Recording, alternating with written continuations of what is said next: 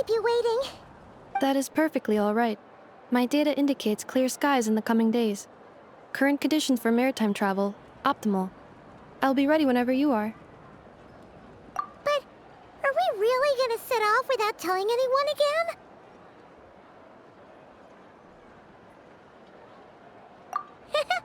Funny you mention it. You'll never guess who Paimon saw on the way over. Hey! You didn't seriously think we'd let you leave without a farewell party, did you? No chance. Yeah, come on, Traveler. We've already made all the preparations. And most importantly, how dare you try and slip away without first paying your respects to the almighty Dragon Lord! A little bird told us you'd soon be leaving for Nodcry. So, we asked Paimon to give us a heads up before the date of your departure. You sure it's not time to think about changing that little habit of ours? Don't worry, we won't keep you long. Besides, everyone's there already. Chaska, Ian-san, Auroron, even the Pyro Archon herself. You're invited too, Anefa. Shilonen has a special gift for you. Accompaniment request accepted. Shilonen demonstrates excellent massage technique. My impression of her is exceedingly positive. Wait, so robots like massages too? Or is it just that Shilonen really knows how you're wired? Alright, enough with the chit-chat. Let's head to the venue. Woohoo! Party time!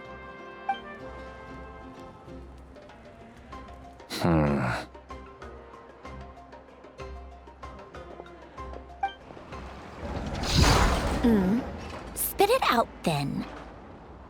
They've set off. Just as my calculations projected. About time I met this variable in person.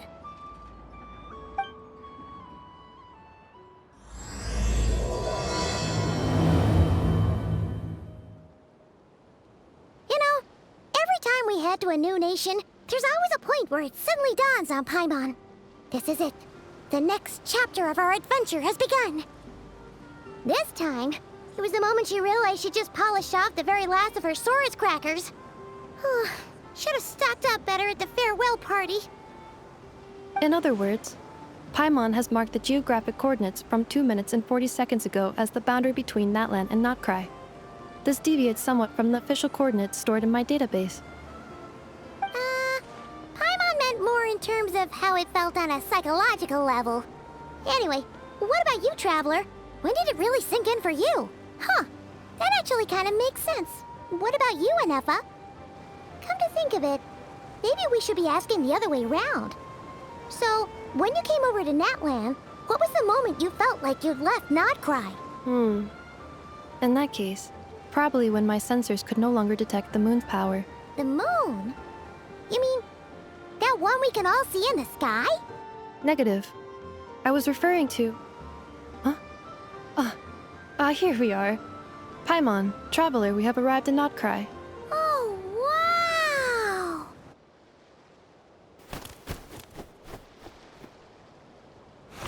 Paimon, Traveler, welcome to Notcry.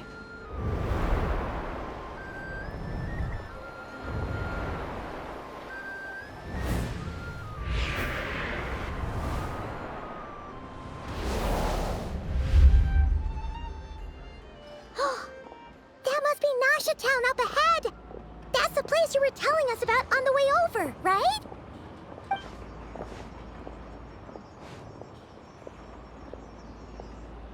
That is correct, Paimon. It is also the most bustling commercial hub in all of Notcry.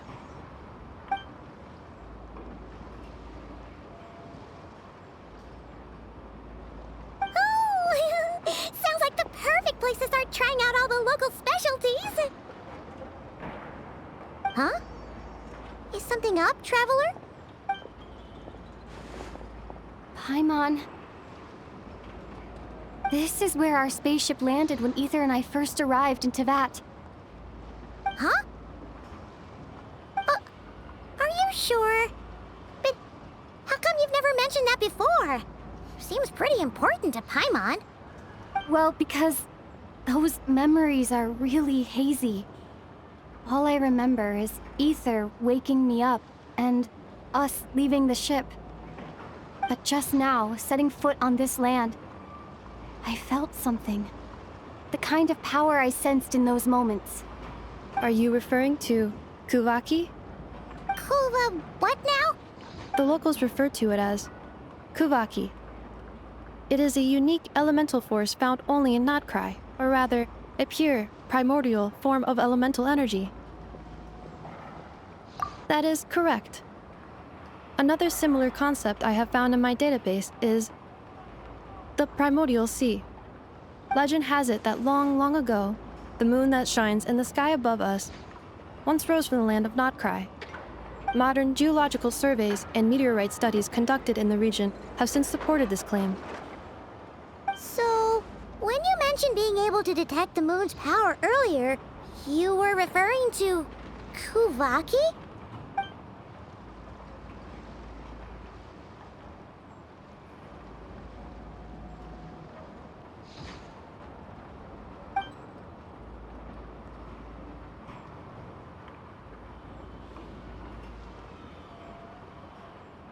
Wait, Traveler, you're saying we might actually find your spaceship here?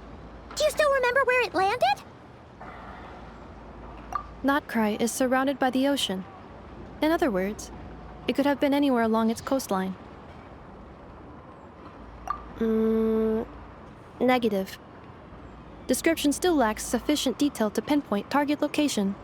Hey, it's okay if you can't remember everything right away. After all, it's been a really long time. Let's just do what we've always done, and keep searching as we explore. Besides, what have you got to fear with your sidekick Paimon still here? I'd be more than happy to help you out as well. Our pleasure. Anyway, just knowing that your spaceship's here in Notcry surely counts as a big step forward, huh? Like we've crossed another boundary? Paimon couldn't have put it better herself. You sure are a quick learner, Inefa.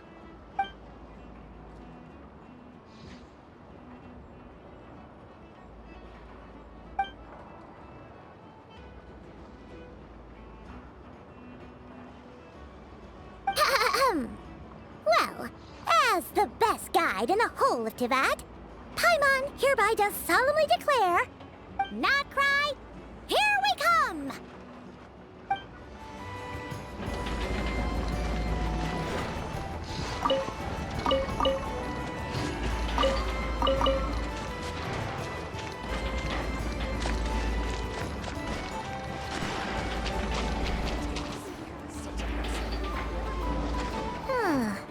It just occurred to Paimon, if we were looking to put out a missing spaceship commission, or to learn more about Notcry, wouldn't it make sense to drop by the Adventurers Guild?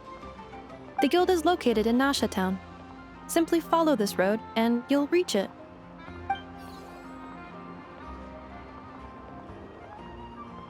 Huh?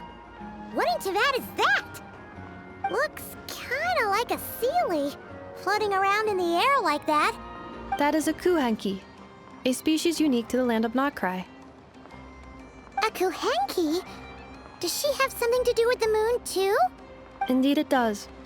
According to the Frost Moon Scions, the indigenous inhabitants of this land, the kuhenki, are said to be familiars of the moon goddess, leading those who walk in the moonlight's glow to things of great importance.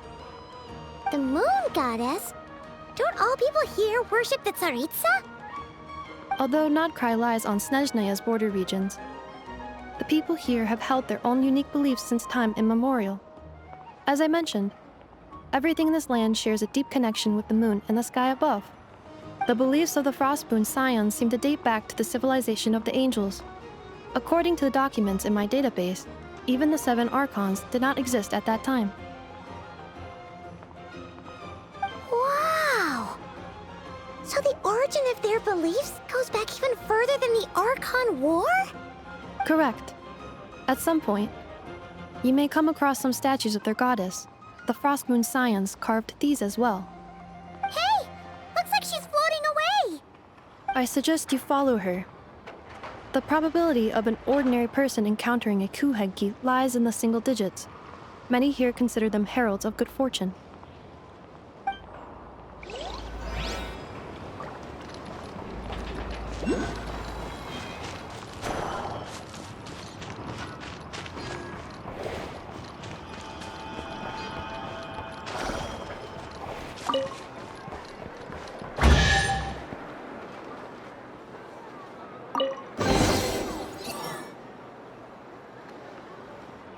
Is this a travel guide? Huh. It actually led us to something useful. Инвестиционный портфель книжного магазина «Источник мира». Книжный магазин дарит не только знания, но и надежду. Инвестиции, конечно, рискованные, но ходят слухи, что один из успешных инвесторов этого портфеля распрощался с тяжелым трудом в порту и отправился в кругосветное путешествие. Пожелаем этому счастливчику всего наилучшего. Если вас также интересует этот инвестиционный портфель, не упустите свой шанс. Колесо фортуны в Спиранце. Если вы думаете, будто Спиранца славится только своими хот-догами, вы глубоко ошибаетесь.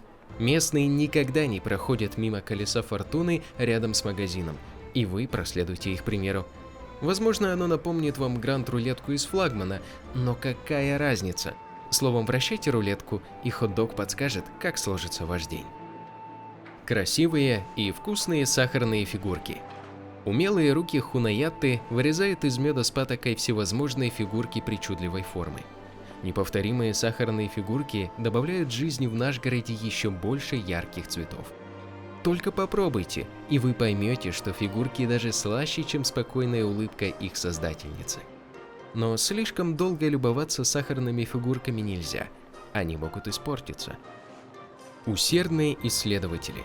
По неизвестным причинам сотрудница исследовательского института Фонтейна по имени Люба прибыла в наш город и занялась некими весьма абстрактными экспериментами. Если вы поможете Любе с ее странными опытами, награда удивит вас не меньше самих исследований. Are there any particular points of interest? It all looks pretty interesting to Paimon. If we have time, she'd love to see... Recalibrating route. If we keep following the current path, we will arrive at an area of scenic beauty. From there, we will be able to identify both the Adventurers Guild and several must-visit specialty stores. Yikes! Why is Paimon suddenly getting the feeling that if she doesn't step it up soon, enough is gonna put her out of a job?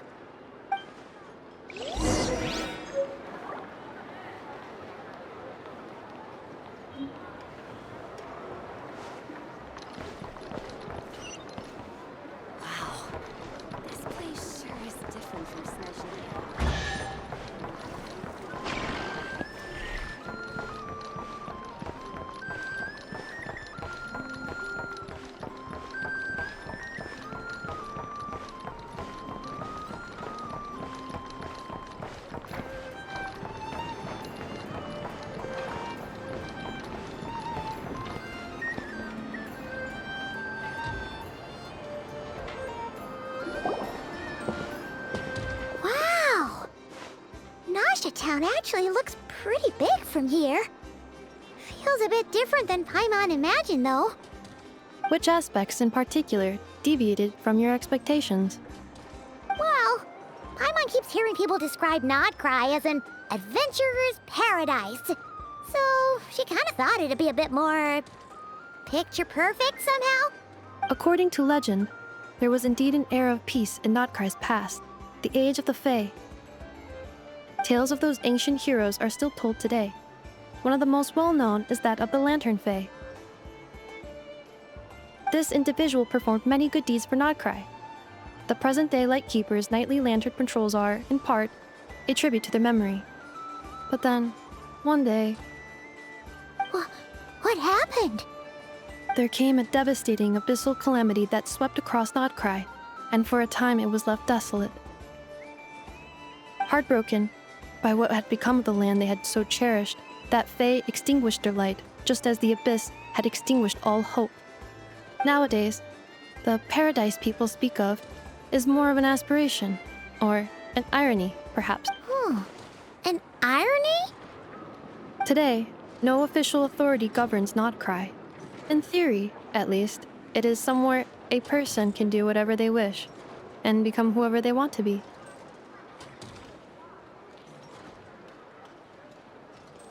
The Adventurers Guild is just over there, in Nasha Town's Central Plaza, and the flagship tavern is over that way. Hey, what's that building over there? You know, the biggest, tallest one. That is Aino's Blast Kuvaki energy cannon. It gets activated when the wild hunt threat level outside Nasha Town reaches a certain threshold. But according to the scan I just ran, the energy cannon appears to be malfunctioning, likely due to a recent discharge. The wild hunt? Isn't that the abyssal calamity you mentioned that's specific to Nodcry?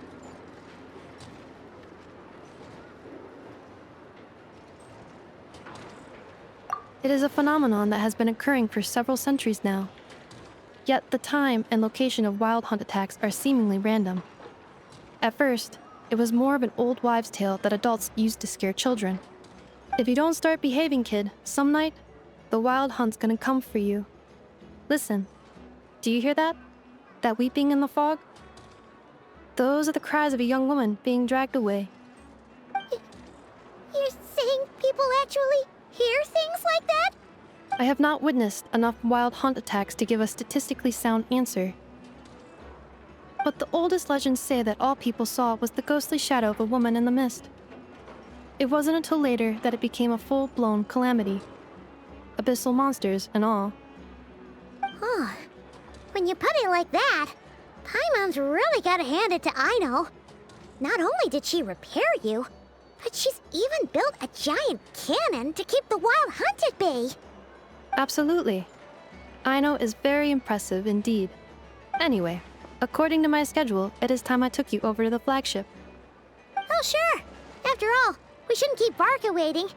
Well, Paimon's not sure if he'll actually show up at the bar this early.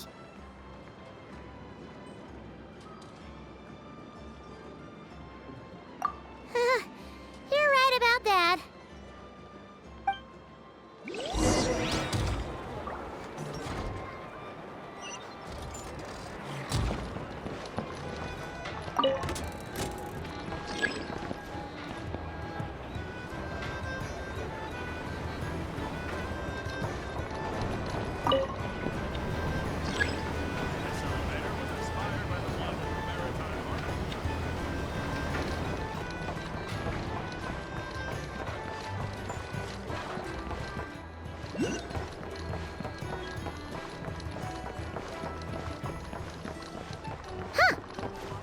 Adventurers Guild?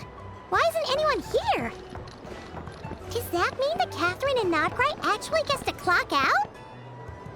Anyway, let's come back later.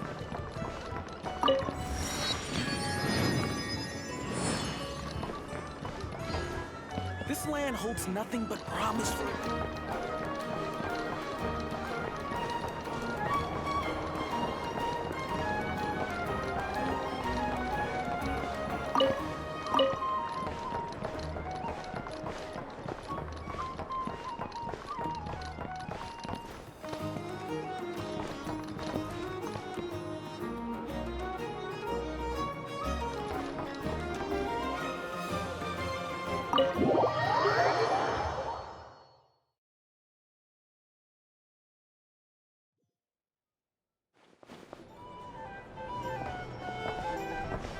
Here we are, the flagship.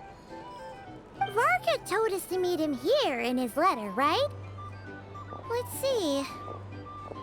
Varka? Varka! No matches, I identified. Huh. So he isn't here after all. Oh, guess we never did actually say we'd be arriving today. Hey, why don't we go ask the owner? If what they say is true, Varka's drinking prowess must have left quite the impression.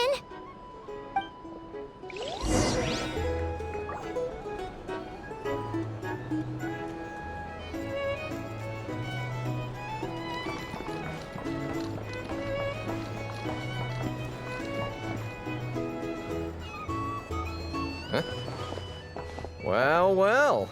If it isn't the ineffable Ineffa. Hello there, Demyon. You know each other? Of course!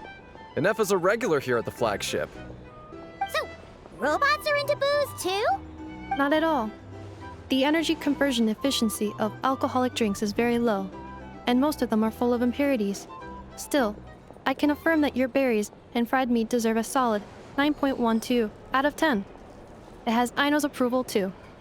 Funny that you should mention that. While you were away in Natlan, Varka would come in here every day to pick up a serving of berries and fried meat for Aino. Aww. He must have been worried sick that she wasn't eating properly on account of being so hung up about Ineffa being gone. Actually it's 'cause Varka found out that Aino went wild after Ineffa left, gorging herself on snacks she normally couldn't get her hands on. So it was more worry that she wasn't getting a balanced diet. I think I might have just put my foot in it. Anyway, since you're back from Natlan, these two must be the ones Varka mentioned. The Traveler and Paimon, yes? Yep, that's us.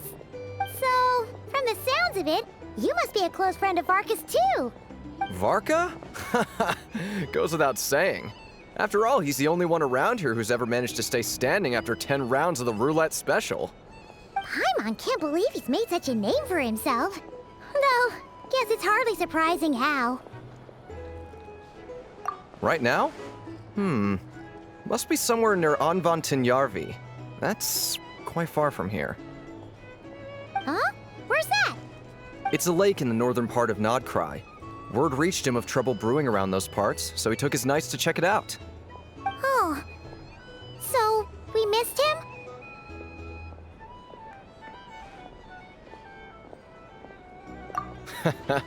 Varka knew you'd say that. So he specifically told me to make sure you stayed here and enjoyed yourselves. He sends his assurances that everything's under control. Well, if he's that confident, guess our only option is to accept. Anyway, it's not like there's any special cause for concern. He is the Grand Master, after all. Exactly. Plus, not only has he booked you into our finest room, he's paid for it in advance, too. Whoa! That's so generous of him! We might not have met yet, but Paimon's got a feeling that we'll get along with Varka like a house on fire. Oh, and by the way, he also asked me to serve up a portion of berries and fried meat for Ineffa. That was prepaid as well. Thank you. No, thank you. I'm the one who should be grateful for your business. Traveler, Paimon, why don't you go ahead and drop off your luggage? I can use this time to go pick up some components that Aino asked me to bring back. Sure thing. Besides, now that we've got ourselves a map, once we're done unpacking, we might as well go for a stroll ourselves. Why don't we meet up again later? Oh. So you no longer require navigational assistance? No worries, we should be fine. We've got a rough idea of our way around town, so Paimon's reasonably confident we shouldn't get too lost. Thank you. This translates into an approximate time saving of 30%, meaning I will be able to see Aino about 45 minutes earlier than previously projected. Oh, right. You must miss her a lot, too. In that case, we better get a move on.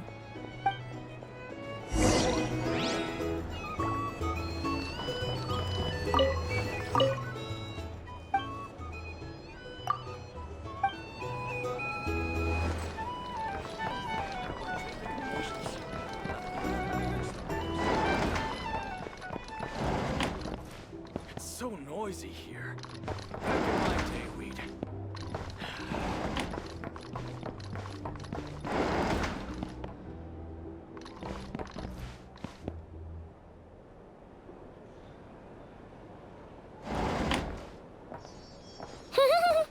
Feels pretty nice having someone sort out our food and lodging for us, huh? But is this really the flagship's best room? It's pretty big, make no mistake, but it looks a little worn out, right? Though, to be perfectly honest, that feels right at home with everything else we've seen of Nasha Town. You mean it's got something to do with Nodcry's history? Oh, that makes sense. But what exactly was this calamity?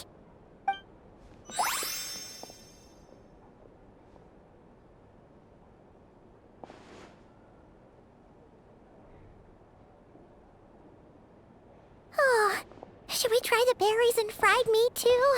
Paimon's getting hungrier and hungrier every time someone mentions it.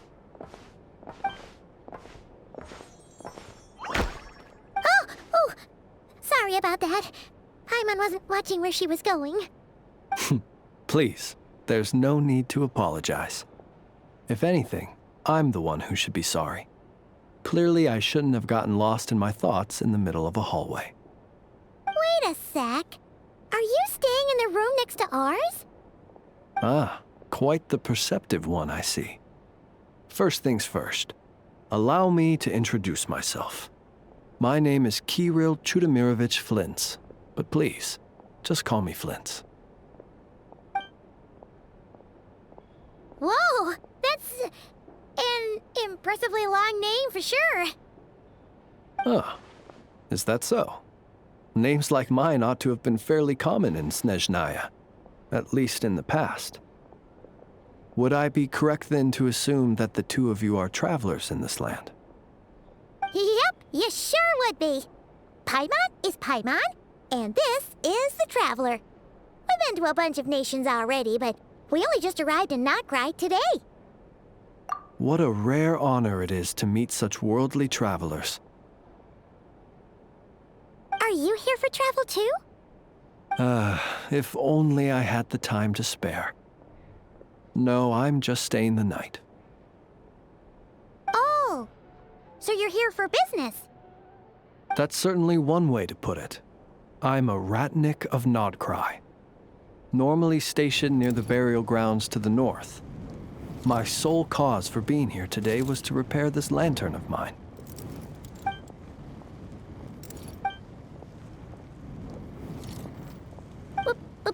Burial grounds? Your surprise is entirely understandable. Most people cannot even begin to fathom the idea of a life surrounded by tombstones and decay. But if you've heard of the calamitous abomination that is the Wild Hunt, you'll know that in their wake they bring a host of souls tainted by abyssal filth. That then is why we are stationed by the burial grounds, to hold the line where it is most vulnerable.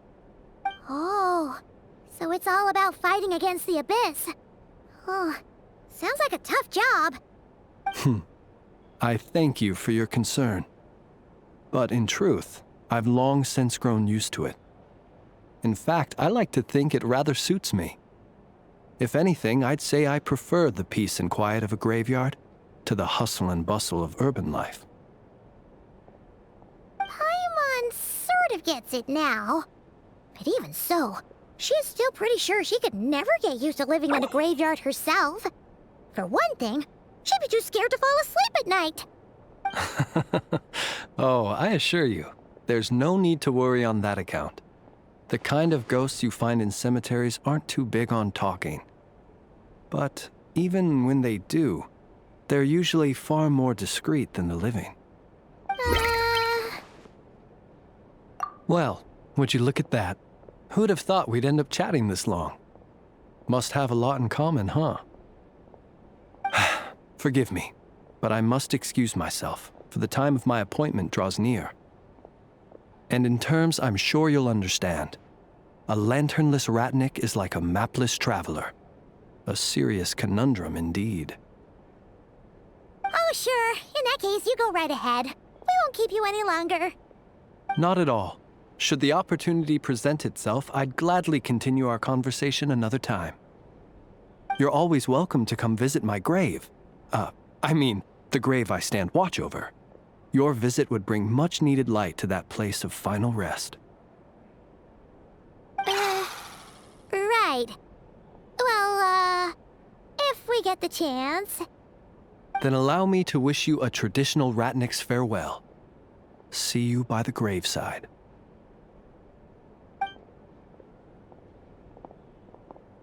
Ugh. Jeez. What a weirdo. Not to badmouth him at all. In fact, he seemed pretty cultured, but at the same time, kinda spooky? Must be all that time he spent around graveyards. His lantern? No, not really. You mean, 'Cause it was broken? Huh. Guess you've always had a nose for stuff like this. If you're worried, you can always ask him the next time we cross paths. Hey, don't you start spouting all that weird stuff too.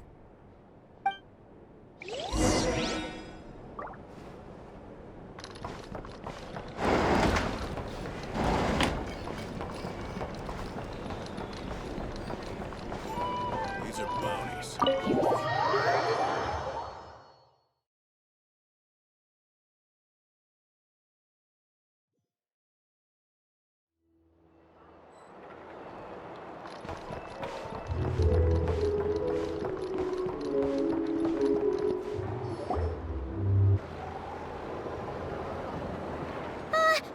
Paimon almost forgot something super important.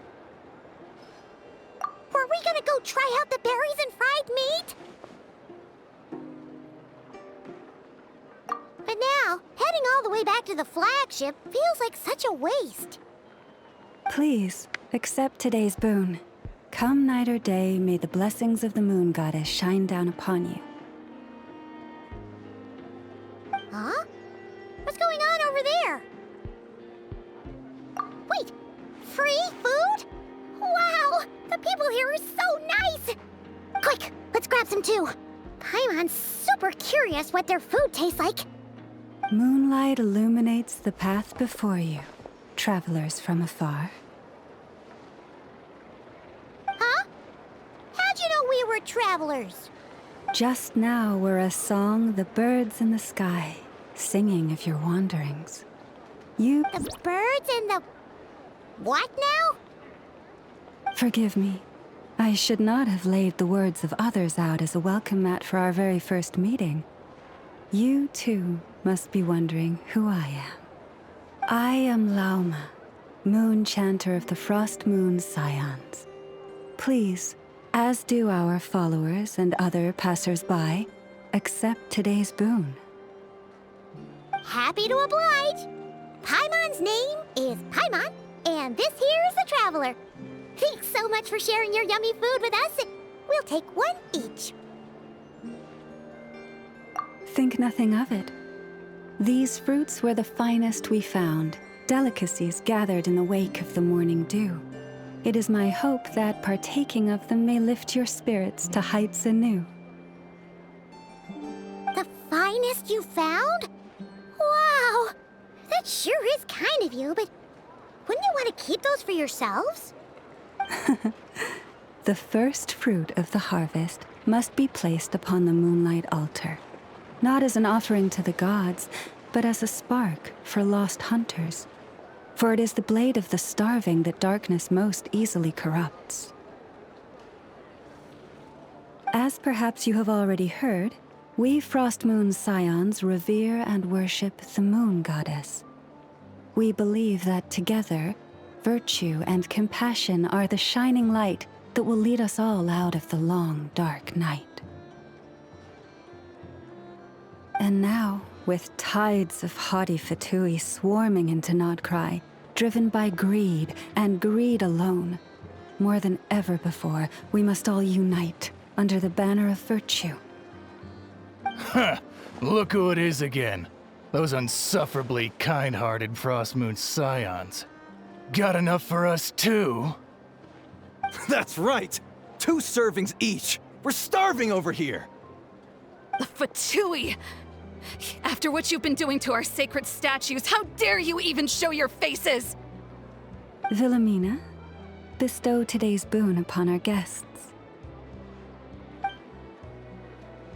You hear that? No slacking now. We'll have the very best you got. But, my lady, they...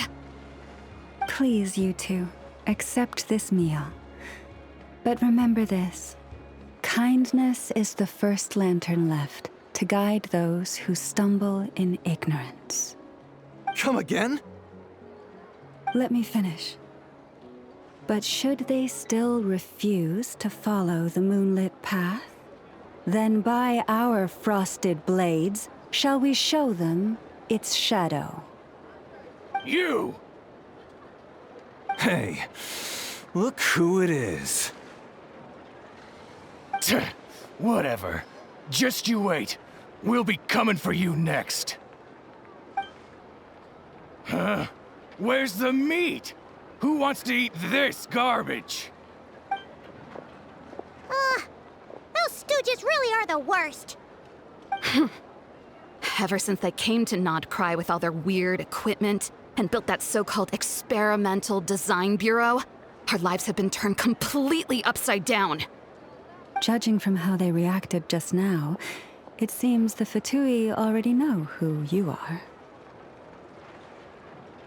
Well, we have gotten in their way in pretty much every nation we visited, so we're probably at the top of their blacklist by now. I see. Then, on behalf of the Frost Moon's Scions, I thank you for the goodwill you have shown us. Because if they had gotten ahead of themselves just now, I'm sure you would have stepped in to help. Just as the birds and beasts put it, your arrival heralds joy to us all. Besides, for a weary traveler far from home, what better respite than to bathe in the moonlight? You will always be welcome at the Frost Moon Enclave, the place we call our home.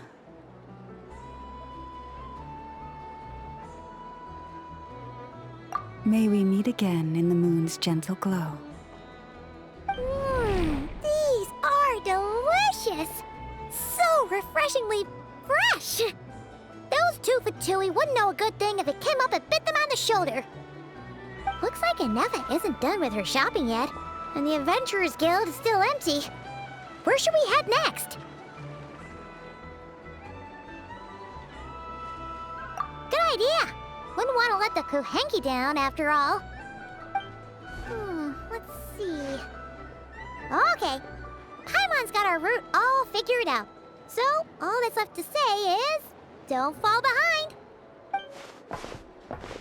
This is Nuts and Nuts. It's mostly a fruit shop, but there's a crafting bench, too.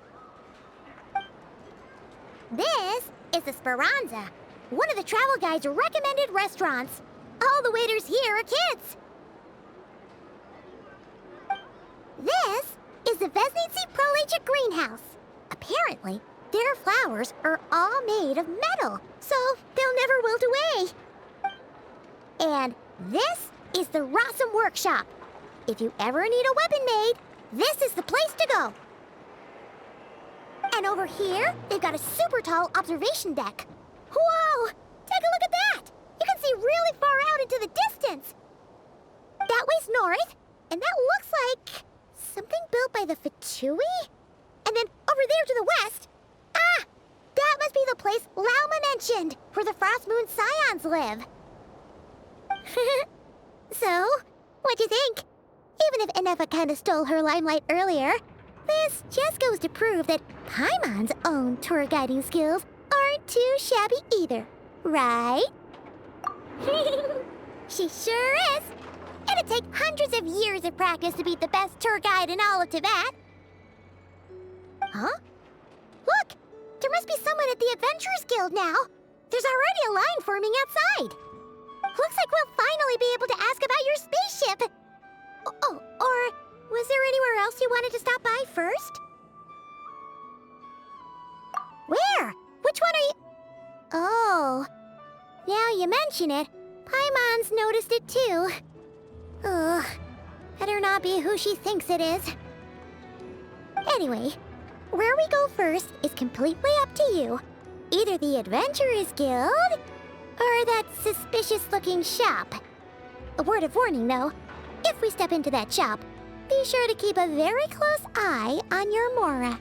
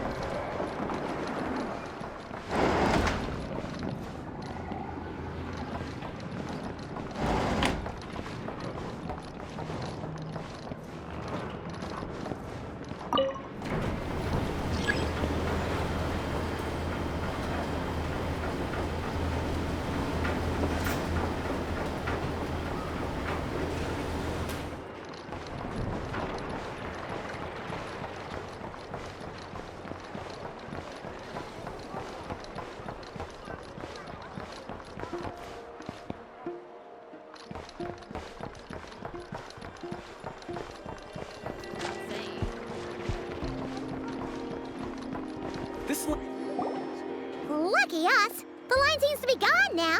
Come on, let's go say hi to Catherine. Hey, Catherine, we meet again.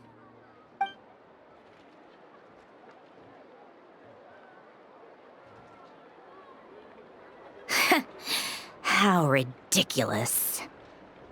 Huh?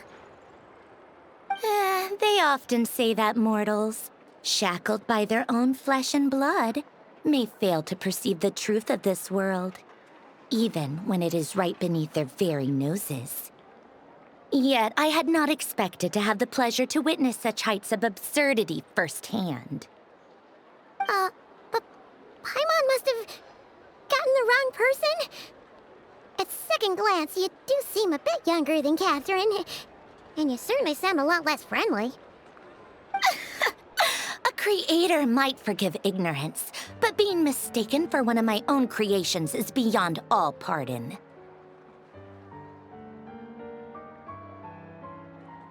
Look very closely, for standing before you is none other than Marionette, 7th of the Fatui Harbingers.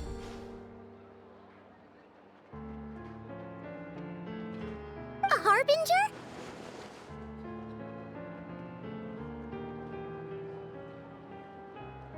I told you already, I'm not Catherine. Just how obsessed are you with my machines?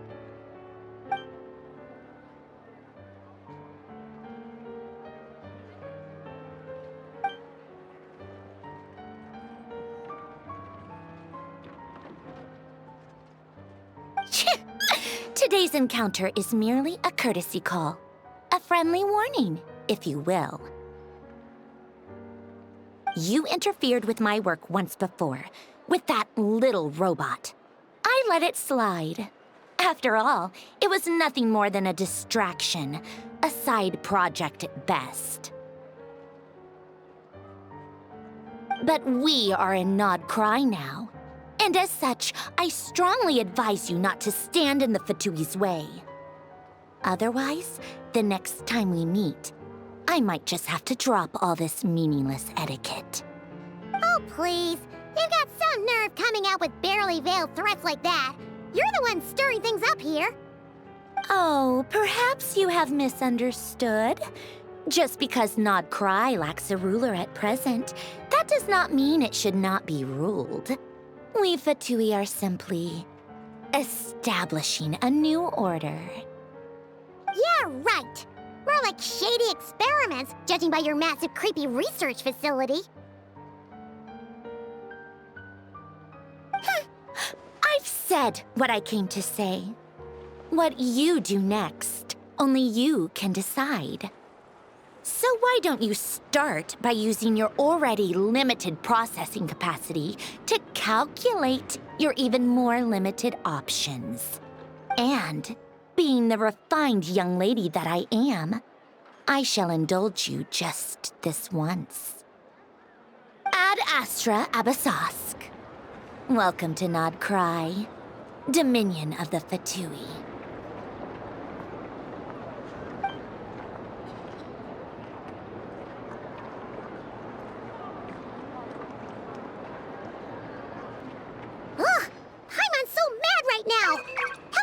So obviously evil be so annoyingly self-righteous. But if a Fatui Harbinger is here to greet us in person, that can only mean one thing.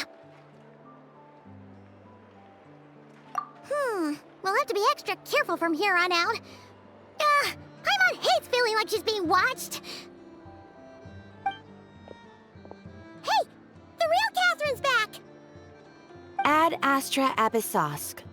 Welcome to the Adventurers Guild. How may I help? I will do everything I can to assist you. Oh, you're so much nicer to talk to, Catherine. Please don't leave us again, okay?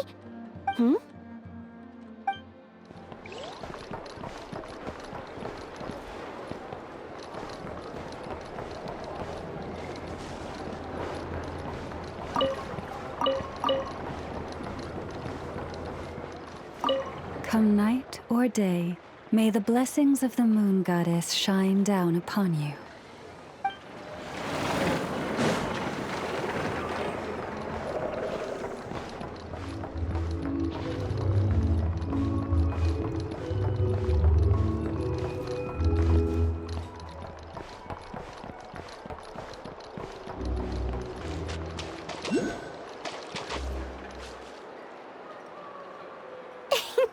Please, here you go.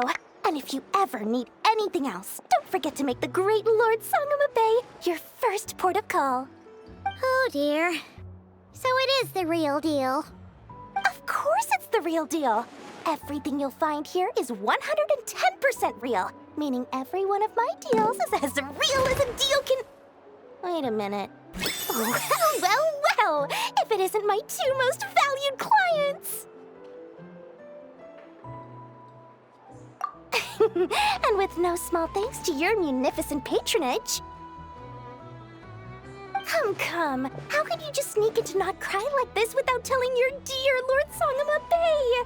If I'd known earlier, I would have made an absolute pulled out all the stops to ensure that your boat ride over was as comfortable as humanly possible. Thank the Archons we didn't tell you. Oh, come now! You know as well as anyone how impeccably and conscientiously above board I am when it comes to doing business. Well, regardless of whether that's true or not, the main issue here is that we had no idea you had a branch in Not Cry. A clever merchant always has a backup plan, or two, or three up their sleeves. As the saying goes, a rabbit with many burrows fears not the hunter's arrows. A merchant with stores galore hears no debtors at the door. Since you're both here in Not Cry, would you care for some of my finest local souvenirs? Whatever you're looking for, I have it. Or if it's Sumeru you're missing, I've got that covered too.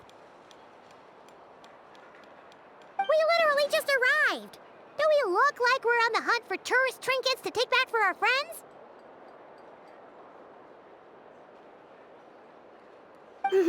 My, your high-minded tastes never cease to impress. In that case, I know just the thing. You must be on the hunt for something like this? What's that? Your hat?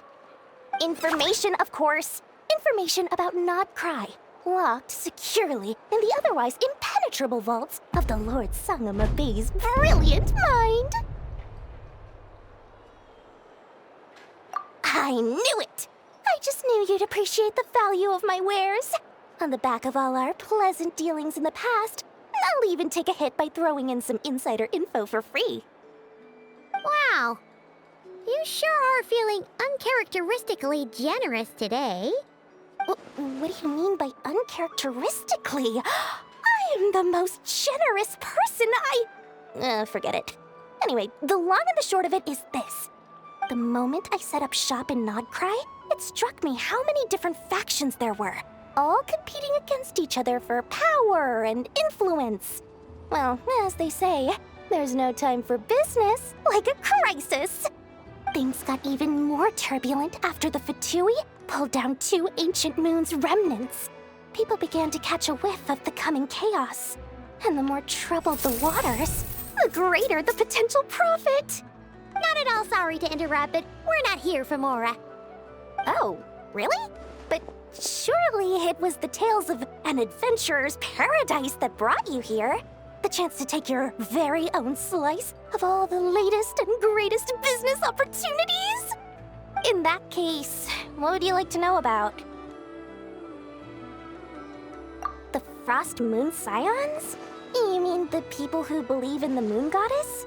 They're not a bad bunch. It's just, well, they have such simple tastes. No luxuries, no indulgences, no nothing.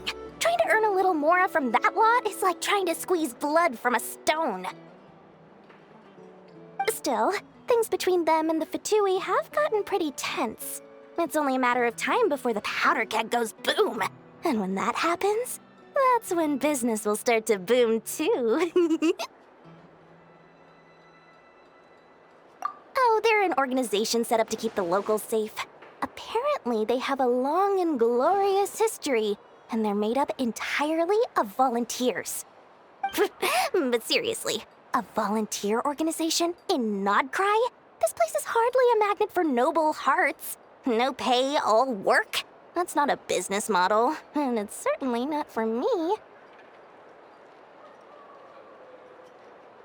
Everyone knows they're here for the Ancient Moon's remnants, but no one's sure why they pulled them down in Not Cry of all places. Anyway, they've been acting mysterious enough, but if you ask me, that Kuvaki Experimental Design Bureau of theirs up north hides secrets wilder still. That bunch of booze-loving monstators? Ugh, don't even get me started. As fellow Outlanders, I thought they'd be easy pickings, but somehow, every single one of our business negotiations wound up at the flagship. I've done plenty of deals with heavy drinkers before, but those guys? I never once made it to the contract signing before blacking out.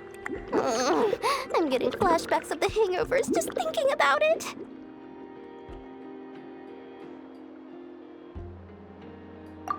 What now? A spaceship? Nope, never heard of anything like that. Don't you two get involved in any big business here without so much as a heads up, you hear me? At the very least, consider letting me in as a key investor. Oh, I almost forgot to mention. Sooner or later, you'll no doubt end up doing business with some other merchants in Nodcry. And someone's bound to mention a place called the Curatorium of Secrets. Listen to my advice. Do not, under any circumstances, go there, no matter how much trouble you're in. The Curatorium of Secrets? What do they get up to there? Just a place that handles all kinds of disputes. But the owner will charge you an absolute fortune, and she has a temper to match. Nothing like your friendly neighborhood, Lord Sangama Bay. You're not just saying that to stop your competition from undercutting you, right? When did that little pipsqueak get so sharp? And after I gave them all that info for free just to win them over. What do you mean? Of course not. I'm only thinking about your wallets. I mean, on behalf of your wallets. You're really not convincing anyone, you know. All right. Business is a cutthroat business. I won't argue with that. But I'm not lying about that boss lady. Not only did she make it into my top 3 people not to mess with in Nodcry, she's also in my top 3 people most eager to trade in favors. Seriously? It feels like you're just bad-mouthing your rival now. Fine. If you don't believe me, go see for yourselves. We might both be from Sumeru, but compared to hers, my conscience is so large, why, it could fill 3 whole palaces of Alcazar's array.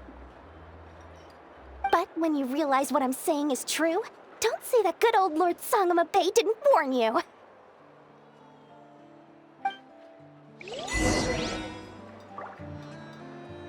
Anyway, don't be a stranger now. We might be a Nodcry, but don't forget, Dory's doors are always open for you.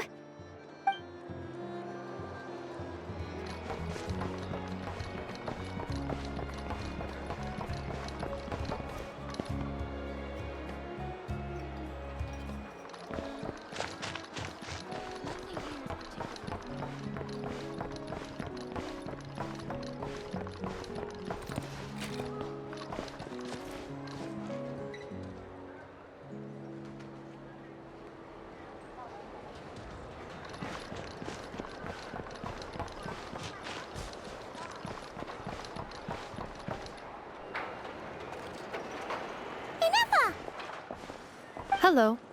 I was just about to start tracking your whereabouts. Did you manage to get everything Aino asked for? I did. What about you? Do you need me to navigate or introduce any more places around town? Not for now. We've seen most of it already. We probably need some time to process everything we've learned, though. Any progress with the spaceship? No. Catherine came back just now, so we asked her, but even she hasn't heard a thing. One possible explanation is the vast stretch of time that has elapsed. Additionally, given the limited resources available in Nodcry, it is entirely plausible that the wreck was scrapped for parts, or even mistaken for a pile of broken machinery. Aww.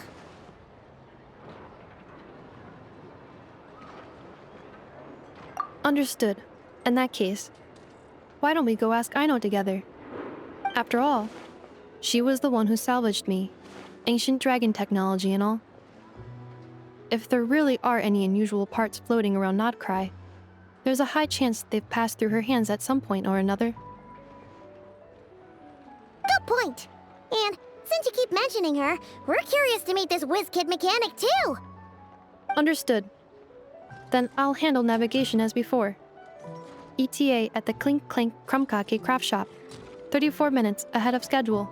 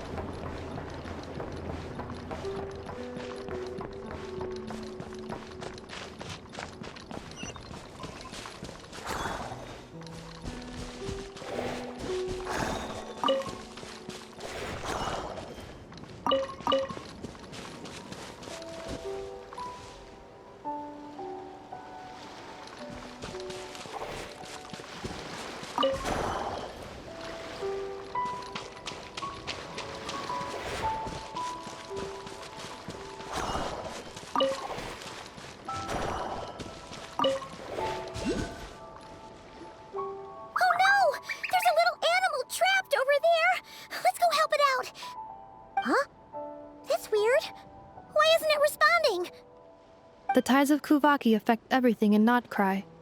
So much so that many creatures have evolved a kind of dependency upon it, growing stronger or weaker as it waxes and wanes. This little animal must have been caught here unprepared. So you're saying we need to use Kuvaki?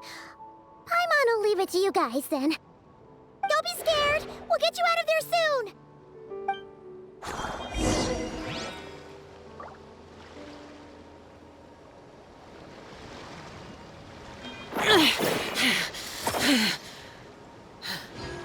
Those memories. So dark.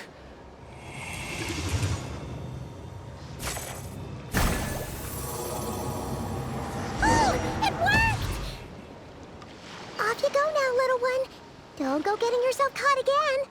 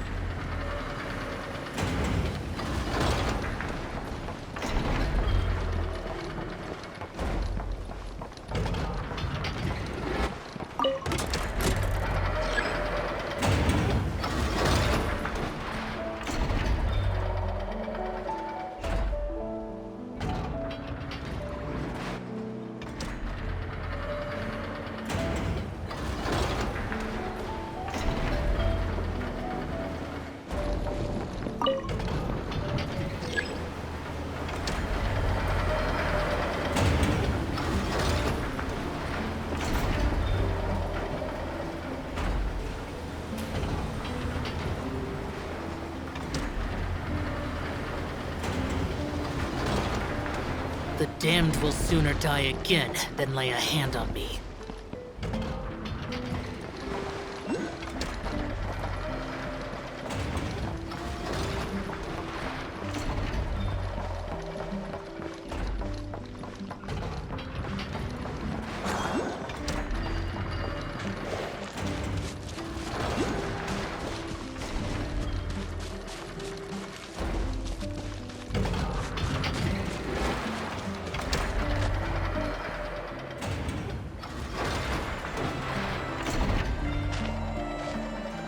Here we are. The place Aino and I call home. Whoa! So many machines that Paimon's never even seen before. And then there's all these little robots. Did Aino build them all? That is correct. It looks like Aino has created 3 more little bots since I've been gone. Aww. Well, you were gone for quite a bit. She must have missed you. I missed her too. I want her to see what I've become. Let's not keep her waiting any longer then. Come on!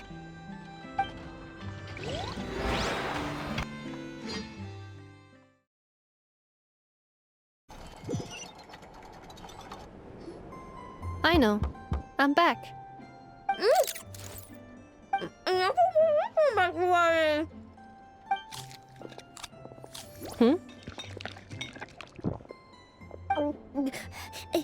Ineffa? You're back significantly earlier than I expected. Like a whole 30 minutes at least. Everything went very smoothly, which saved me quite a bit of time, so I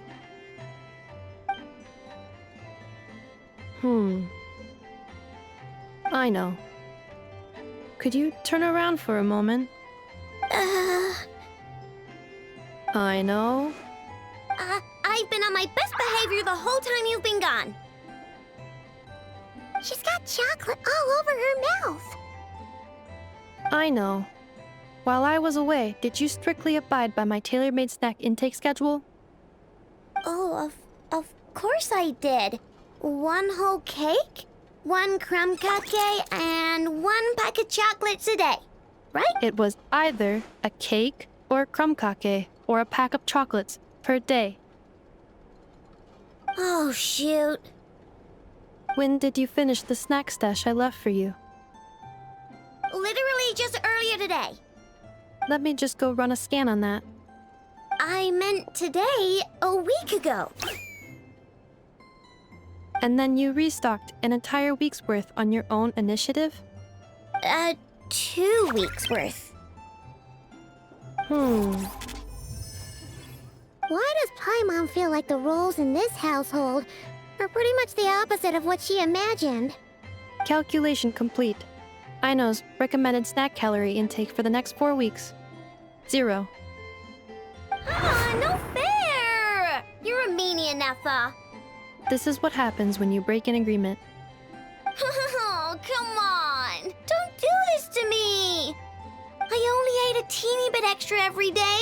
Just a teensy bit extra. That is objectively not a teensy bit extra. Oh, seriously? If you'd only arrived half an hour later, I would have had everything cleaned up and you wouldn't have noticed a thing.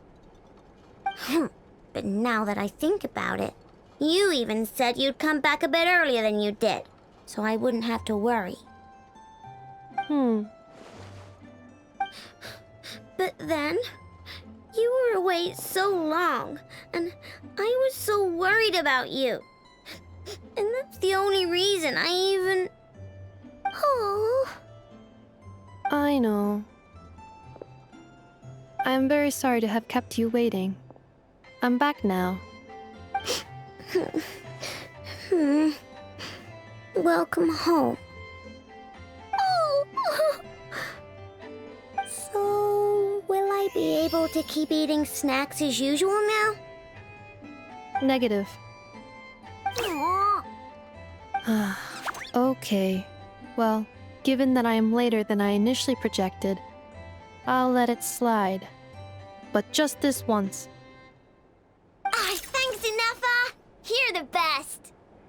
I know. Allow me to introduce. It's the honorary knight and Paimon! I know. Uncle Varka talks about you guys all the time.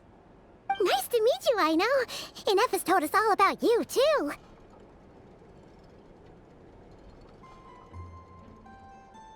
Huh? Really? She actually said that about me? Well, she's not wrong. Oh yeah, so, you're here to see Uncle Varka, right? A couple of days ago, he suddenly said he had to head out on business, and that he might not be back for a while. He asked me to let you know if I saw you. Yeah, we heard about that at the flagship. Did he say what he was doing? Nope. Just told me to take good care of you guys and make sure you feel right at home. Oh, shoot. Please, take a seat.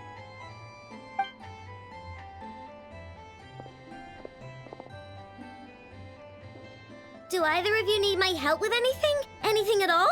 After all, I'm the head of this household. Sure wouldn't know it from that snack tantrum she just threw.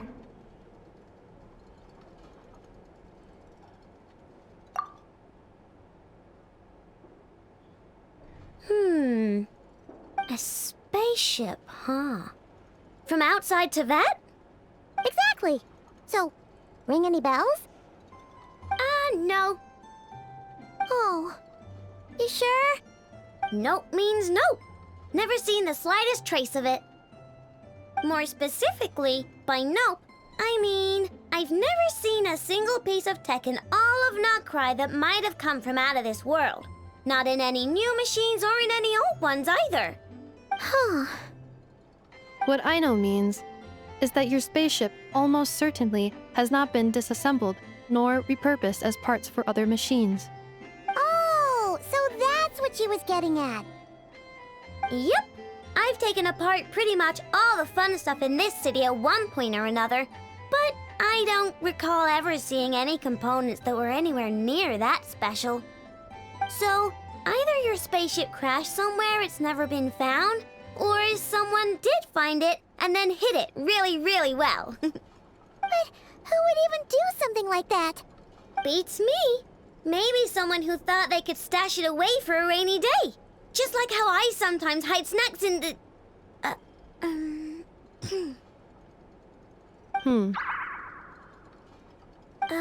Anyway... Long story short, I definitely haven't seen anything like that. Besides, sounds like it would practically be ancient history by now. If anyone still has any leads on what really happened, it'd be the Frost Moon Scions. The Frost Moon Scions? Huh? Haven't heard of them yet? Didn't Inefa tell you about their rituals? There wasn't enough time to delve deeper into their history and traditions. What kind of rituals are we talking about? I've never actually seen them myself. Just heard bits and pieces here and there. They say that each of their moonchanters has had access to an ancient relic that lets them see the true past.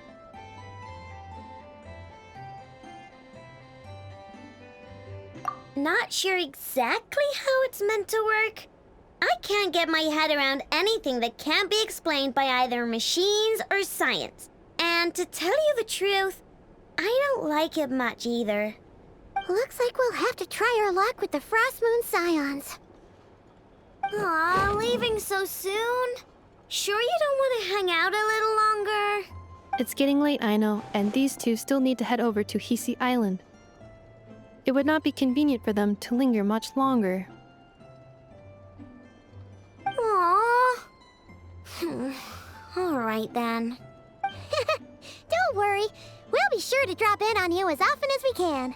Really? You promise?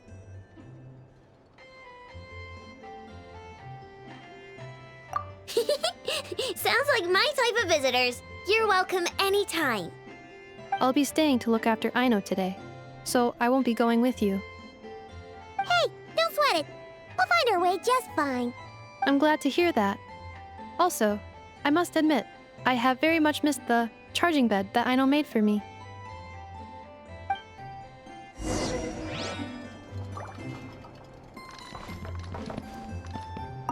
Enough Yes, Feeling comfortable? I am indeed. No bed in the world is as comfortable as this one. Enough, Yes, Want me to increase the charging rate? please if you would. Thank you, Aino.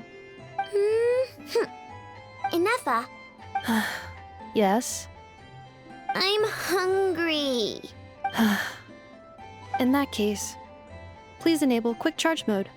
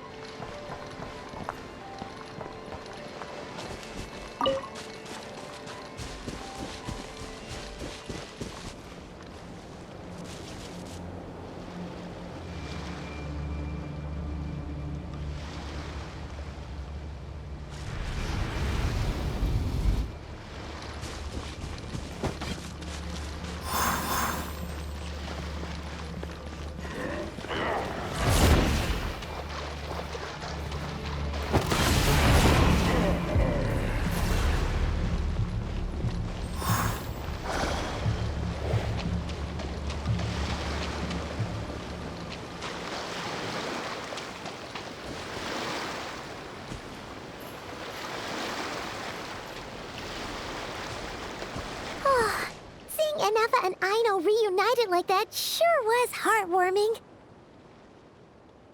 We should definitely hang out with them more in the future.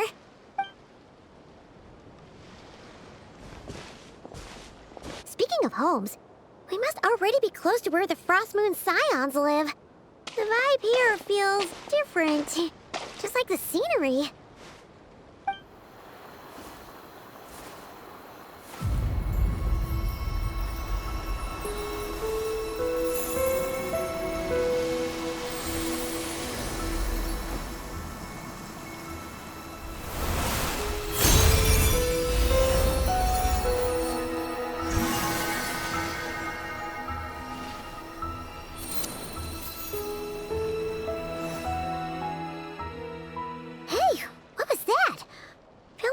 Sort of breeze blew by, and then the petals suddenly turned into... Huh? Is that a Kuhenki? She looks different from the ones we saw before. Hey there! What's your name? Huh. Doesn't seem able to speak.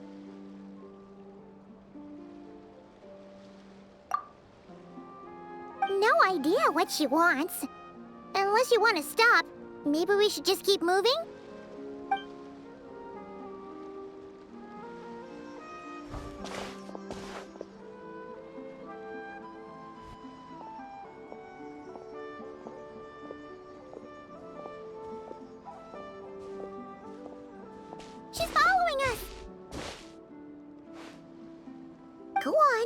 Go on now.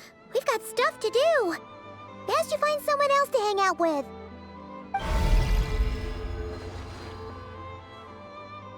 Hey! Don't make it sound like Paimon's some kind of meanie. Paimon had no idea what she wanted, okay? Ugh. Anyway, next time Paimon sees her, Paimon promises she'll be nicer. Seeing as we're on our way over to meet Lauma anyway, we can ask her about it while we're there.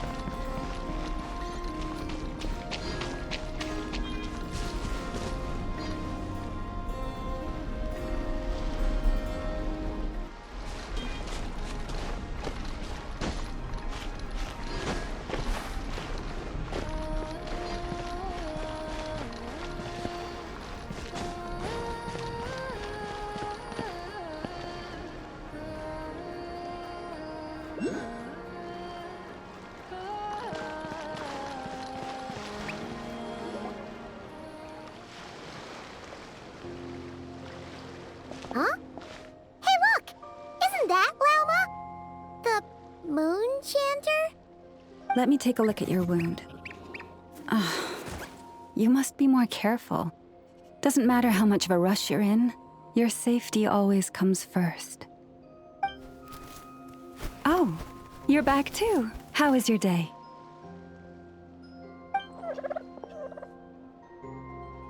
You what? Those two Fatui? The ones who were causing trouble in Nasha Town? You went to teach them a lesson? And you put that in their food?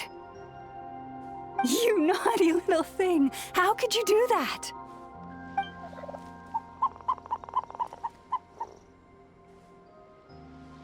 They didn't notice. That's not the point. You mustn't do that again, okay? Next time, at the very least, bring a few of your friends along too. You'll be an easy target if it's just you on your own. Hey, Lauma!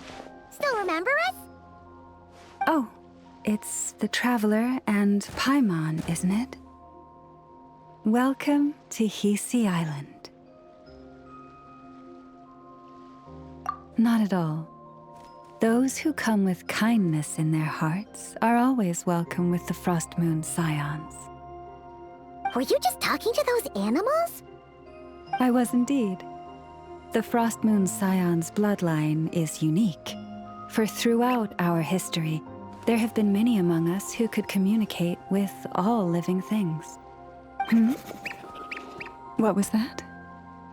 Oh, is that so? She says she was trapped in a plant earlier, and that you were the ones who rescued her. She wants me to thank you on her behalf. Oh, it was nothing. Barely lifted a finger. If you both are free, why don't you join us at the Frost Moon Enclave for dinner? Consider it a small token of thanks for your kindness. We'd love to! And actually, we had something we wanted to ask you anyway.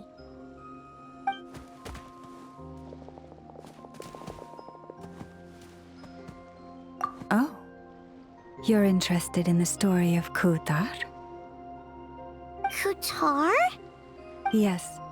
Kutar is our moon goddess. The moon maiden who guides us. But up close, this one somehow seems a bit different from the one in Nasha Town. It's like it's more... natural? Or like... more harmonized in its design. That is because, ever since the Fatui arrived in Nodcry, they have been modifying and defacing our statues as they please. These statues were made by the Frost Moon Scions who settled here hundreds of years ago. crafted from the very finest Lunasol stone. Not only is this stone exceedingly rare, but it also brims with kuvaki. I suppose the latter must be what caught the Fatui's eye. For a time, we put up fierce resistance. But now, this is the only one left that still retains her original form. We heard they even pulled some ancient moon's remnants down from the sky. That's right. The two largest remnants landed in Nodcry. One here on Hisi Island, and the other on Paha Isle. The Fatui built their research facility on top of the remnant over on Paha Isle, but they've had their sights set on the one here, too. Oh! Oh! It's that little Kuhenki again! Surely that can't be.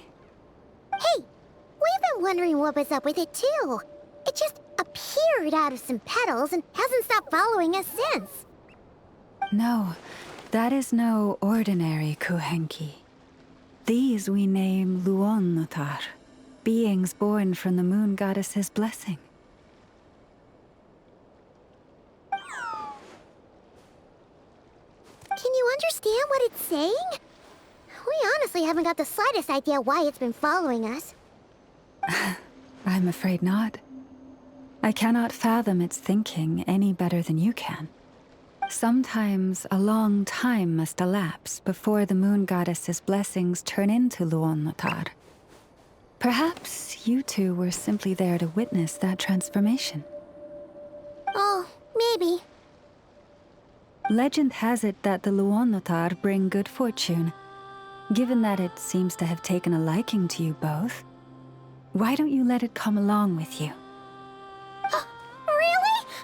Then you can start by helping us find some more treasure chests along the way. Capiche?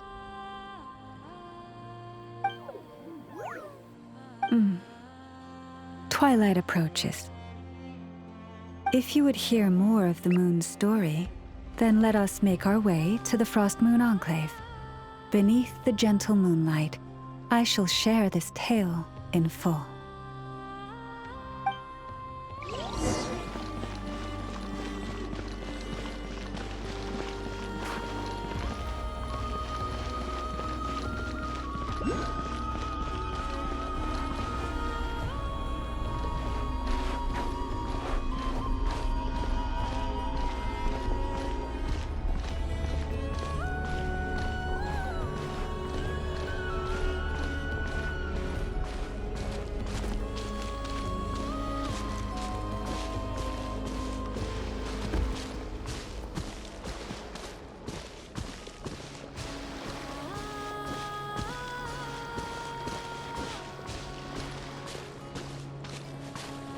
Oh, Lady Lauma, you're back.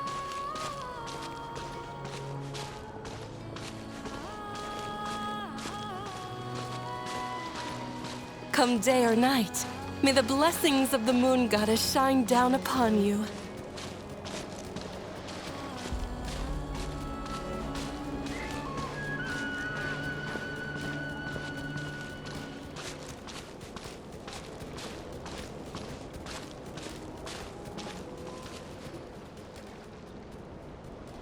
Lauma, you have returned. Wilhelmina, this is the Traveler and Paimon.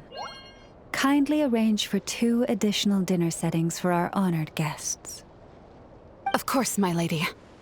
Wow! Everyone along the way here pretty much saluted you.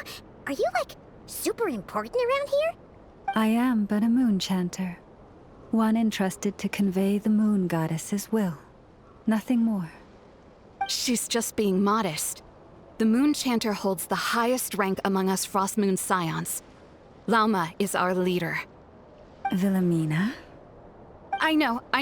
I'll send word to the kitchen. 2 meals coming up. Whoa! Paimon had no idea you were such a big shot. It is merely that the unique traits of our bloodline have manifested themselves especially strongly in my person. That is no accomplishment of my own. Please, follow me this way.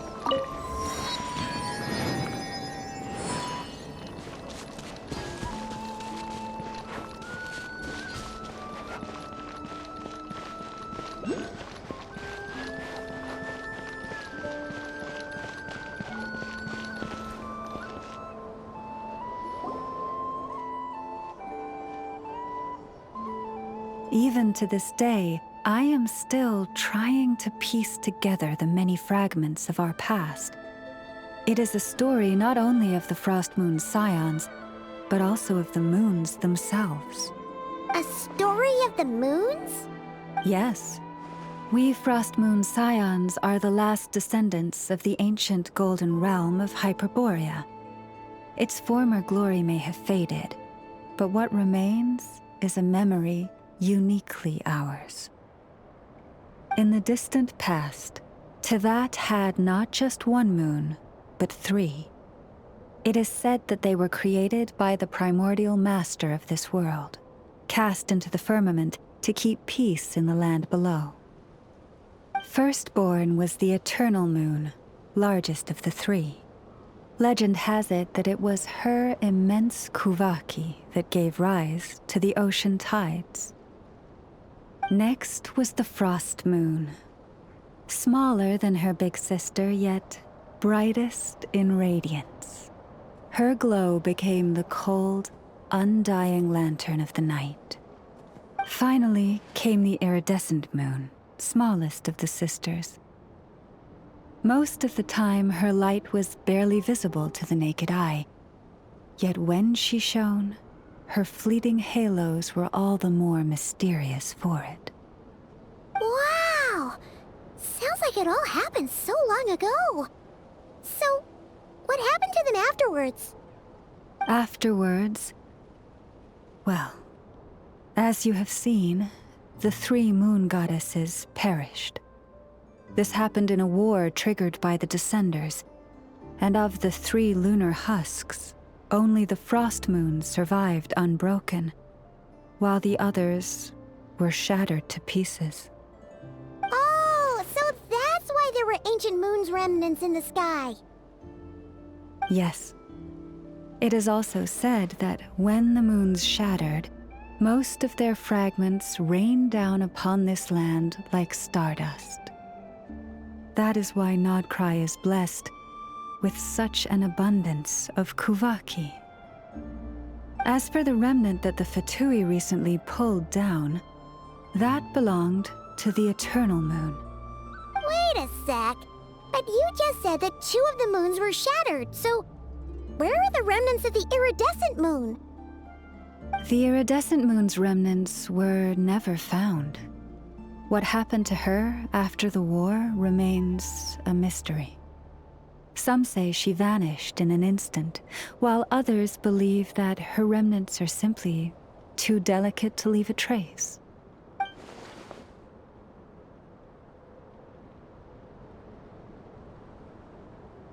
Yet, though the era of the 3 moons has long since faded into legend, successive generations of Frost Moon Scions have always passed down a prophecy that one day the moon goddess would return. And in the end, that prophecy did indeed come to pass, though not quite. Lady Llama! Lady Llama, are you there? Cappy, what is the matter? Lady Lauma, it's my daughter, Karina. Her illness. Take me to her, right away.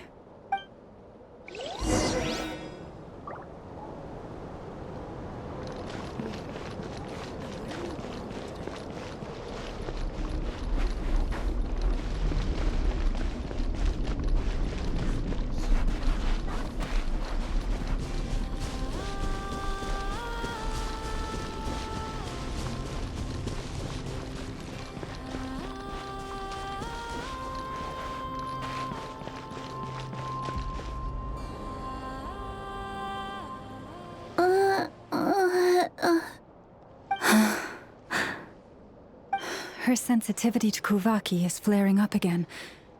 After her last treatment, did you follow my advice and seek medical help in Nasha Town? But those doctors are all Snezhnayan. They're outsiders, compatriots of those brutes who invaded our homeland. How can we possibly trust them? Not all outsiders are enemies, Cappy. They've been treating this condition for generations. They have the experience we lack. But we're Frost Moon Scions. Should we not remember what the outsiders did to our moons? Surely the Lady Kutar will reward our devotion. But Cappy, Kutar is long... This isn't the time for a debate. O lost child, snow-swept and buffeted by the howling winds of the frigid night, let not the silver flame within you fade. By the frost moon's grace, I shall warm you, curled up as a fledgling in frozen soil.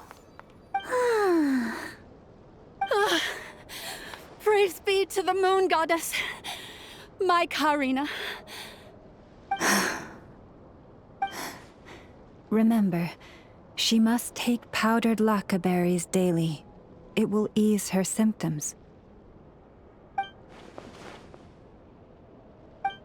Lauma? Philomena, what is it? Dinner is ready. I see. Cappy, let her rest here for the night. I'll have someone bring her a blanket. All right.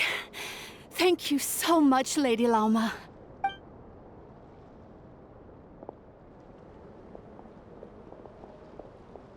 Will she be all right?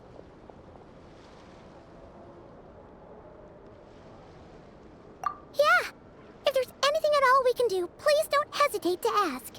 Thank you for your kindness. For now, though, Karina should be fine.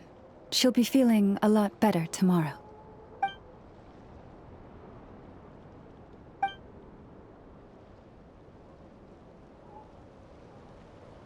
Please do not be worried. Come, let us head to dinner. I believe you still have some questions for me.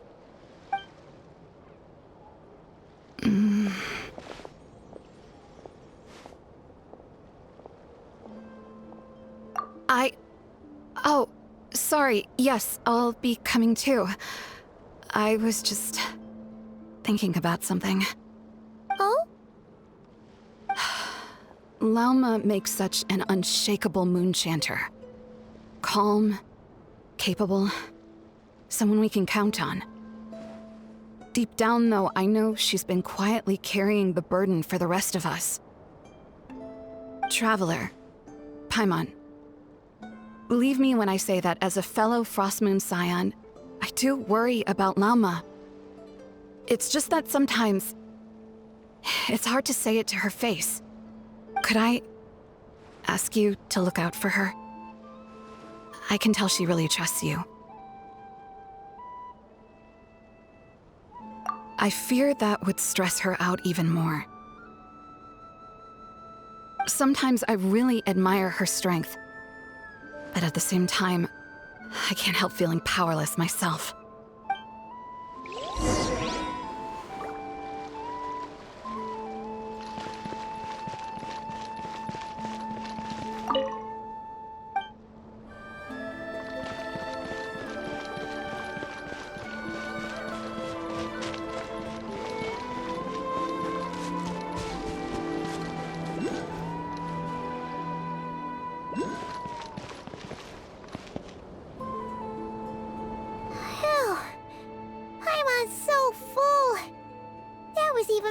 than the stuff you gave us before.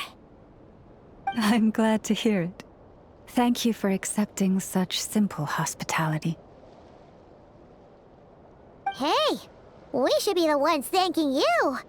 Seriously, that was seriously scrumptious. How did you even manage to finish it? This slop's barely edible. Then again, I guess that's what you'd expect from savages. It's you! Those rude old Fatui we just met back in Nasha Town! My sincerest apologies. If you found the food we gave you earlier difficult to swallow, may I suggest taking a deep breath and joining us? These delicacies might change your mind. After all, I suspect that your previous meal may have been tainted with something most unpalatable. Huh? What do you mean? Tainted with what exactly? With the bitter snobbery of those who call themselves civilized. Why, you? Looking for a fight? Sure, I'd be more than... Hold it! We're not here to brawl. Yet. We're here on official business. Orders from above. We're here to deliver the Frost Moon Scions a warning. Or rather, a final ultimatum. You have 3 days to hand over the relic and reveal the whereabouts of your so-called Kutar. If you fail to do so, the Fatui will immediately begin the cleansing of Hisi Island. Which, by the way, is the sovereign territory of the Tsaritsa of Snezhnaya. What insolence! Your demands are outrageous! For generations, this land has belonged to the... Dear guests, allow me to save you both time and trouble with a speedy reply. The Frost Moon Scions will never hand over anything to the Fatui. And to those who set foot on our land with ill intent, I say this. With your blood, we shall draw an inviolable line in the snow. That applies to you, too. Stubborn savages, the lot of you! Better with that this time. Who's that?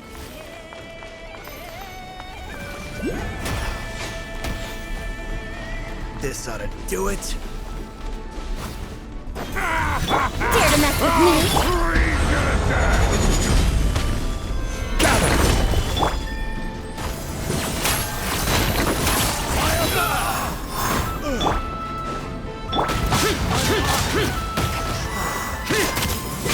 Leave this place. I'll freeze you to death!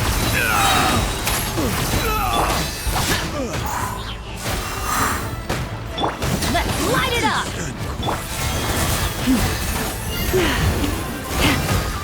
The ebb and flow is over.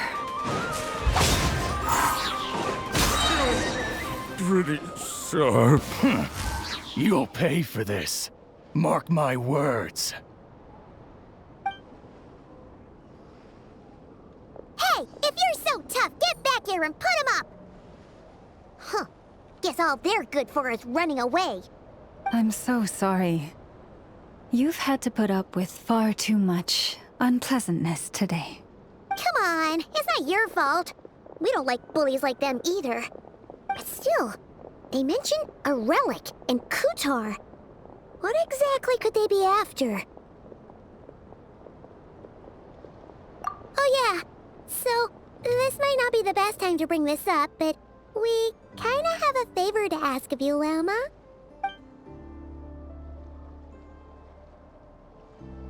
I see. So your questions concern the sacred relic too. Please, do not hesitate to speak your mind. Unlike those insolent intruders, you walk in the moonlight with open hearts. You stood by us when we needed your help, so it's only right that I return the favor. But let us continue this conversation somewhere more fitting. As it happens, there's something I'd like to show you, too.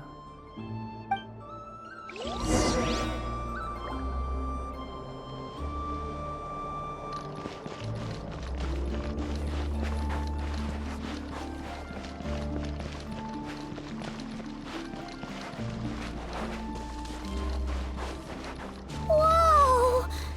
Now that's one huge statue. This is the statue of our goddess, the Moon Maiden Kutar.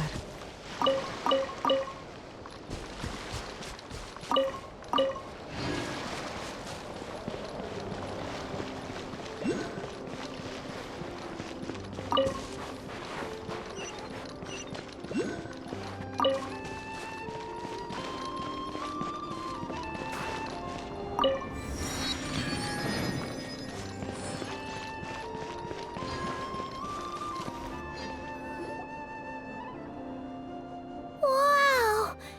It's spectacular! Kutar was born here on Hisi Island around 500 years ago. As it just so happened, a priestess of the Frost Moon Scions witnessed the moment of her birth. Instantly realizing that this was the prophesied rebirth, she quietly recorded the event and carved this statue to honor that miracle. According to legend, Kutar's birth was accompanied by the sudden appearance of many Kuhenki, who wove the moonlight that bathed her into silken vestments fit for a goddess. Hey! It's like it knows we're talking about it. From that day forth, the Kuhenki have been regarded as Kutar's familiars. Some believe that their habit of guiding travelers to hidden treasure stems from an instinct.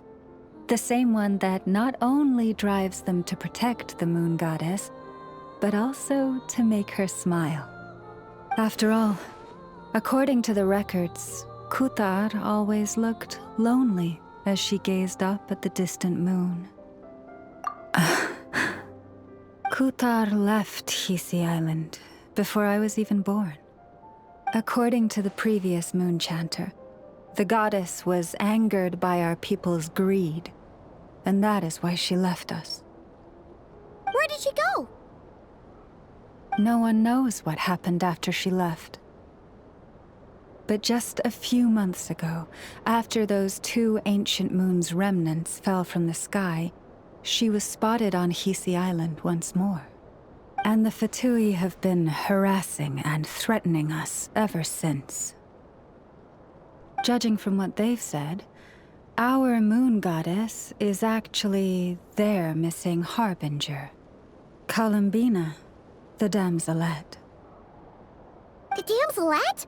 But isn't she number 3 amongst the Fatui harbingers? So she's actually the moon goddess. Why would she join the Fatui then? That too is a question I've struggled with. But even at the best of times, understanding other people's choices is difficult, let alone those of a goddess. Plus, forgive me, there I go again, rambling on about our history. But you came here to ask about the sacred relic, didn't you? Honestly, Paimon's not sure which part she's more curious about now. Since ancient times, the Frost Moon Scions have had in our possession a special fragment of the ancient moon's remnants. A piece in which I sense a power unlike any other. Successive generations of moon chanters have all detected a divine presence within it. We call this unique remnant the Moon Marrow. We heard you can use it to see what happened in the past. What is it in particular that you seek from the past? Well, basically, to cut a long story short, the traveler here is actually from outside of Tibet. Oh.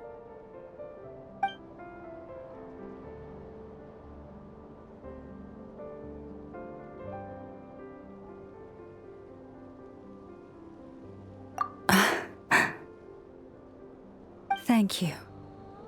Your honesty is a sign of your trust, both in me and the Frost Moon Scions. Unfortunately, though, I won't be able to use the moon marrow to shed light on your past just yet. Our people revere the moon marrow as a sacred relic. I'm only permitted to retrieve it from the secret chamber in which it is hidden once a year, on Moon Prayer Night.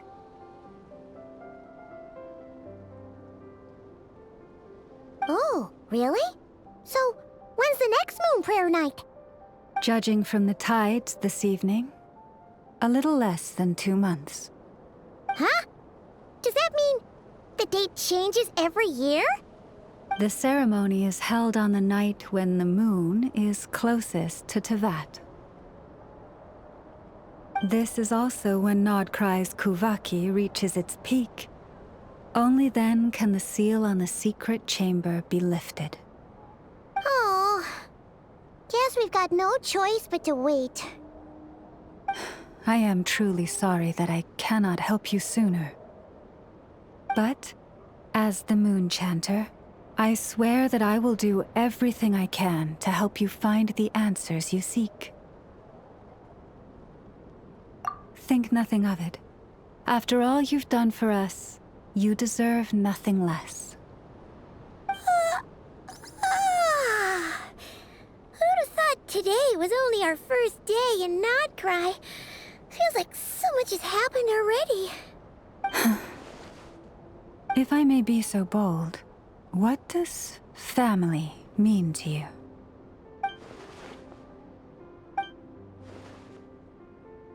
If you are aware of something, a secret that could hurt your family, would you be honest with them, or try to hide it?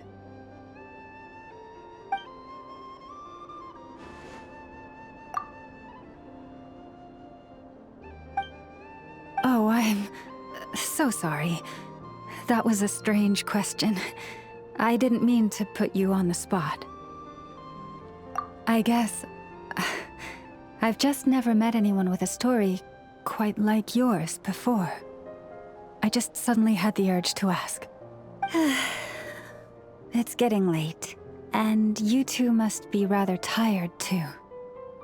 Would you like to stay the night here on Hisi Island? I can have someone prepare some lodgings. Oh, that's all right. We've already got a room back at the flagship as it happens. Speaking of which, if you ever need us, feel free to come knocking. Do you need me to show you the way back? No worries. It's quite a way, and you should get some rest too, Lauma. We'll make sure to be careful. Understood. Then I won't keep you. May your first night in Nodcry pass in stillness and peace. So, what you thinking? Sure was an eventful day, huh?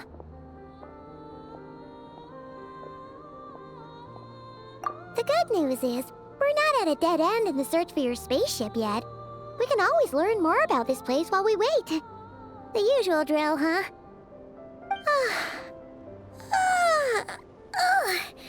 Paimon's really getting sleepy now. If she gets too tired to fly back, you carry her, okay?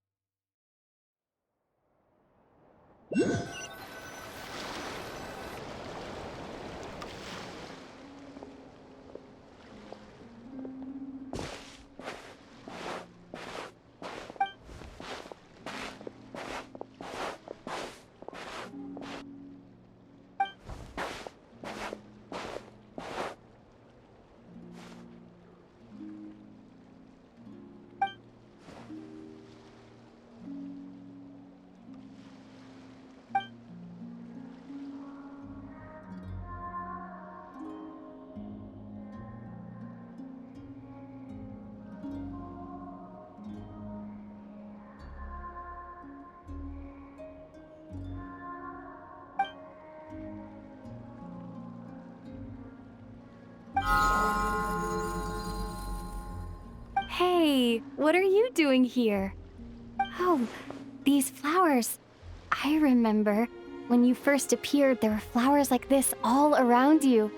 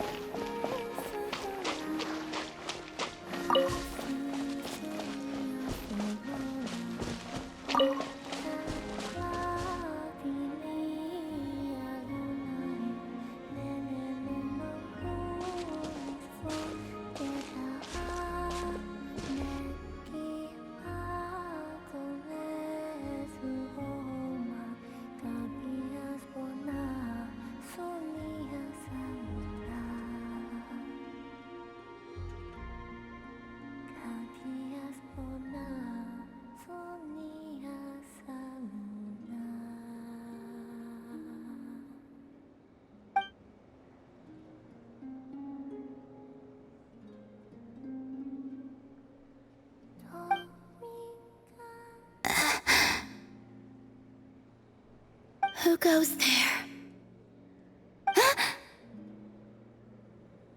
How did you get in here? I am but a passing traveler. I followed your song here. I'm very sorry if I've intruded.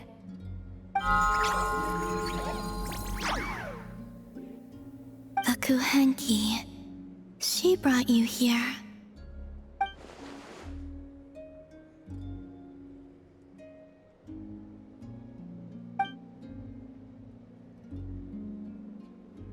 May I ask, are you the one they call Kutar?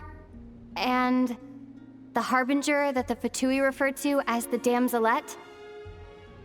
The Fatui? Are you here at their behest?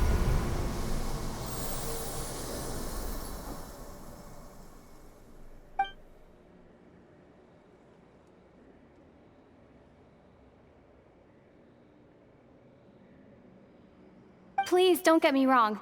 I have no intention of doing anything for the Fatui. I just wanted to ask you about Nodcry. And the moons. The moons? Do not believe in what you can see.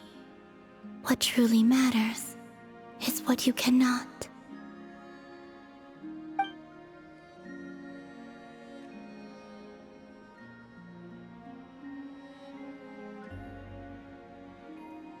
What do you mean?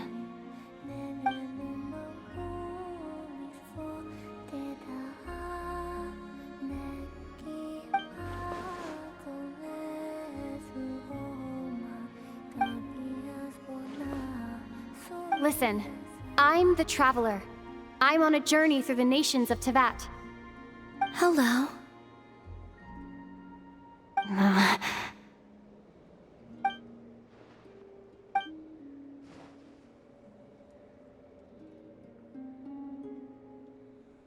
Could you tell me your name? Columbina.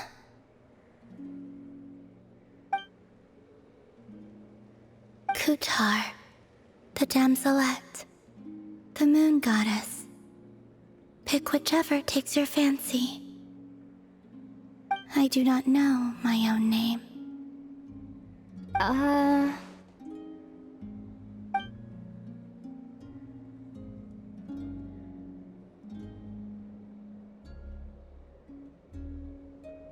Then...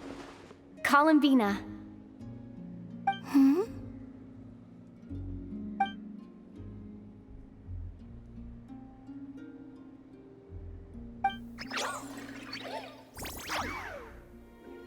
This Kuhenki, this Luanatar, did you bring her into being? Come here, little one.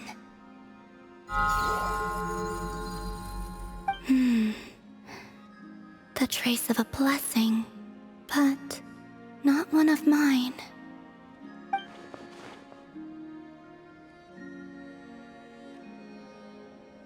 People always assume I can do many things. Assume I have done many things. But I haven't. All I ever wanted was to.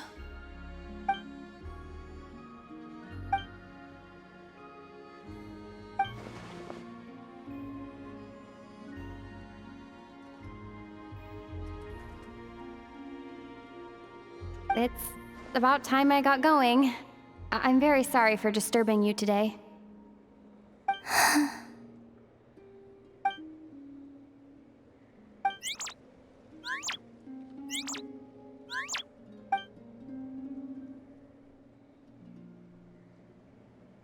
Columbina, that Kuhenki... Oh, you're leaving?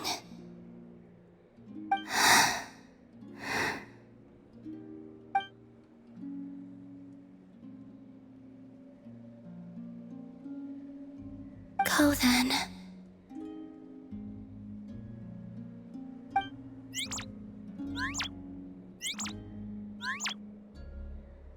Goodbye.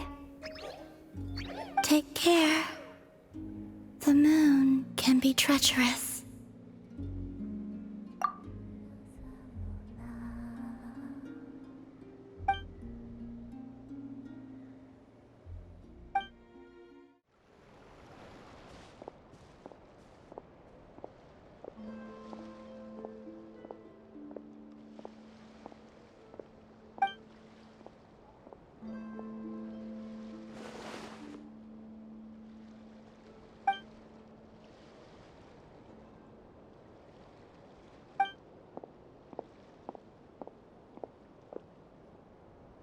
Wait, is that...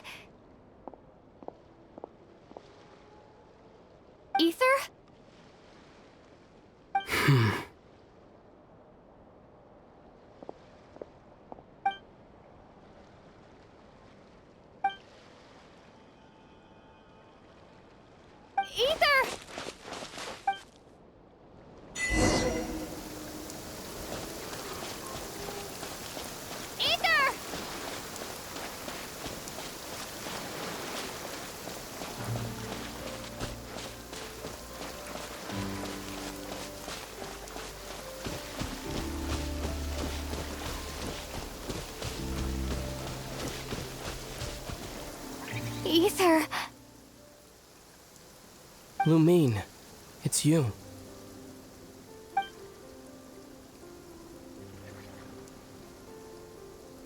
Why are you here on Hisey Island? If I told you I was here in search of the Frost Moon Scion's sacred relic, what would you think?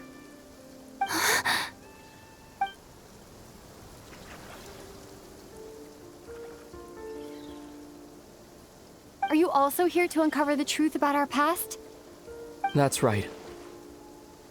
What happened to us in the past? How we came to Tevat? Why our spaceship crashed here? There are things I want to know too.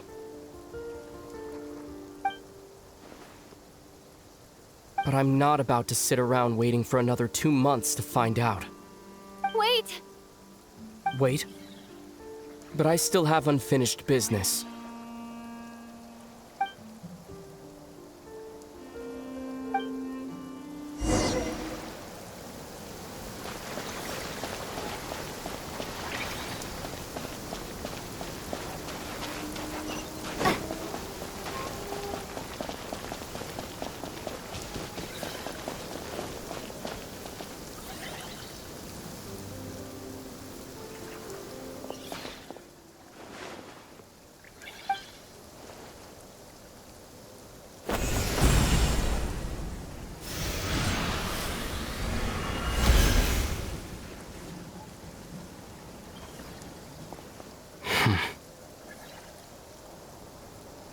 Hold on a second. What's wrong? That's the Frost Moon Scion's sacred relic. We can't just...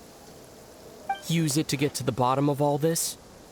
We should at least get their permission. You barely even know her. Yet already you hold that moon chanter in such high trust. What do you mean? She told you that the seal can only be broken on Moon Prayer Night, when the flow of Kuvaki is at its peak, yes? You heard all that? Watch this. Huh? But... Get it now? She's been stalling for time. As long as the statue's base is imbued with sufficient power, the secret chamber can be opened at any time.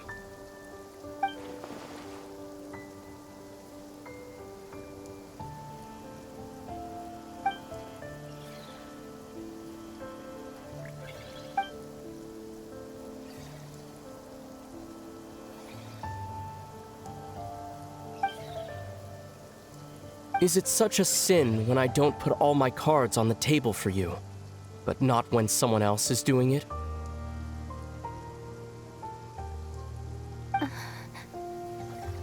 It's not like that. Is it? Ether, you've got it all wrong. This whole time I've wanted to ask you, what happened to make you like this? I admit, I've been having trouble accepting it.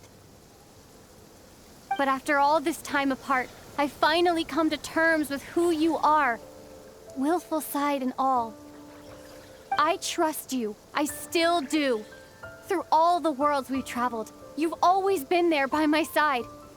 If there are things you can't explain yet, I can wait while the journey goes on. I'll wait as long as it takes, until the day you're ready to talk. Lumine.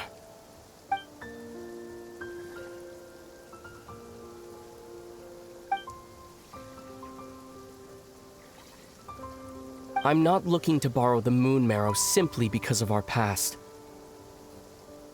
It holds answers about the very origins of Tevat. I've always believed that if you want the truth, you have to see the whole story for yourself. I'm not asking you to trust me, Lumine. Just don't try and stop me. If this choice weighs on your heart, then let me go in alone. Forget this meeting ever took place. A bit late for that now. But maybe this is the chance I've been waiting for all along. Even if it fades with the morning light. I want to go with you. You sure? Yeah. Then let's go. Ether. It's been ages since we went on an adventure together. I can't wait. Really? You think I'd lie to my little sis?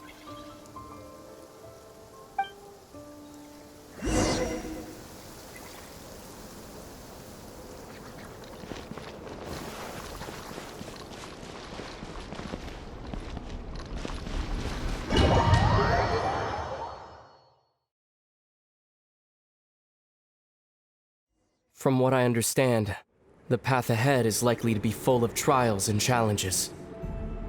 A deterrence against intruders, and a test for those who truly seek entrance. Nah, I doubt the two of us will have any problems.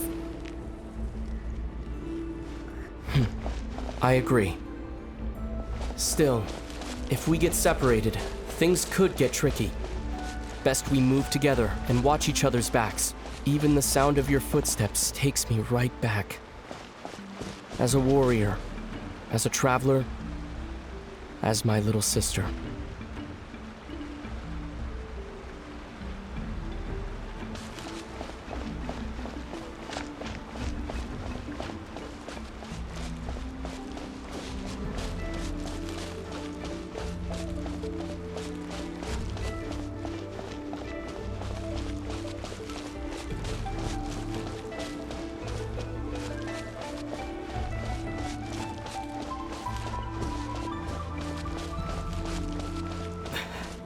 Looks like this is the first trial.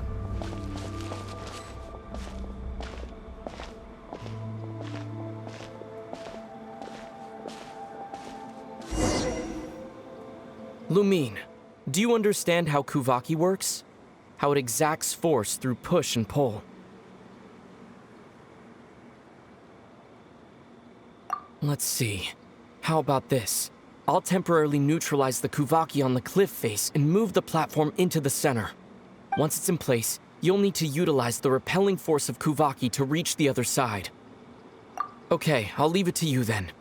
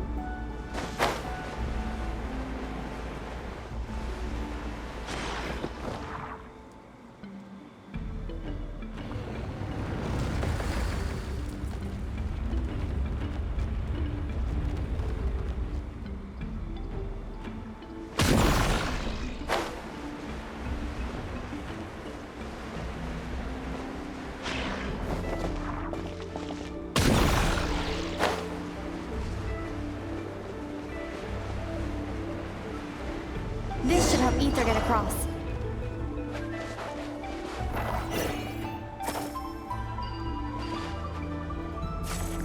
Ether!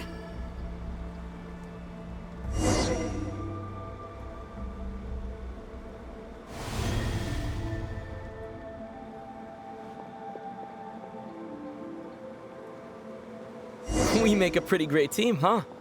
Just like the old days.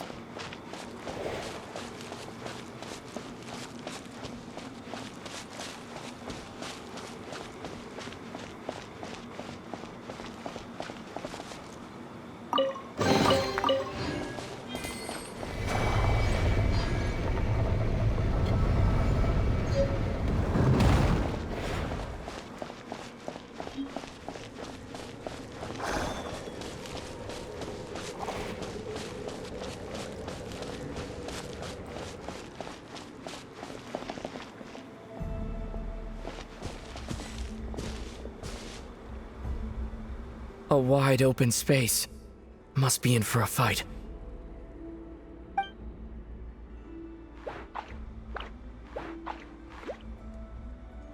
Was that it?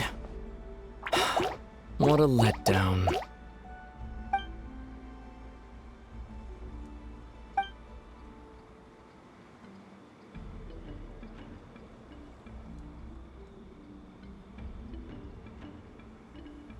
Lumine, What is it? why are you looking at me like that? Those enemies were weak, were they not? Maybe it's because the trial's only just begun. Actually, I've got an idea. Why don't we have ourselves a little friendly competition? Let's see if your journey has made you rusty. You're on.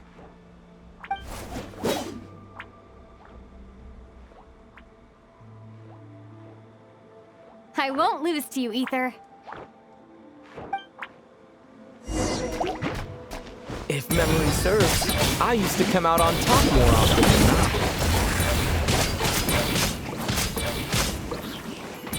You sure you're all right? Seems your memory is slipping, Ether. Save it.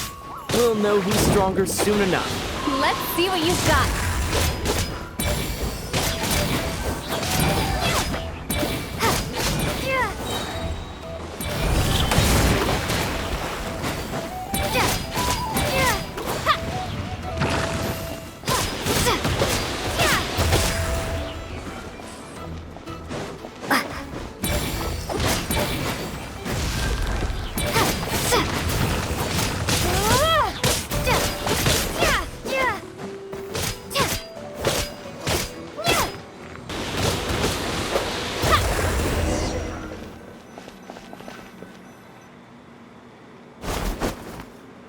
Fine, you win.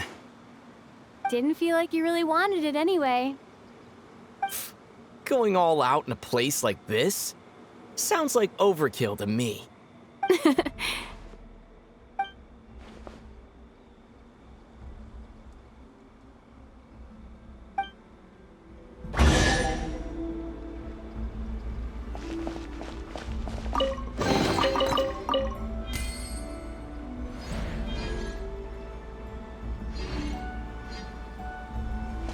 Let's keep moving.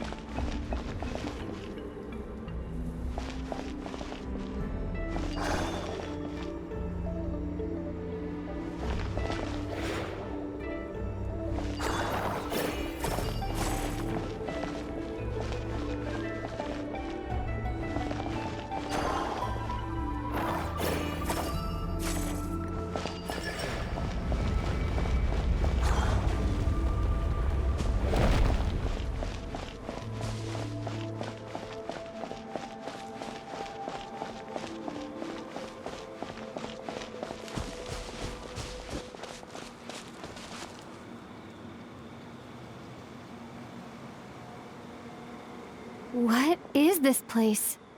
No sign of any monsters. Feels like a ritual site, but something's missing. It's a head, inside that thing that looks like a mirror. I can feel it, but maybe it's sealed within? Can you open it using Kuvaki?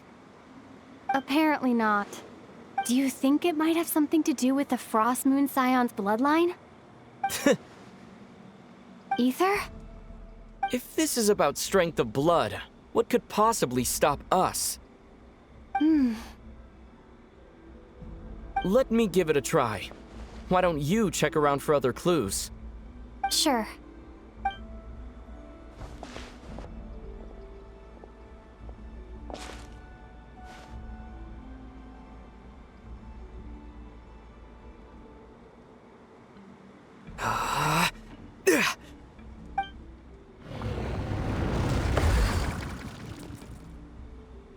Found it. This should do the trick. Okay.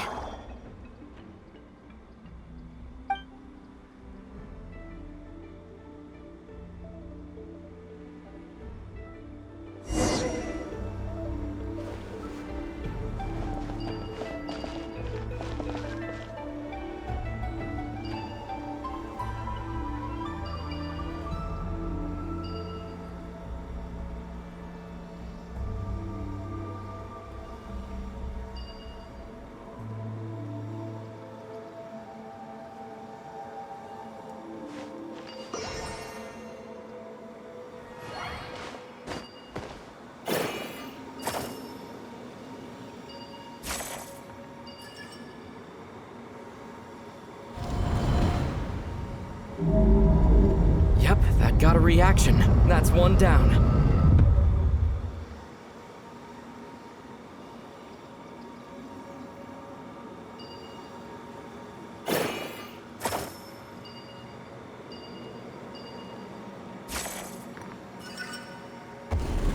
Nicely done.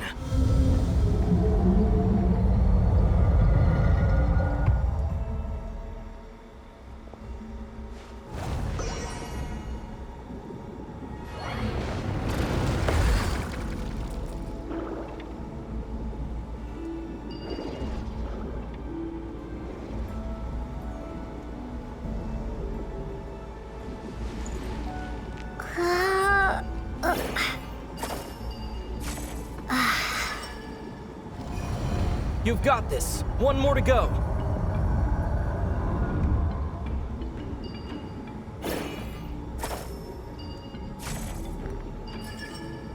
Good work, Lumine.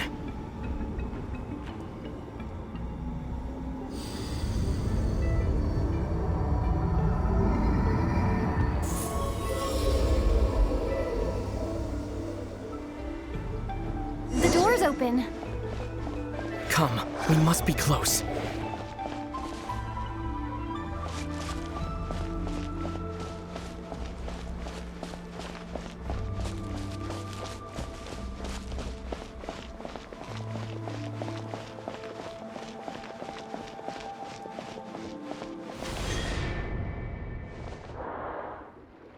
Stay on your toes now.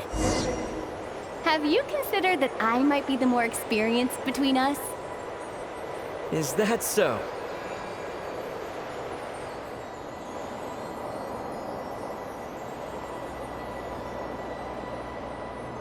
So, will you be heading off again after we're done here? Maybe. Maybe not. Another cryptic response. Don't worry about things that haven't happened yet.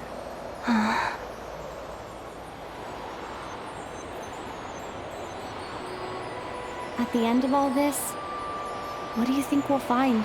Whatever it is, we can handle it. What about the end of our journey? That's not something we need to worry about right now.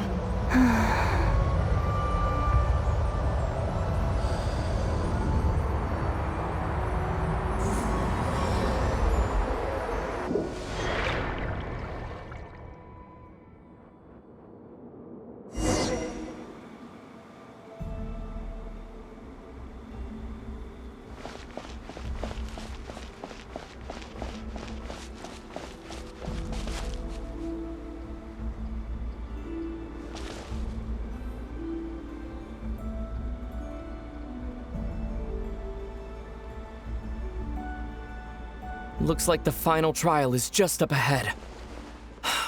Ready for battle? When have I ever not been?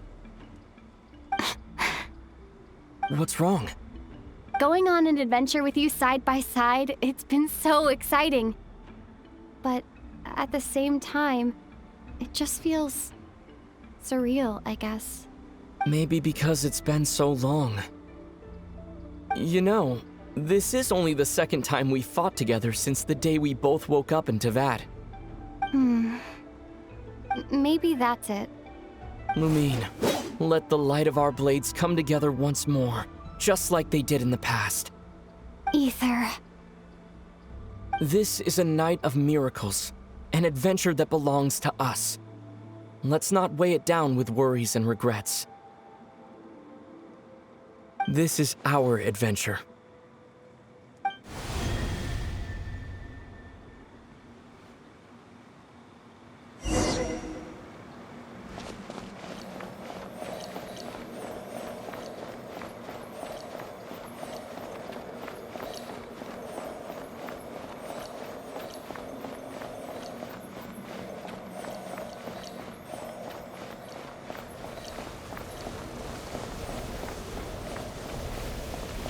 Here goes nothing.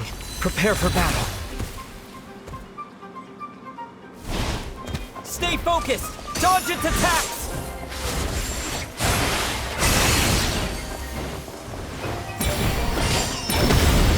Don't forget to heal yourself!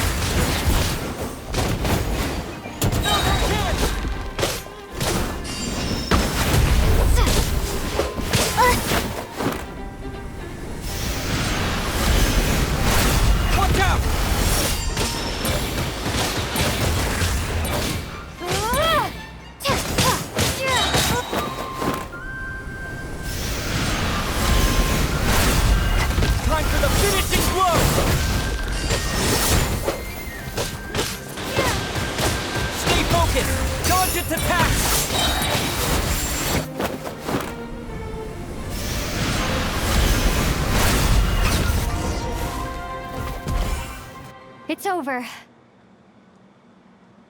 Nicely done. Flawless execution. Couldn't have pulled it off without your backup. Not too shabby at all. As for what you were saying, yes, I should have come to see you earlier. Or at the very least. Spent more time with me, going on adventures like this? Something like that. Instead of just running off and expecting you to follow my trail. Wait a sec. That's not an official apology, is it? That goes without saying. Come on, time to claim the treasure we came for.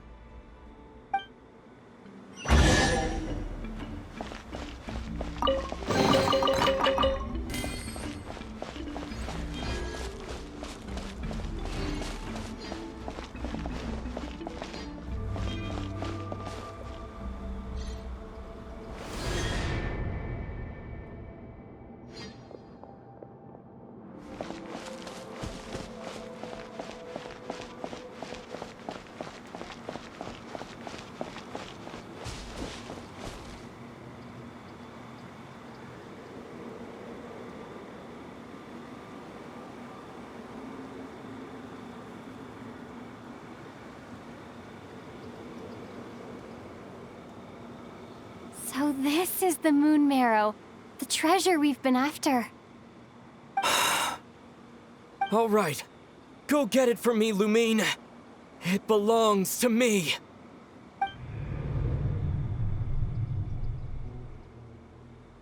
What's wrong, Lumine? After everything we've just been through, you still don't trust me? Don't you want to know the truth too? Just like I do?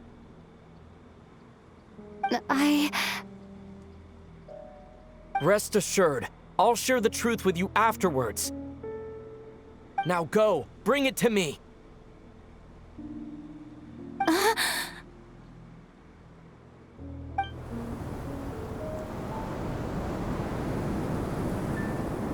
What's going on? Where did this fog come from? Ether!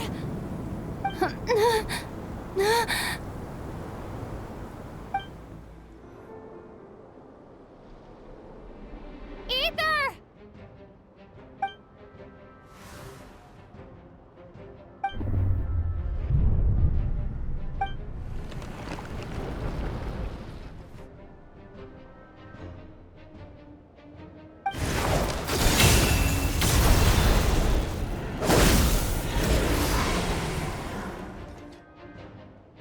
Ether! Huh? Huh? What are you doing here? Yes, we ran into each other at the flagship this afternoon. I'm honored you still remember. Are you looking for something here?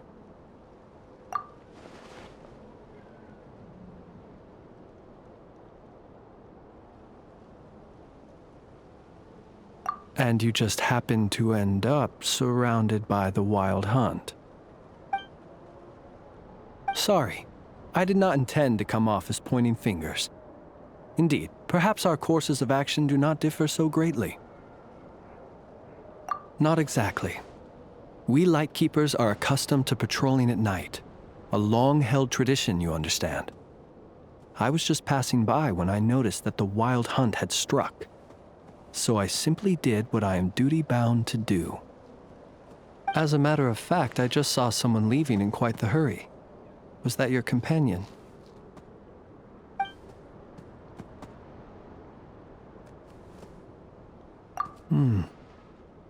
Perhaps I should take my leave now. After all, my patrol isn't over yet. Nodcry is a dangerous place to be at night. I'd advise that you head back soon as well.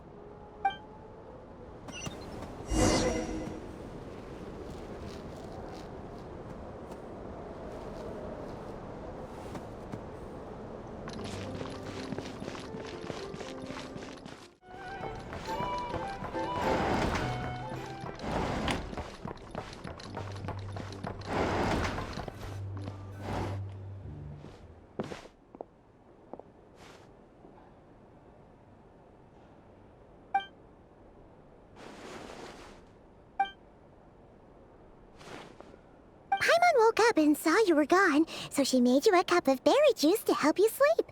Her own secret recipe.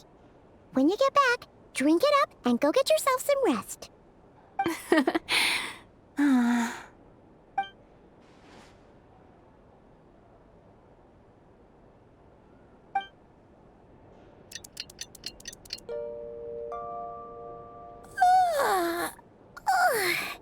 Good morning? If now still counts as morning. When did you get back last night? Did you sleep well?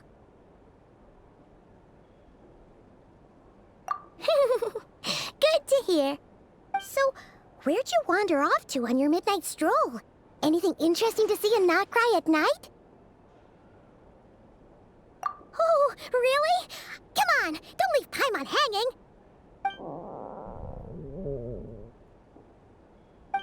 All right. Guess we'll have to feed your stomach before we feed Paimon's curiosity. Let's go grab something to eat while we talk.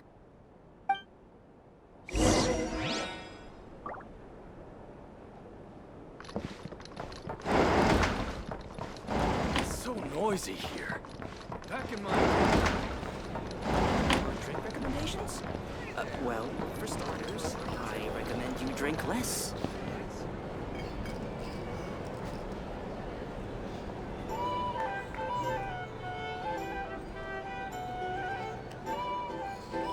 Phew! This is just the best, huh? Free food, free lodgings. This bark is friend for life material, that's for sure. Hey, did you hear what happened? Hear about what? You know, all that commotion over at the Frost Moon Scions. Crazy, huh? Huh? What happened? See what I mean? Completely oblivious to what's going on around you. The sacred relic of theirs, it's been stolen. Hey, slow down. Paimon knows you're hungry, but you don't have to worry about her stealing your food. What? Was it those Fatui? No idea, but the news has already spread right through Nasha Town. What did their high priestess... what did they call her again? The moon... something... Anyway, what did she say about it? What could she say? She's the one who discovered it was missing. She was in Nasha Town first thing this morning, hoping to launch a joint investigation with the Voynich Guild.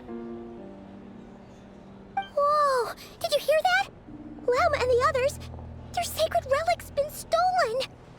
Who in Tivat would even have the nerve?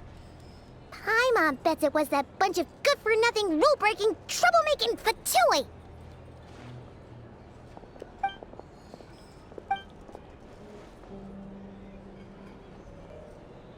Huh? What's wrong? You feeling okay? A joint investigation? Good luck getting any takers.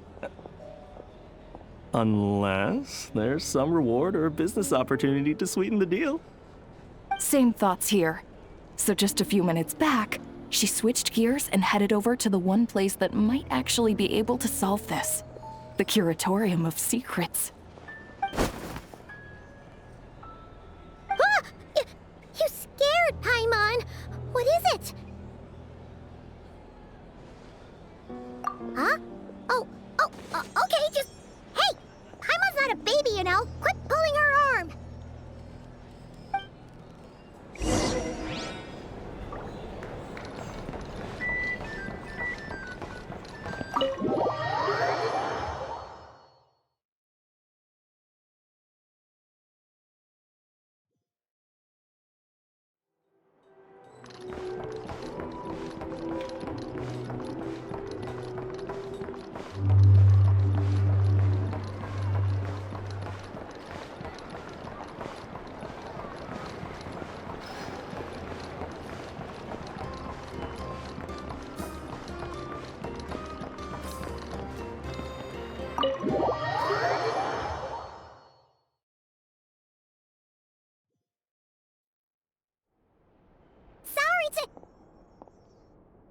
Huh? There's no one here. But didn't they just say Lauma came this way a few minutes ago?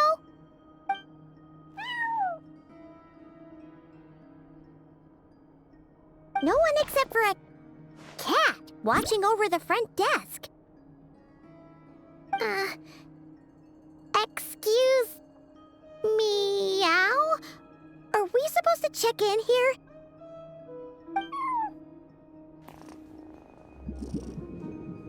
No idea what that means. Is this Lauma's personal receptionist or something? Pretty sure she'd be the only person who could actually understand it.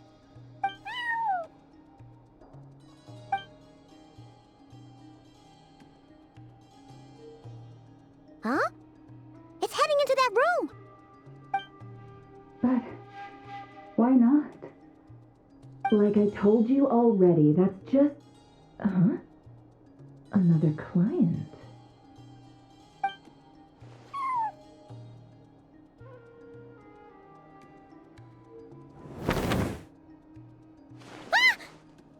So, you were in this room the whole time?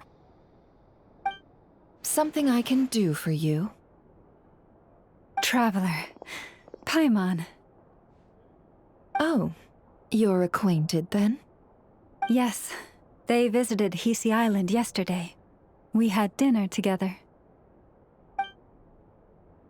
Allow me to introduce you. Traveler, Paimon. This is Nefer, boss of the Curatorium of Secrets. Pleasure to meet you. They are travelers who arrived in Nodcry just yesterday.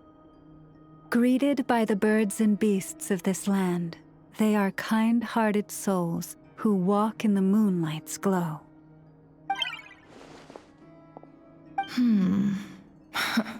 Interesting. Thank you, Lauma, but you need not have introduced them. They are great heroes, renowned throughout the nations beyond our borders. Oh, really? Do not forget, I deal in information. Just because most people in Nodcry pay scant attention to foreign affairs, that does not mean the same goes for the Curatorium of Secrets. They're the heroes everyone was talking about before. The ones who saved Natlan during the Abyss Crisis.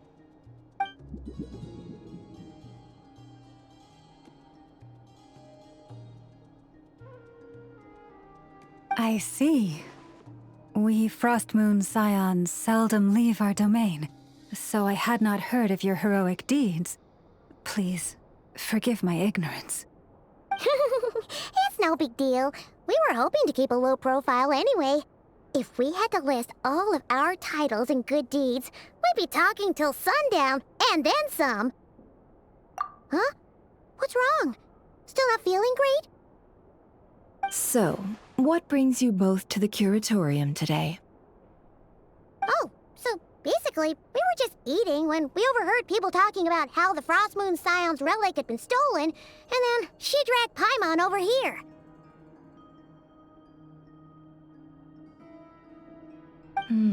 I see.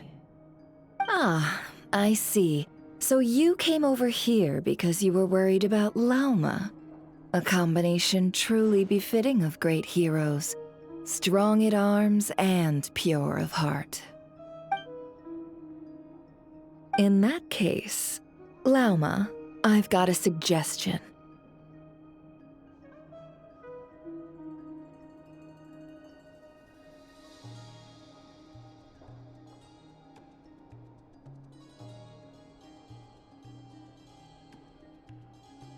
Why not ask these battle-hardened heroes to take the commission for you?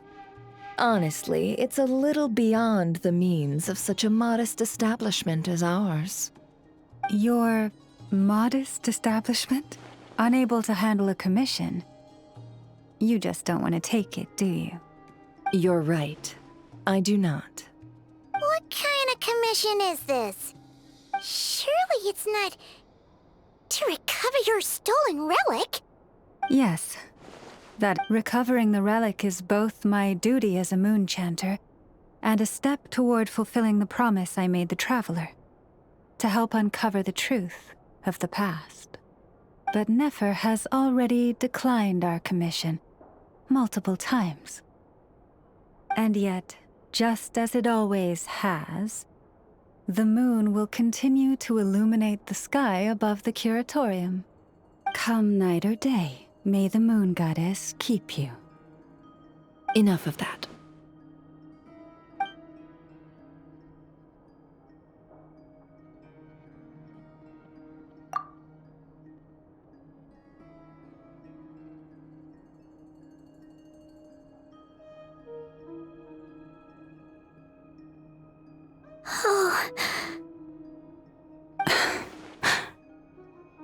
So, according to her, she never came into contact with the relic. So she suspects her brother may have taken it. I understand.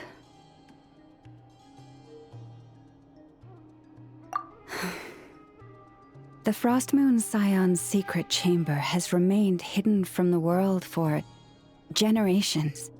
But the reason outsiders are forbidden entry is not only to prevent theft.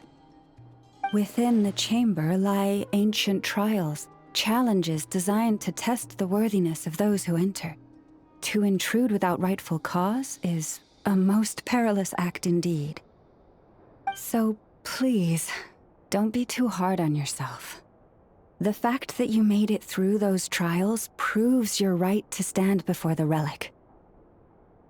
To put it simply, the moon marrow itself has deemed you worthy. No. Your honesty tells me everything. You never sought to take the moon marrow for yourself. As for what happened at the end, I suspect the chamber's protection mechanism may have been activated. Among those who entered the final chamber, there was either someone with impure intent, or else an abyssal presence. The abyss? Perhaps that's why, then. Either way, the moon marrow was taken. And I believe you. So the problem remains the same. I need to recover our relic. See? Didn't I tell you it would all work out in the end? But before everyone starts celebrating, forgive me for asking just one more thing. Are you absolutely sure your brother took the relic? What do you mean? Weren't they the only ones inside at the time? Who knows? Think about it. After your brother broke the seal with abyssal power, what was to stop someone else from following you in there? In theory, nothing. And as it just so happens, I received a tip-off from one of my sources earlier this morning. Word is, today of all days, the Fatui suddenly called off their search for the relic. What? Huh? Why? Well, either they woke up this morning and suddenly decided they'd lost all interest, or... Exactly.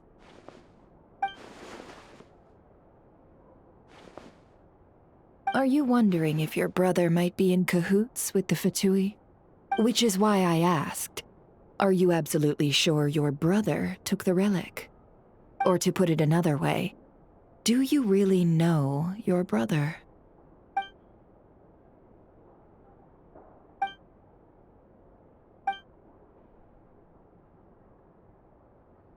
In other words, it's highly likely that the Fatui already have the moon marrow. So, basically, all we need to do is find our way into that Fatui research facility, and we should be able to get to the bottom of this, right? Congratulations, you've found your answer. Looks like the curatorium won't need to lift a finger this time. Well, Lauma, there we are.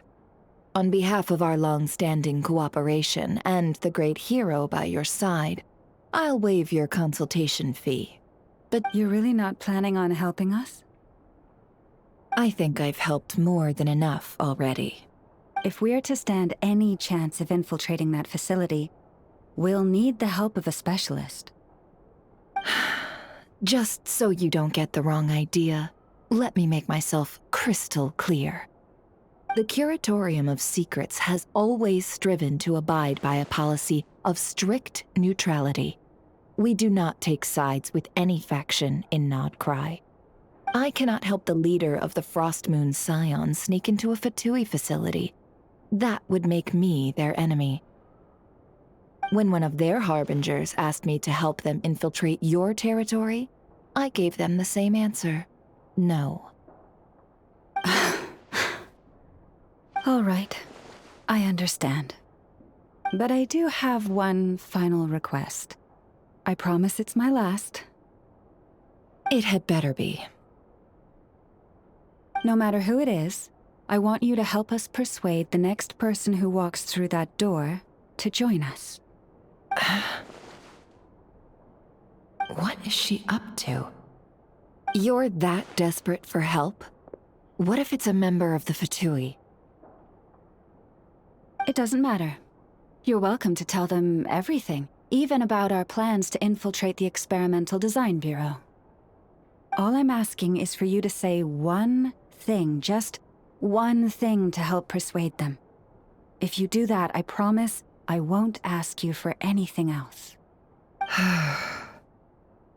Made up your mind? Fine.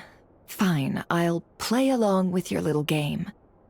Besides, as long as I'm not personally involved, no one can accuse us of taking sides. Boss, I'm back!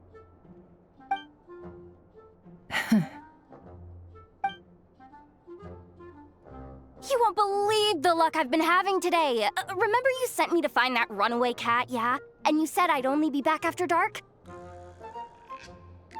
Well, guess what? Right after I left the house, this big ibis flew over and the missing cat was right in its claws. And once it got close, it loosened its grip and... Boss, you're meeting clients. I'm so sorry. I'll get out of your way.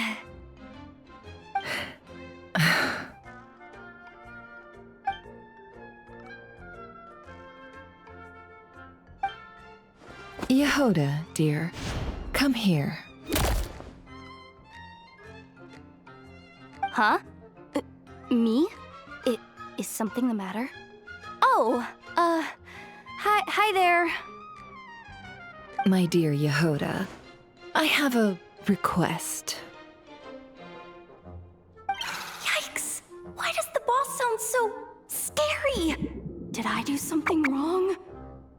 Would you be so kind as to accompany these 3 delightful clients of ours and help them infiltrate the Fatui's Kuvaki Experimental Design Bureau? What is going on here? Boss usually just says things like, hey, go do this, or you, go take care of that. Why is she being so scarily polite? And wait a sec. The Fatui's research facility? That's basically a death sentence. Made your mind up yet, my dear?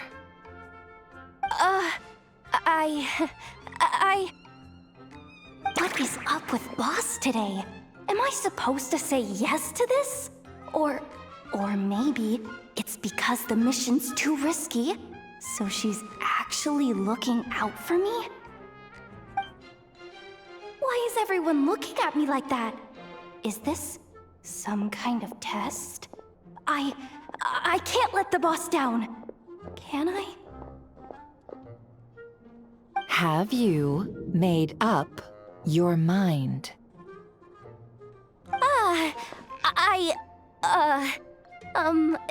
That's... Sure, why not? Really? You really don't mind helping us? Huh? Oh, yes. I mean, no. Of course, I guess I do. Oh, thanks so much! We owe you big time. On behalf of the Frost Moon Scions, too, thank you, Yehoda, for your help. What the? Seriously, what just happened? Why does the boss look so fed up?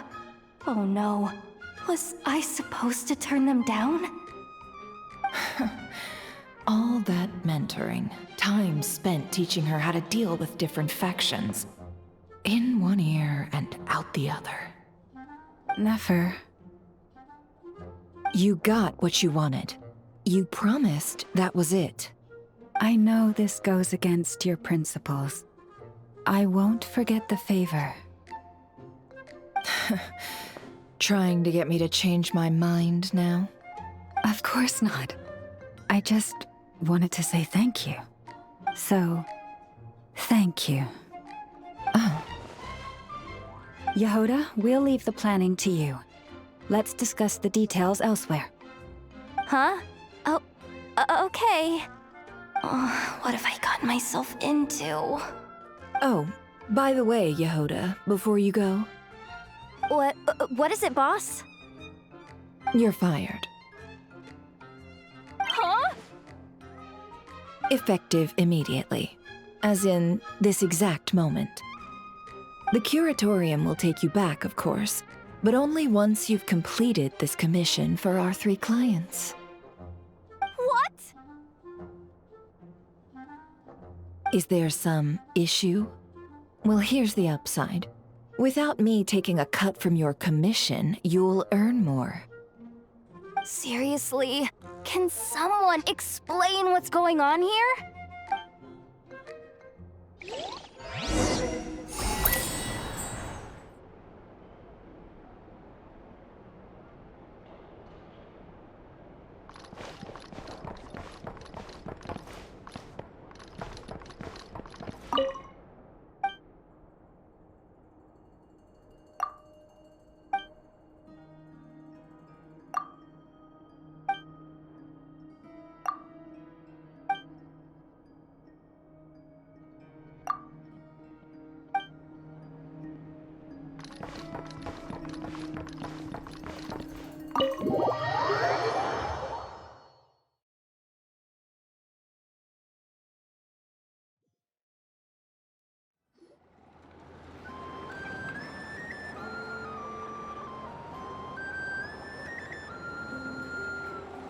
Are we sure Yehoda's alright?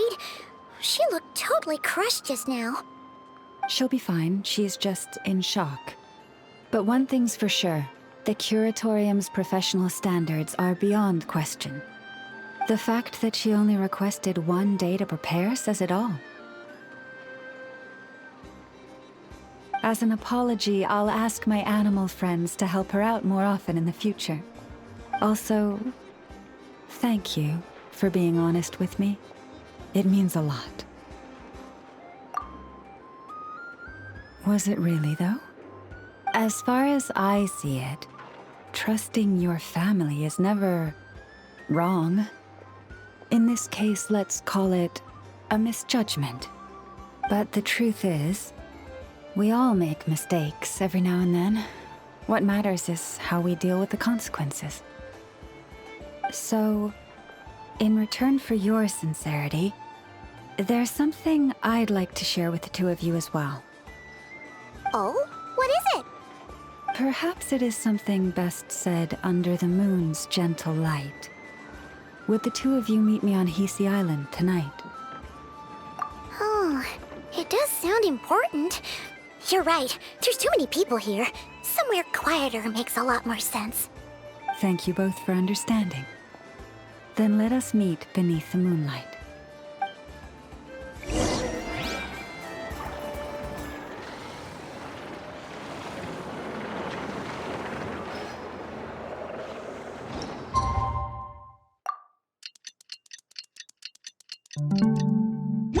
It's about time, and the moon's already up. Let's head over to the place we agreed to meet Lauma.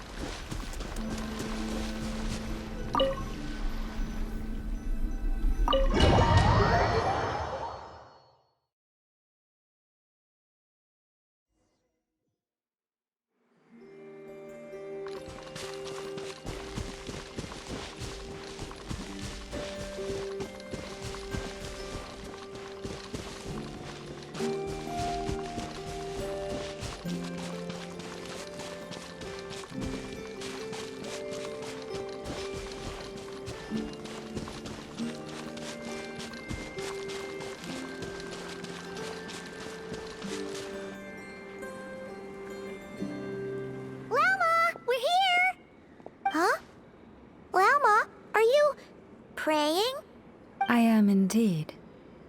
For the moment I was born, my people exclaimed, "Behold, eyes like the moonlit tide, antlers like the crescent moon, and blood that glimmers silver as the moon's reflection." From as far back as I can remember, I was revered as the Frost Moon's emissary and the Moontide Maiden. The first words I ever learned were prayers to the Frost Moon. The first gestures, those of our sacred rites. Wow, that must have been tough. Back then, I didn't know any better. It all just seemed so natural. The Frost Moon Scion's bloodline has long since begun to run thin. Nowadays, even those of us with antlers are few and far between, let alone those attuned to the power of Kuvaki. But I...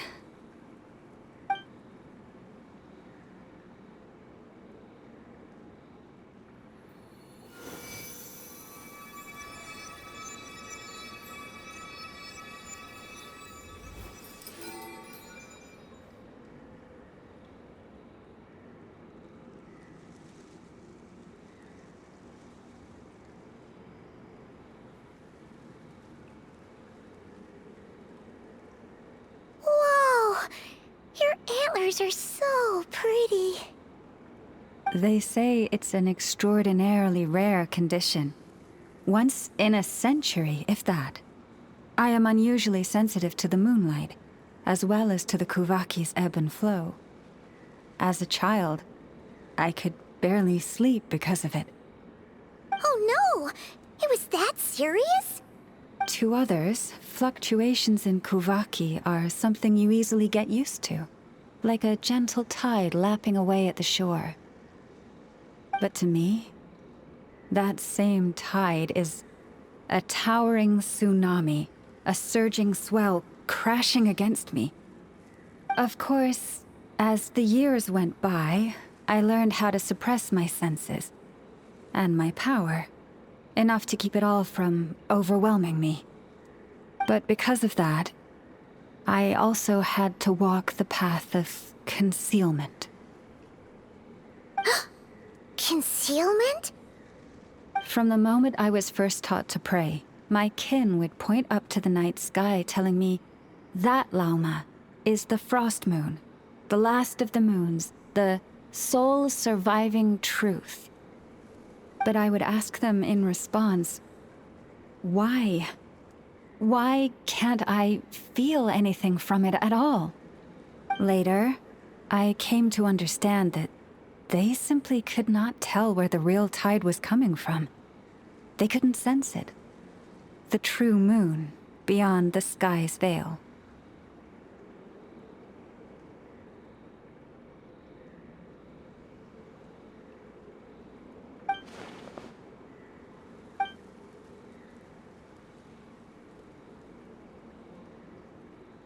The moon is false. I reached that conclusion long ago. But there was no one I could tell. Not a single soul.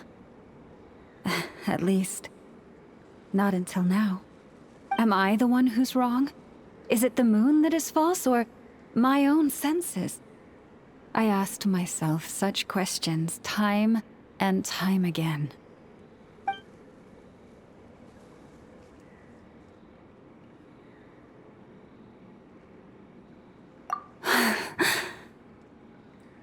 Thank you. When you called yourself a descender, I had a feeling you might be able to confirm what I had always suspected. And now that you have, it's exactly as I imagined. I feel relieved. Oh, Paimon kinda gets why you couldn't tell anyone now. It's not easy to change people's minds on something they've believed for hundreds of years. That's what I meant by concealment. I knew too much, so I had no choice but to keep my people in the dark. Every prayer I offer feels like a lie to keep myself going.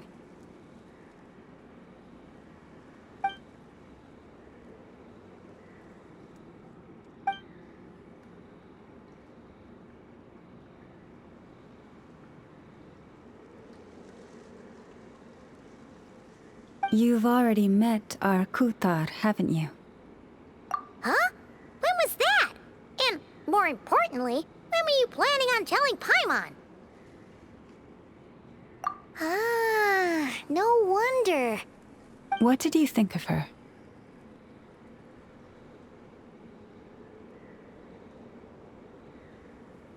What exactly do you mean by up in the clouds? I understand what you mean. She is quite indifferent to the world outside herself. But I find it hard to hold that against her.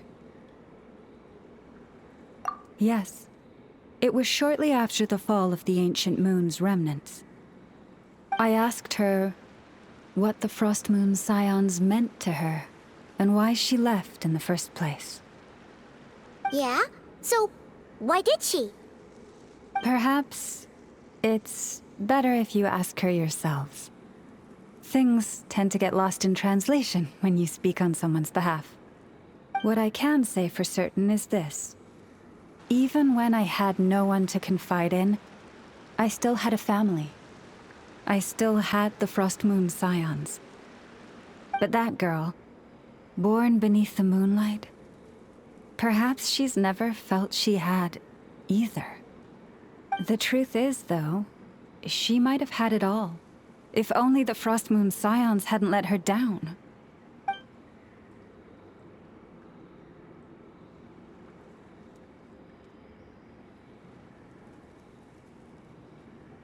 The Frost Moon Scions now walk a path of error. They offer their prayers to a false moon, and to a goddess who can no longer answer them.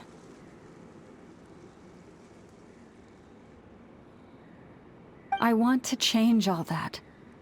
But with the Fatui closing in on us day by day, the Frost Moon Scions must stand united, now more than ever.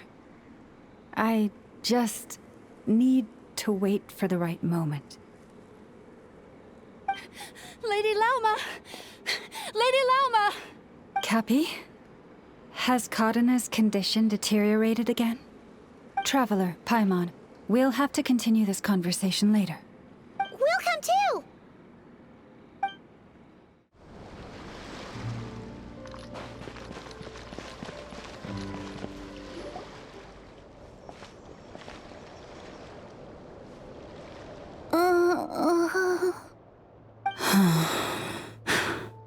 Why? Did I do something wrong? I've been praying to the moon goddess every day. Why isn't she getting any better?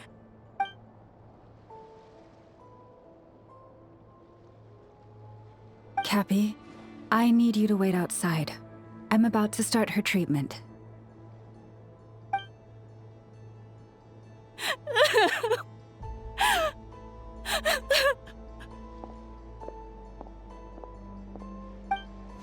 Is there anything we can do to help? Just don't be alarmed by what you're about to see. And please, don't let her mother see it.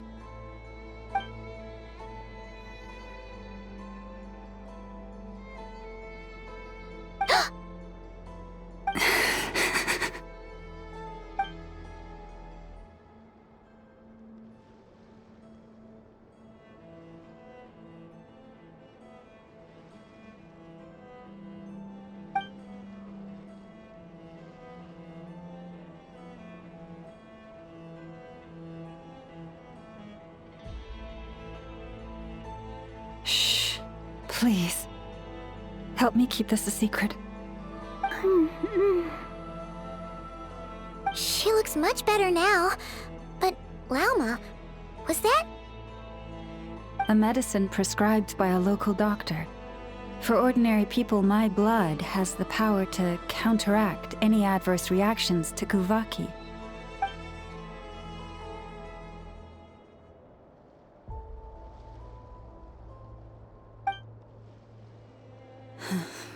So, now you know another of my little secrets.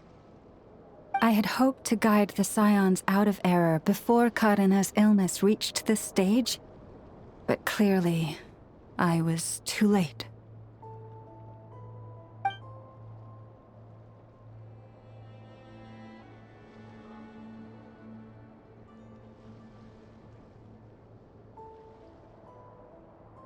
My life is as hidden from sight as the far side of the moon. Yet people only look to the bright side for guidance. If the day ever came when the two sides were reversed, could they truly accept it?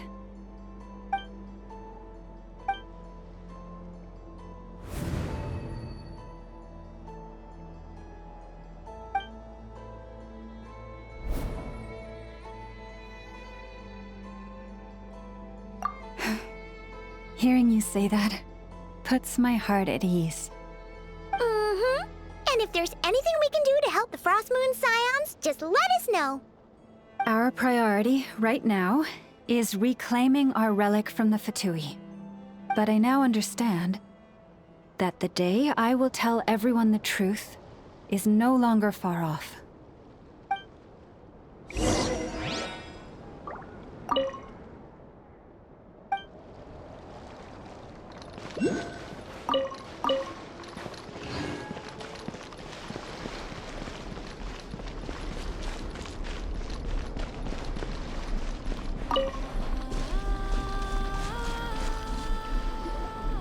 Wow!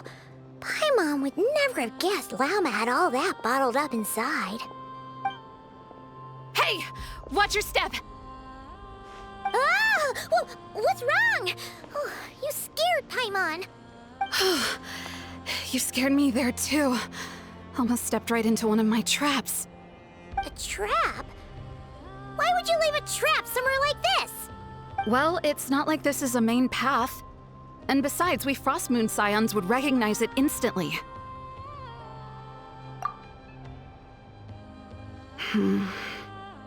Alright. You don't seem like you're with the Fatui, so I guess there's no harm telling you. Lauma asked me to set up these traps to keep the Fatui at bay. Oh! Come to think of it, their 3-day ultimatum is almost up now. Yes. Hopefully they'll back off when they realize we won't go down without a fight. Oh, you've done a lot for the Frost Moon Scions too, just like Lauma. Philomena? It's nothing. I was just wondering if any of this is really worth it. What do you mean? Our people. So many are stubborn, stuck in their ways, clinging to a truth they refuse to even question. Do they really deserve everything Lauma's doing for them?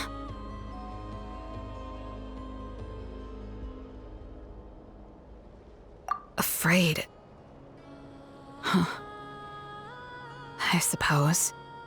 Maybe you're right. No. I shouldn't be saying this. Just forget it, okay? Bye. Huh? Why did I say all that? Or really, why am I still doing any of this? Either way, this will be my final night with the Frost Moon Scions. Wow, she sure took off fast. So, are we heading back to the flagship for a break or what?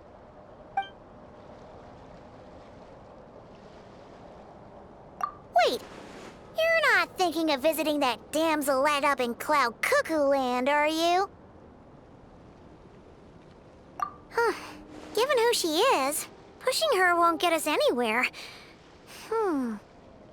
Hey, why don't we... Let's bring her something tasty. If she doesn't want to talk, we'll have to win her over with food. Hey, no harm in trying. At the very least, it shows we're trying to be friendly. Let's see. How about an F's 9.12 out of 10 berries and fried meat, the Frost Moon Scions boon of the day, and one of your signature dishes. Your choice. Should be a good mix of meat and veggies. There's bound to be something she likes.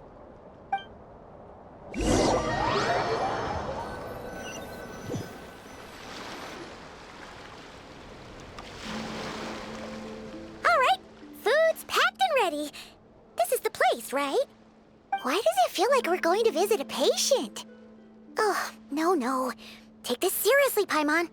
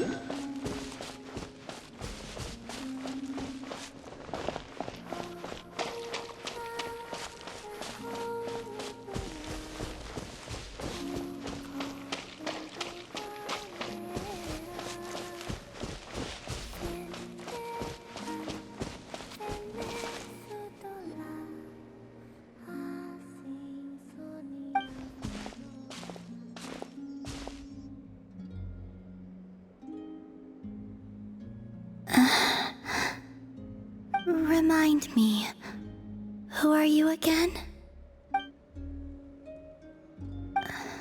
A different one floats by your side today. A different one? What's that even supposed to mean? Ugh, there goes Paimon's perfect conversation starter. Hi there! Paimon is Paimon, and this is the Traveler.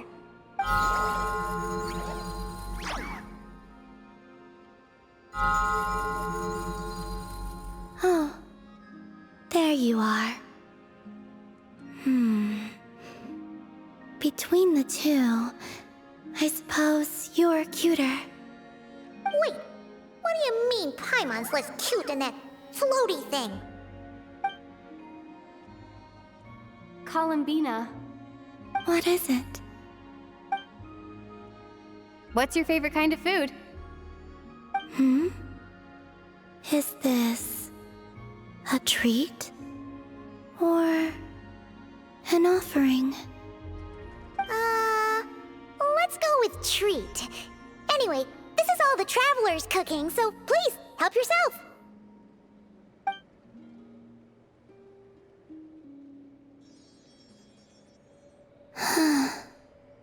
Oh, that wasn't exactly a yes, but she didn't turn it down either. What could she be thinking?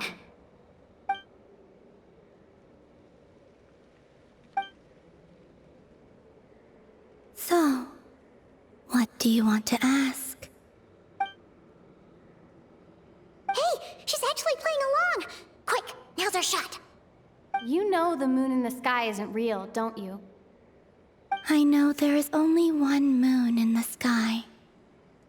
It is simply that some can see it, and some cannot. What does it mean to you?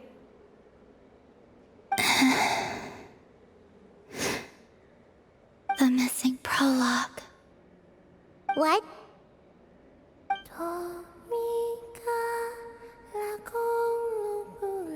Huh? What does that mean? Isn't she going to explain herself? Can you tell me more about that melody? You were humming it last time too. It must be important to you.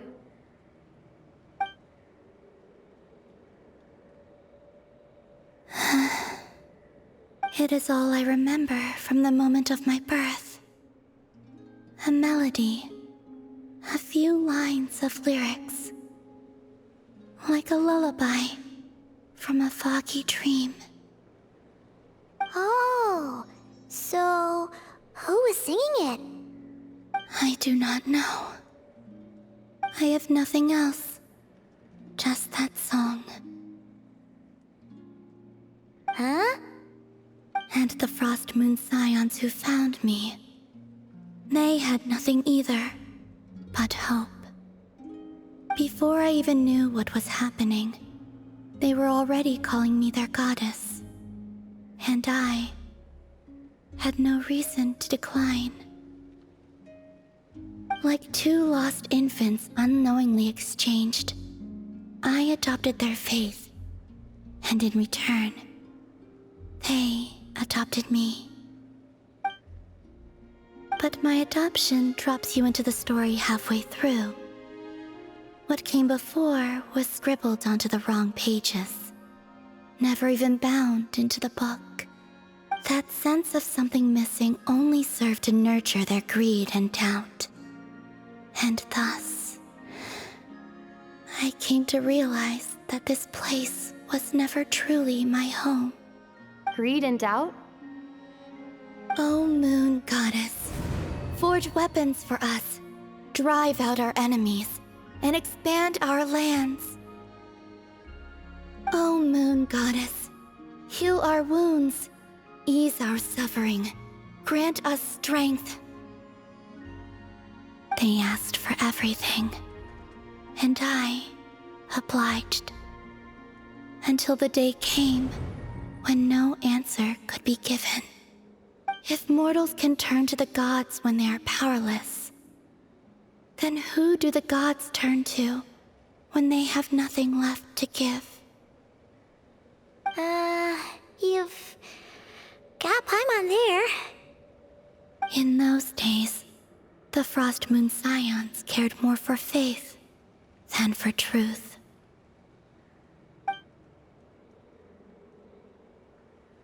Reality rewrote the sky in words I could not understand. I did not want to read a tampered version, so I simply stopped looking. The real beginning of my story lies up there, on the moon, forever beyond my reach. Like a message carved for blind hands, sealed away where no fingers can find it. Huh. So that's how it is.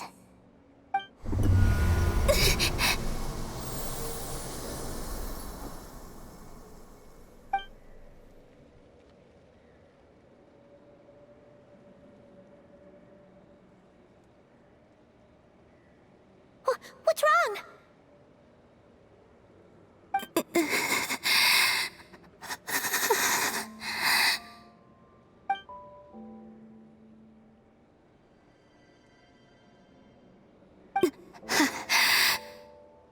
You should go. What, now? But you really don't look well. Did something just happen? Is there anything we can do to help? No. Aside from answers, I have nothing else to give you in return. This is the price of running away from home a second time. Running away from home?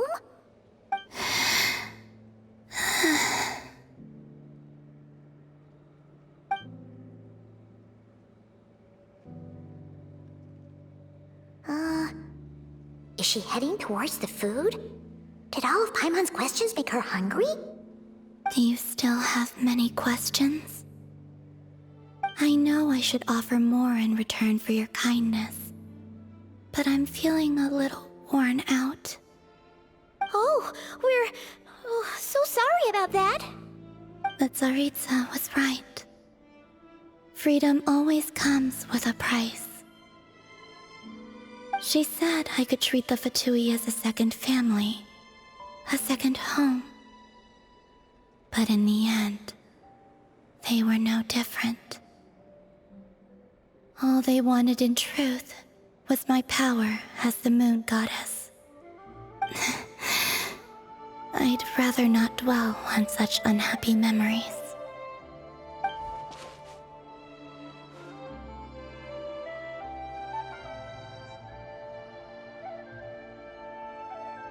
I have fulfilled my promise to the Tsaritsa, though it has used up much of my power. So you see, this has nothing to do with betrayal. So, you're just staying here for now, resting and recovering your strength? Yes. What about these flowers? They have grown in Nodcry for many generations. They're highly sensitive to the ebb and flow of Kuvaki.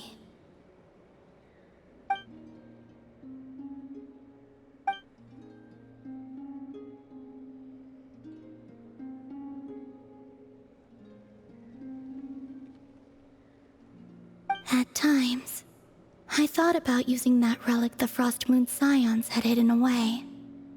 I could sense the power within it. But going out is such a hassle. People might see me, and I promised Lauma I wouldn't show myself to anyone. Besides, I know it's gone now anyway. Really? Lauma asked you to stay in hiding? Uh-oh, she's looking back at the food again. But Paimon's still got some little crumb cookies here. You could have these for dessert if you wanted. Lauma said she wishes to change the Frost Moon Scions, which is why she asked me to stay out of sight. I don't really understand what she meant, and to be honest, it's not something that concerns me. But I wasn't planning to see anyone anyway. If they found their way here themselves, that's hardly my fault.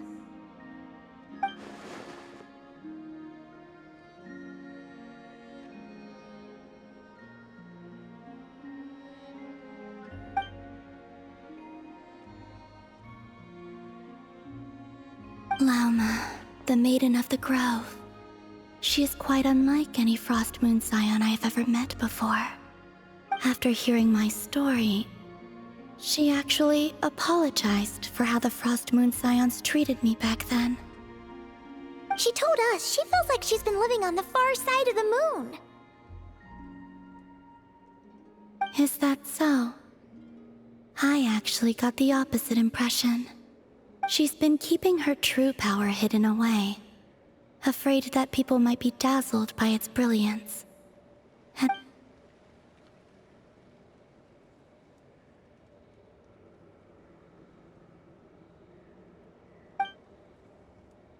so, what do you wish for now?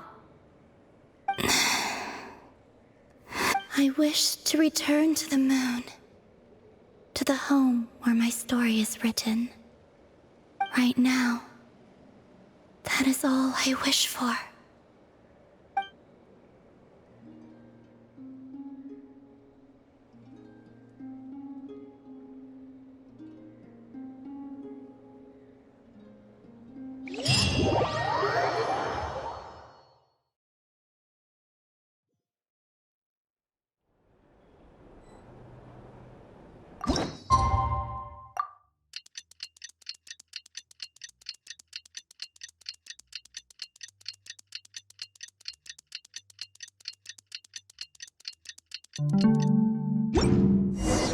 Tonight's the night we infiltrate the Fatui's Experimental Design Bureau.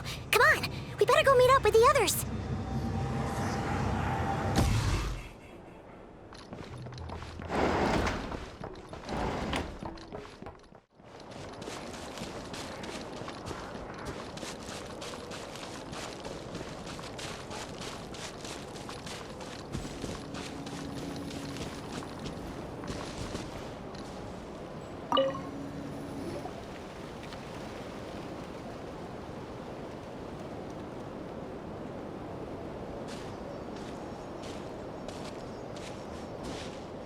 Huh? How come you're here by yourself, Lauma? Where's Yehoda? I haven't seen her. Seriously? Don't tell Paimon she's ditched us on our first mission together. I don't believe so. Nefer and I have our differences, but that shouldn't interfere with our shared objective. Recovering the relic is my duty. But as far as she's concerned, there's plenty to gain here too. In Nodcry, it's common knowledge that the Curatorium has a nose for profit and opportunity. The same way aphids flit from flower to flower in a never-ending quest to make honey. Huh. Sounds like you know her pretty well.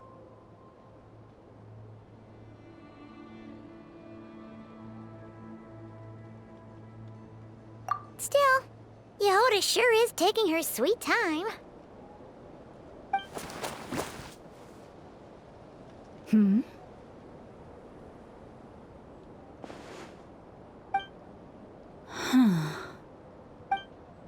I believe we may have misjudged and underestimated Miss Yehoda. Huh?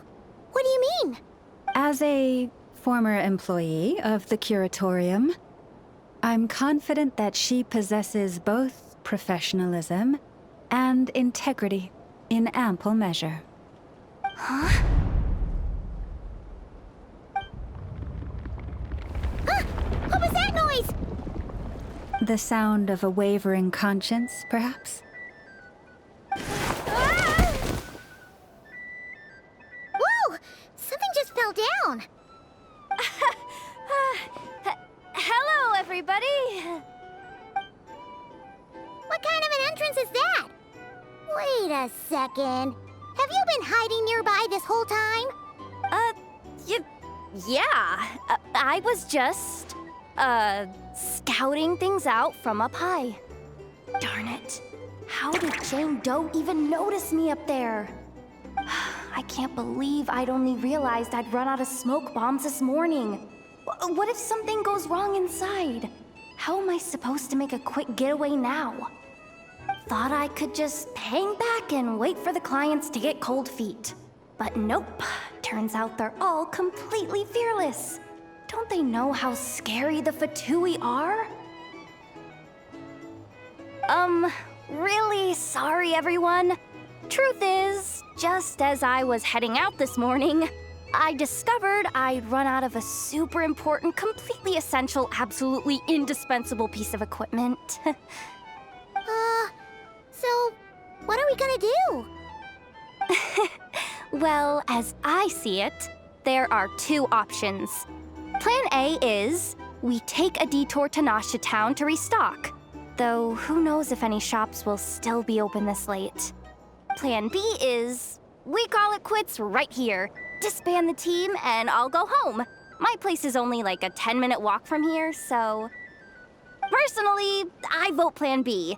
Bada bing, bada boom!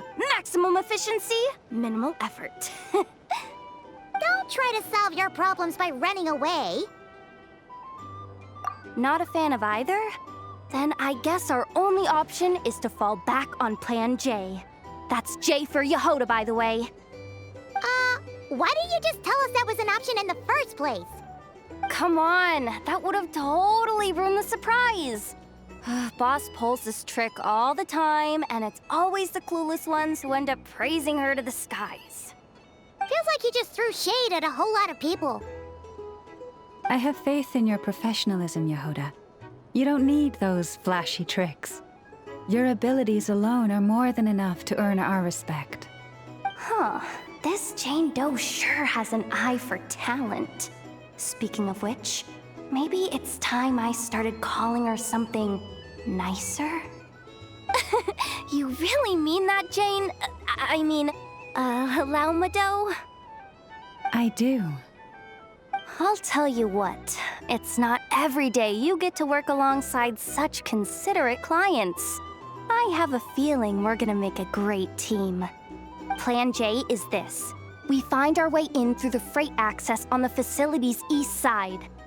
It's tucked away from view, and security's lighter at night. I've prepared some special gadgets too, so we should be ready for anything. If we want this to go without a hitch, we'll need to work together every step of the way. So everyone, stick close behind me. Now that finally sounds like a real pro talking. Hey, you saying I didn't before? Kinda, yeah. You... Ugh. Never mind. A top-tier treasure hunter like me never lets the naysayers get to her. All right, let's go over what we agreed on yesterday. The goal of infiltrating the Kuvaki Experimental Design Bureau is to locate and, if possible, recover the relic that the Fatui stole. We also need to figure out why they built the facility in the first place. I'm worried that they've set their sights on the ancient moon's remnants on Hisi Island too. Well, now that we've got a plan, time to get this show on the road.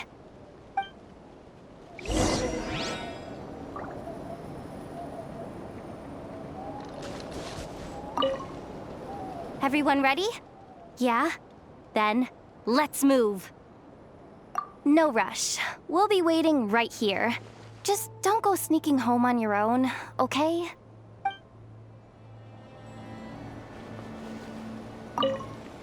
Everyone ready? Yeah? Then, all right then. Let's get this job done.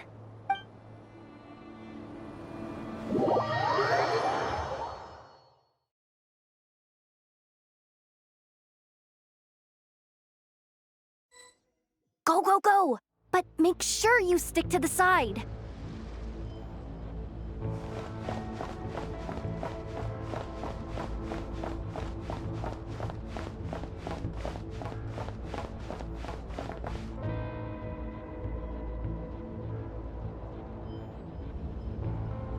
Just as I thought. There's a gate controlling access from the outside. Good thing I brought this keycard, huh? Well, technically, I stole it. But no need to tell them that, right? Blame that chump who thought it was a good idea to get wasted at the flagship during work hours. Ooh! Is it top-level clearance? Of course. That goes without saying. Let me read it out loud for you. Fatui Experimental Design Bureau number 183574, maximum clearance, maintenance intern.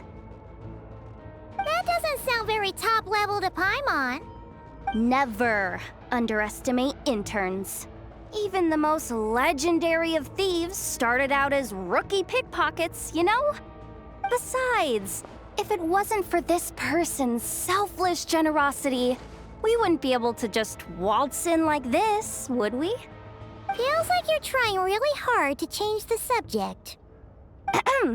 Allow me to teach you the first rule of treasure hunting. First and foremost, use every resource at your disposal.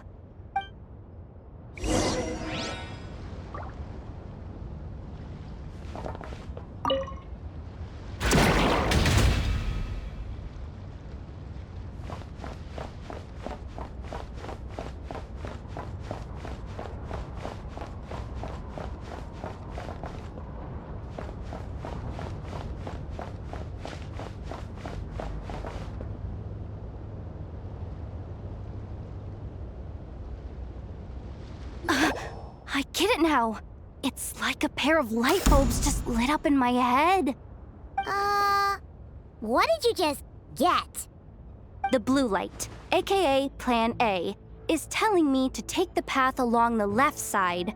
It'll be a lot stealthier, but that might mean a bit of a detour.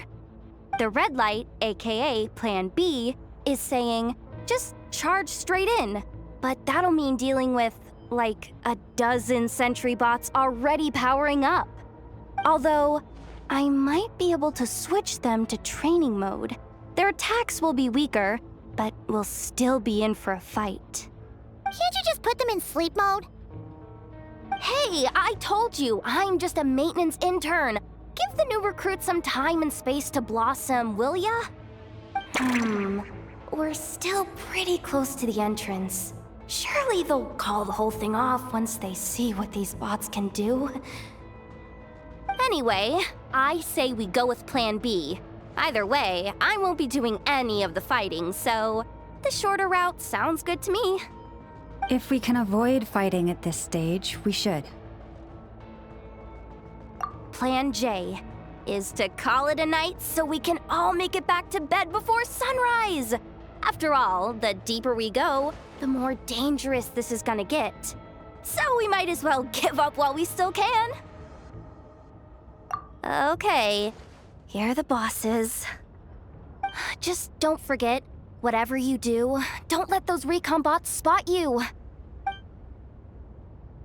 Let's see. No kidding. Anefa told me about something like this before. I can't believe that dumb robot actually helped me out for once.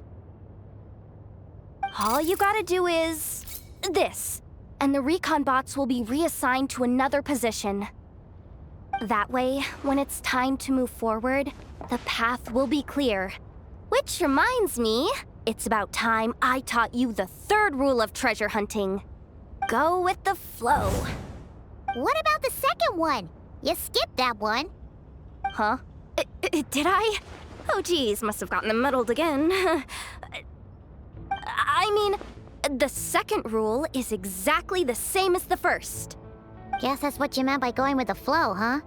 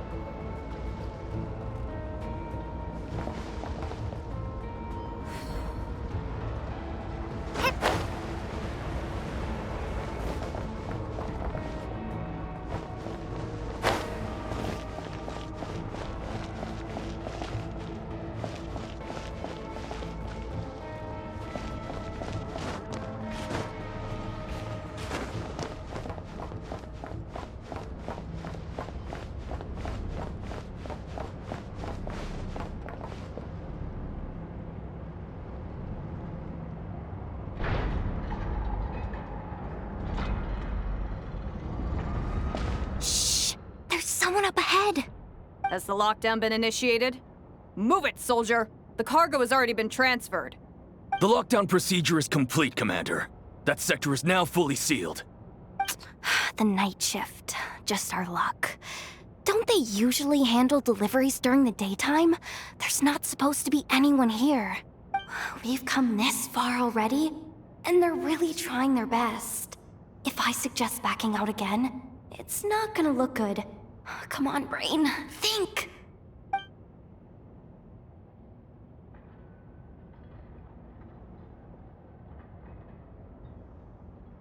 Got it! The freight shaft to the upper levels. We might have a shot there. Let me see. Huh? The recon bot in the middle's not responding? A double lock failsafe? We've been outfoxed! Stay calm.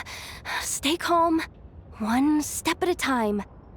Let's just find a way across first.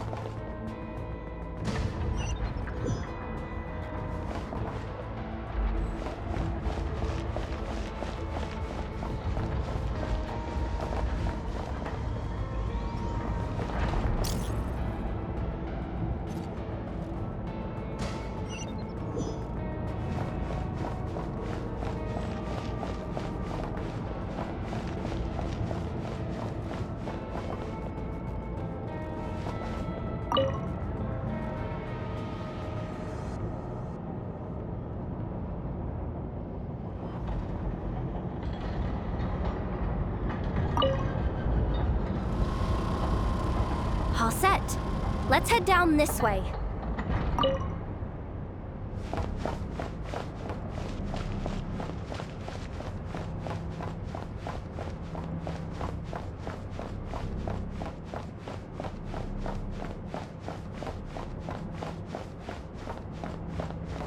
Hey! Another control terminal!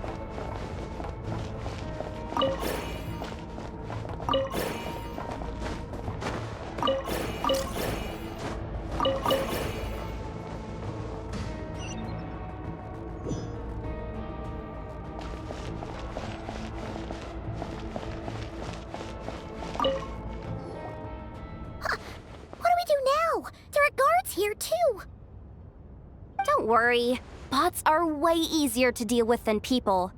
At least their behavior is predictable. First, let's find a safe spot to land. Good. That spot shouldn't draw their attention. Let's go. Let me just try something. Maybe I can use the terminal to command them to move out of our way.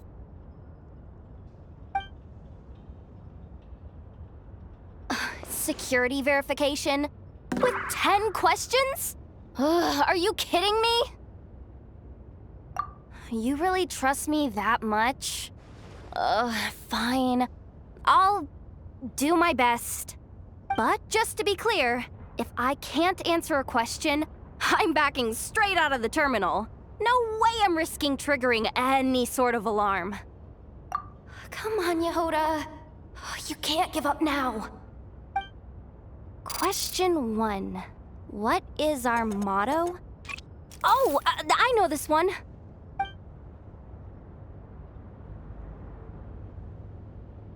Question 5. The name of the harbinger in charge of this facility.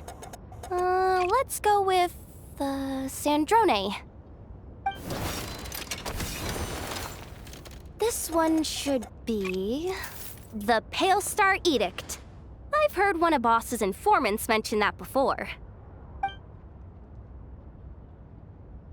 Final question. Enter employee ID. And it's timed? Okay. 183574. Confirm. I actually got them all right? What a miracle. Not bad, Yehoda. Not bad at all. Guess you're an official maintenance intern now. Hey, that could be my personal plan B if I can't get my job back. Just kidding. The Fatui are awful. The bots have taken the command. They're moving off. Let's get going while the coast is clear.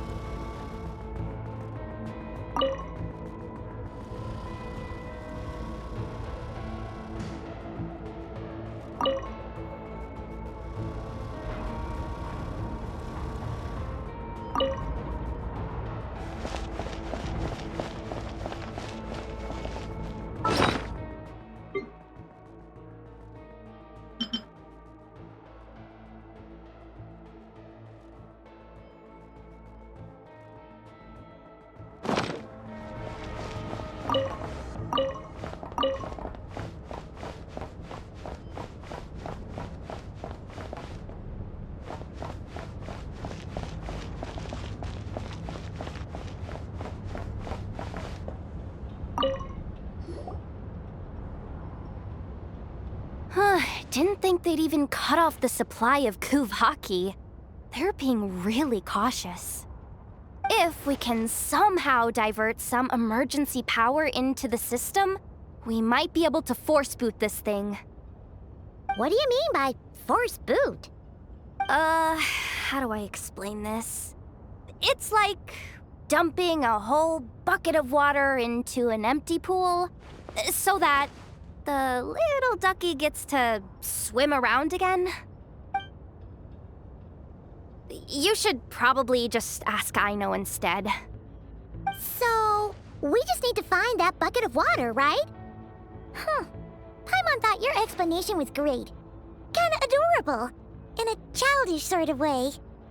Hey, you could have just skipped that last part. Here, bucket, bucket, bucket. Where are you hiding? Judging from the concentration of Kuvaki, over there.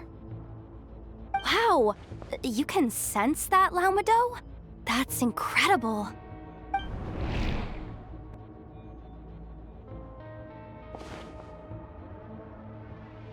Let's move the recon bots above them out of the way first.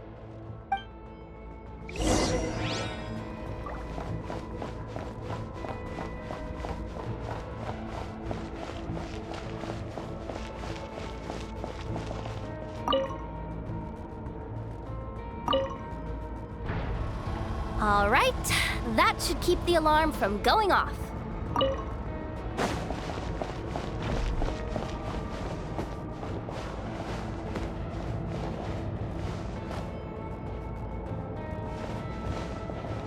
Time to plug in the charging component.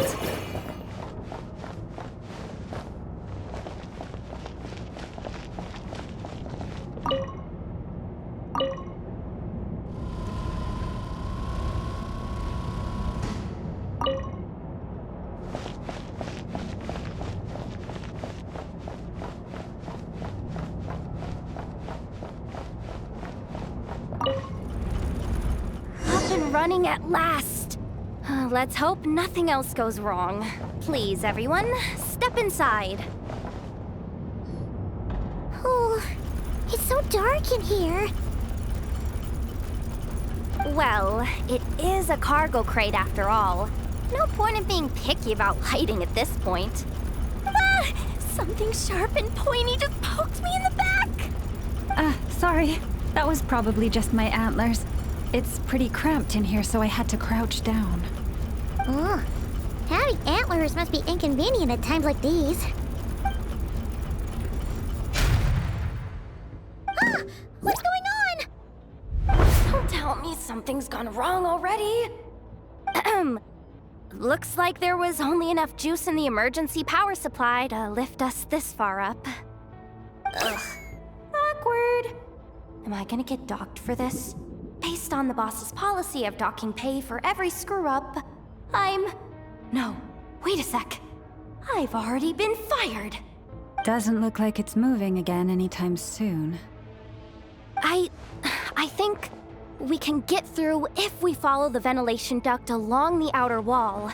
The entrance has gotta be somewhere. Don't worry, this was totally part of the plan.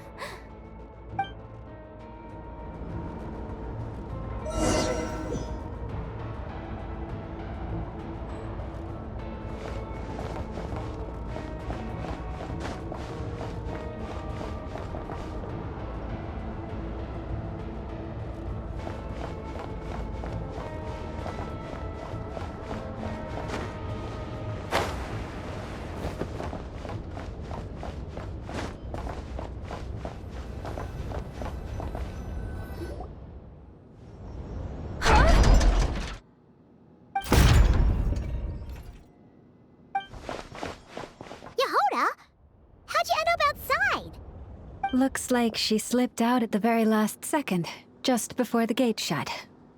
Impressive reflexes, I must say. Though I'd expect nothing less from a former employee of the Curatorium. I'm so sorry. That was pure survival instinct. I didn't mean to ditch you. Anyway, you guys just stay where you are. I'll figure something out.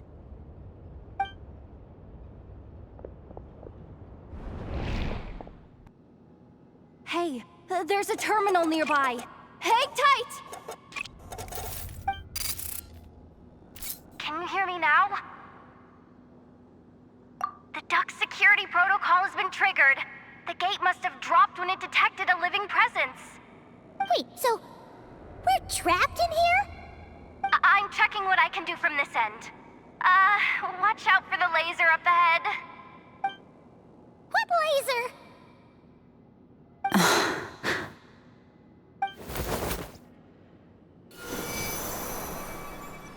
Oh, we see it now. Good thing we didn't move. Got it. I think I understand the situation. Hang in there. Just one moment.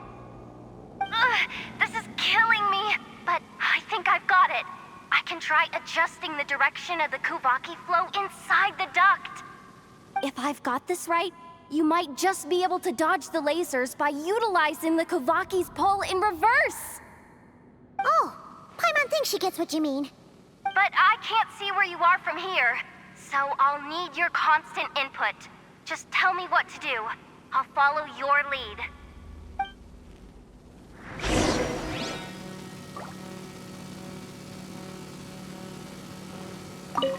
Okay.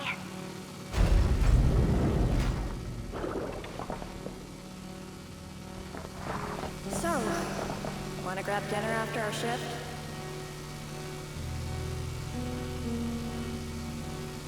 How about the flagship? Too far. And besides, we're not exactly in with the locals.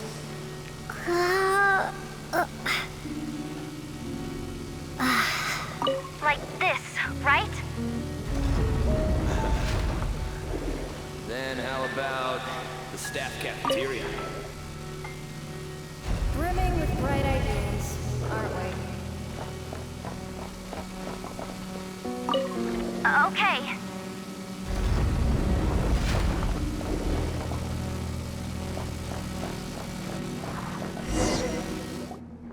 Oh, we made it to the other side. And all thanks to Yehoda. What? But the gate hasn't opened. How's she gonna meet up with us? Yehoda! No irregularities detected in the duct. Confirm. Confirm. Confirm. Ugh, just confirm the command already, you useless excuse for a terminal. You piece of robo-junk, you mindless pile of scrap! What the? Insufficient clearance? Of course, I don't have the clearance! You oversized... Ow! Go with the flow, Yehoda. Go with the flow. If the others make progress, that's great. But you can't bank on it. You've never been one to depend on others. So it's about time you stepped up to the challenge. Deep breaths. Stay calm. My priority right now is getting my hands on a high-level access card. That way, I can override the security protocol. Senior maintenance staff. Only they can access the core sector. But hey, there's always someone careless enough to hide a spare key under the flower pot by the door. Which means there's a good chance there's a duplicate lying around somewhere in the control room. Even if I can't get into the control room myself, doesn't mean I can't rely on some external help. If I can take control of one of those guard bots, maybe I can use it to search for the access card. This is crazy, Yehoda! You're all alone. You've got nothing. And yet, you're charging ahead like fear's a foreign concept. Maybe that's exactly why. 'Cause I've got nothing left to lose! Confirm! Am I a genius? Whoa, this feed's super clear. Oh, this is gonna be a piece of cake. Wait a second. Oh, this thing's not a guard bot. It's a janitor bot.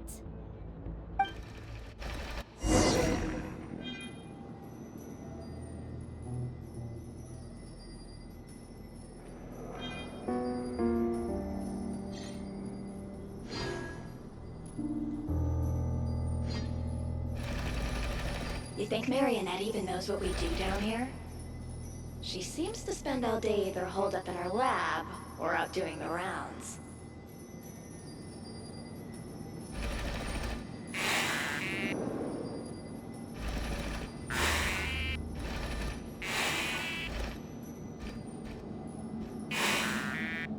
Still a mess over there. Go clean it up. Why? Planning to skim a little off the top? No, nothing like that. Just wondering if anyone would actually notice if we didn't show up from time to time.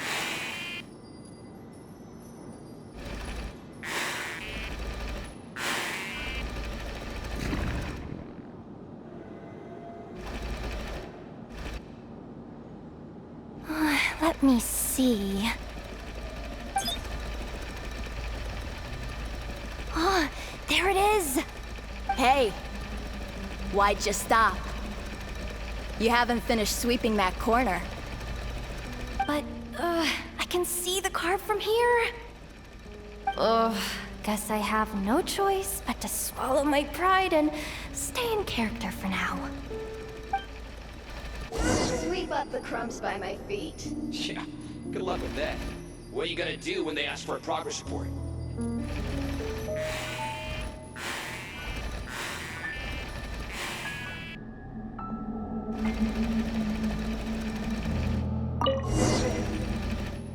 Sucks though. Finally sent somewhere warmer than Snezhnaya, yet we barely get to see the outside world.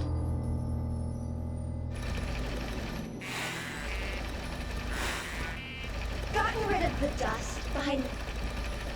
Come on, where's that bot passage when you need it? There! Oh, the terminal's just... Clean this spot too. I saw you skip it.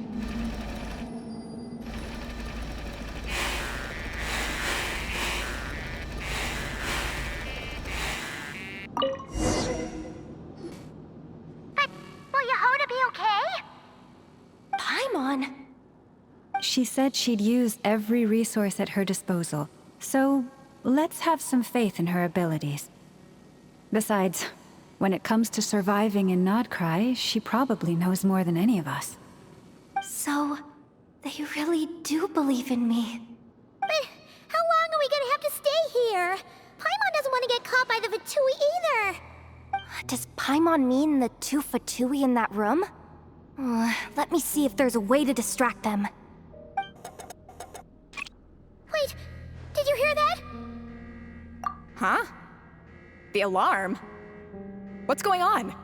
Let's go check it out.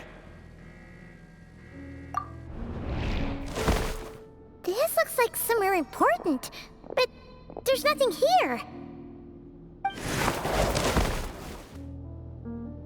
Hey guys! It's me! Yehoda, are you okay? I'm fine. I managed to swipe a high-level access card and triggered an alarm to draw the guards off. But we don't have much time.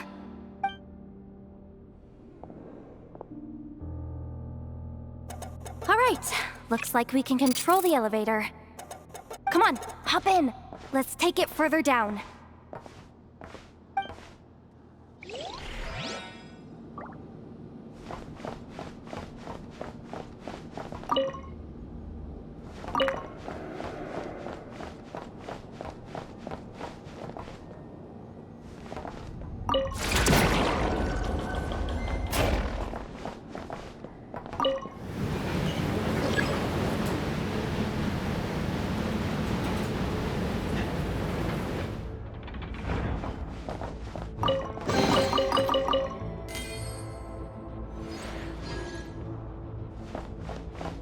We should be able to use the terminal to move the drawbridge. Here's the access card. I'll keep watch while you handle the controls.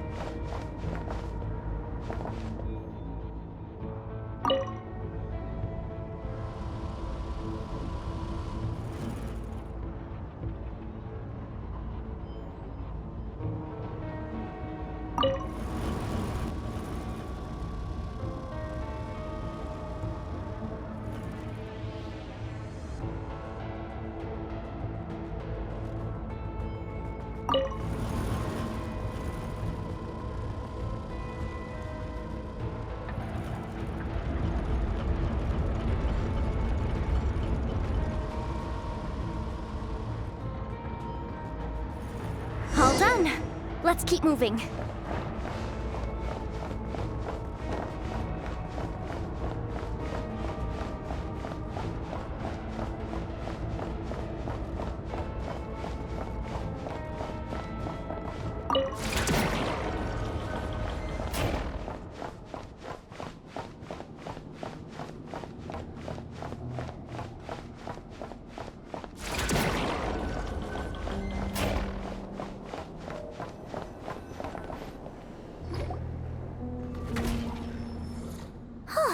There's no one here!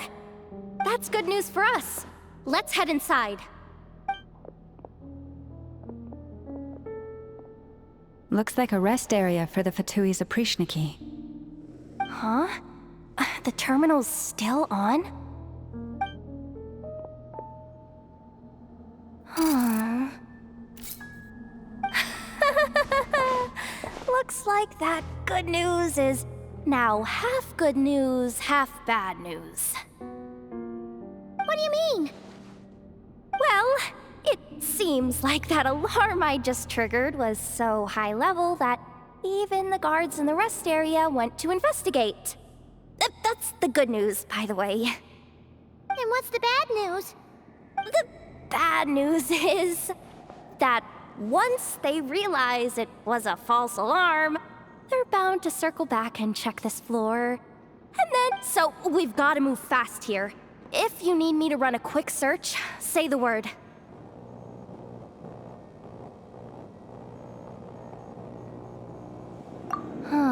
Analysis of Kuvaki extracted from the moon marrow suggests that its energy core bears some close relation to the power of the former three moon sisters.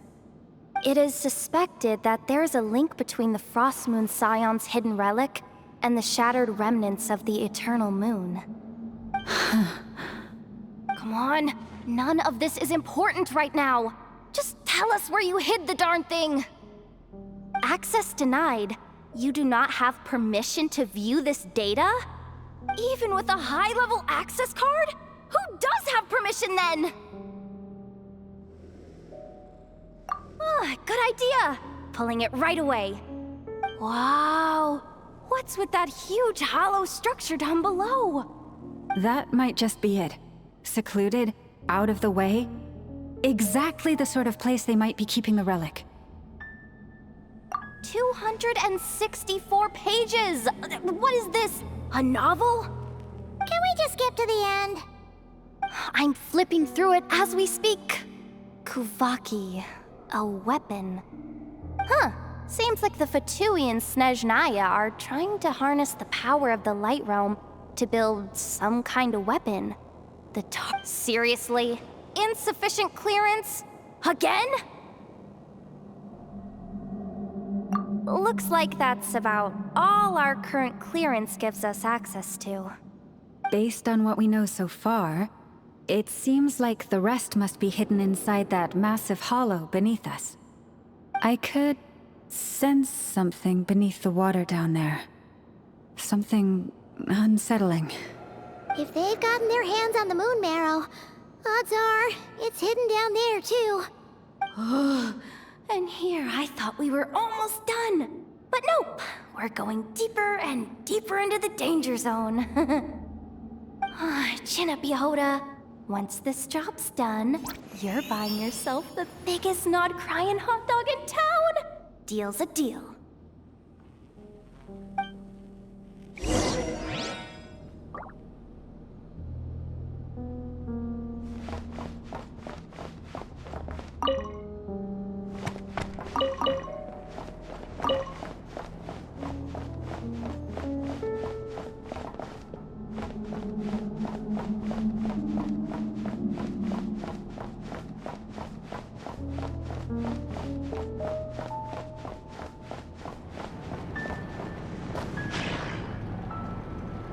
Watch out for that defense bot! It's aiming right at us! You'll have to use Kuvaki to deflect its attacks back the way they came!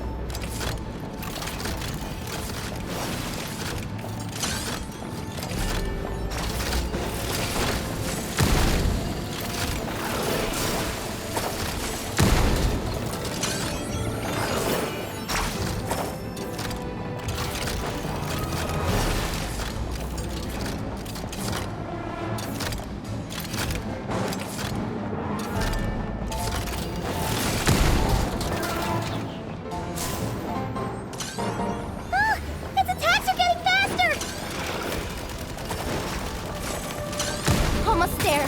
We're almost there.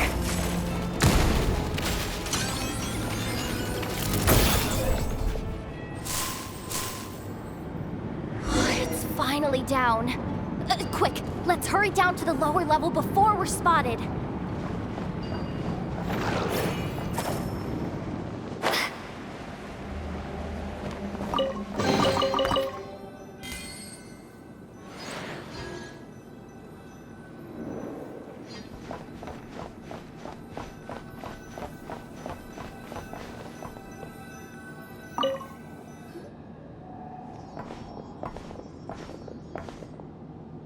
That switch looks suspiciously obvious. No way I'm pulling that. But you guys, go ahead. Hey, you spotted it first. Shouldn't you be the one to pull it? Not a chance. I'm just the guide, remember? At most, I'll help you look for an escape route. They don't seriously think pulling this thing's gonna lead to treasure, do they? I'd be amazed if it doesn't set off an alarm. Besides, I didn't even bring my smoke bombs. Which reminds me of the actual second rule of treasure hunting. Better safe than sorry.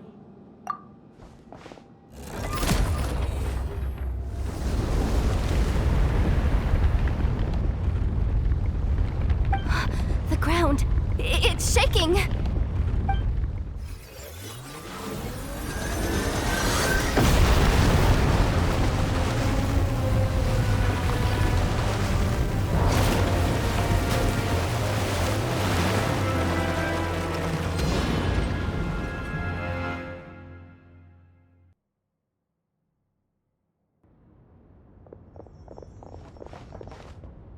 Wait, did the surface of the water open up?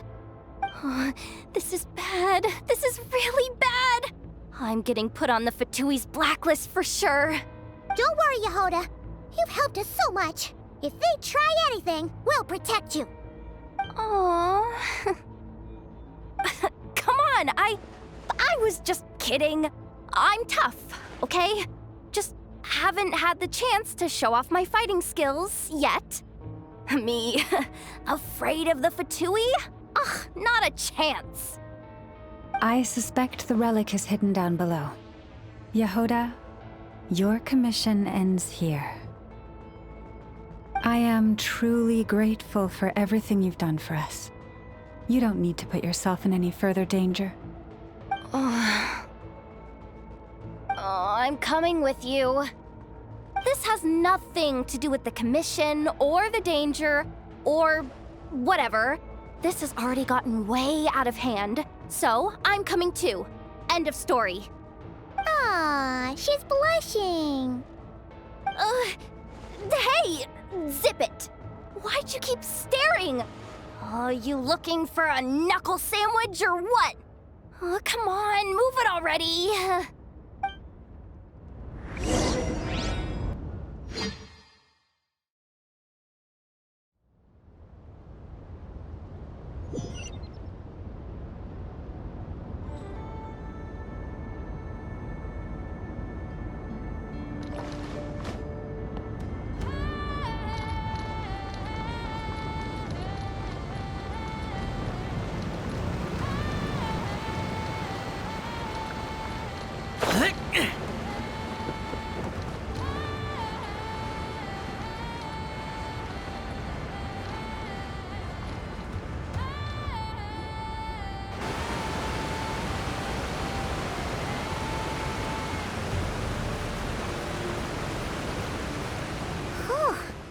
It's really deep down here. What is this place? We're standing on another fragment of the ancient moon's remnants. So this was the source of the Kuvaki I sensed earlier. Wait, what? So the Fatui had it hidden underwater this whole time? This gigantic thing?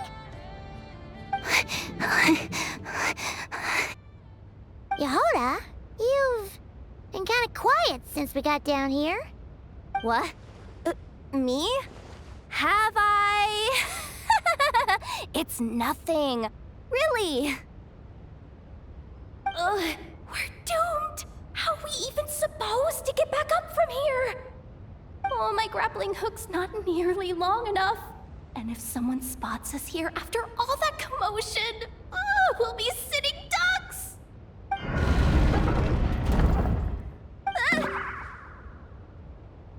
no! That door's opening! Please don't say it's the Fatui! No, please, no! We finally made it here, and we're so close to getting the job done! I didn't risk my neck just to die before I've even had a chance to spend my reward!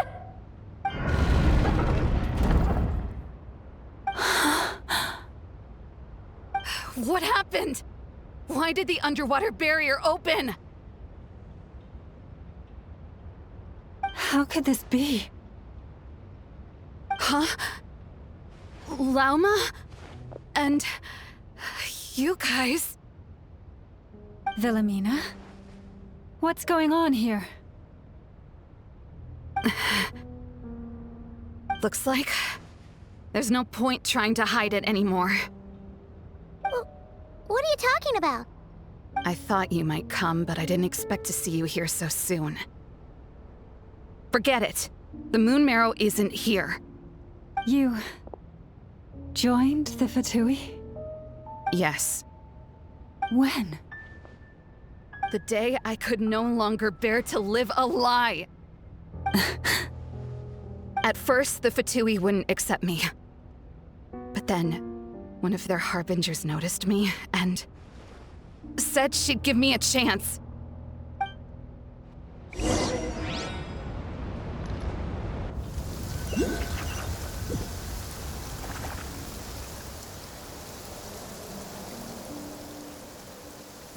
Ugh. Lost them again. That harbinger told me to follow the blonde traveler who might visit the Frostmoon Scions. Easier said than done, though. The animals are on alert at night. If they see me, Llama will catch wind of what I'm doing sooner or later. Am I really doing the right thing? No. It's too late to turn back now. The empty prayers, the stubborn displays of faith like Cappy's today. This isn't the life I want. Huh? Is that... the Traveler's back. I won't let her slip away this time. Wait, who's that with her? They look so alike. They seem to be heading towards the statue of Kutar.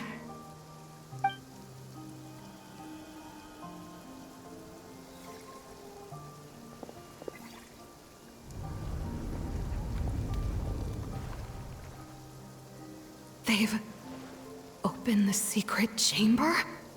But wasn't it meant to be sealed? Wait a second. The moon marrow!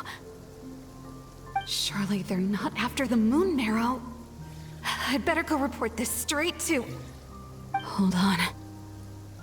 If they do actually make it to the final room, then maybe I'll be able to get my hands on the relic. The one thing the Fatui have been after this whole time. If someone's going to take it, it might as well be me. This could be my ticket to joining them.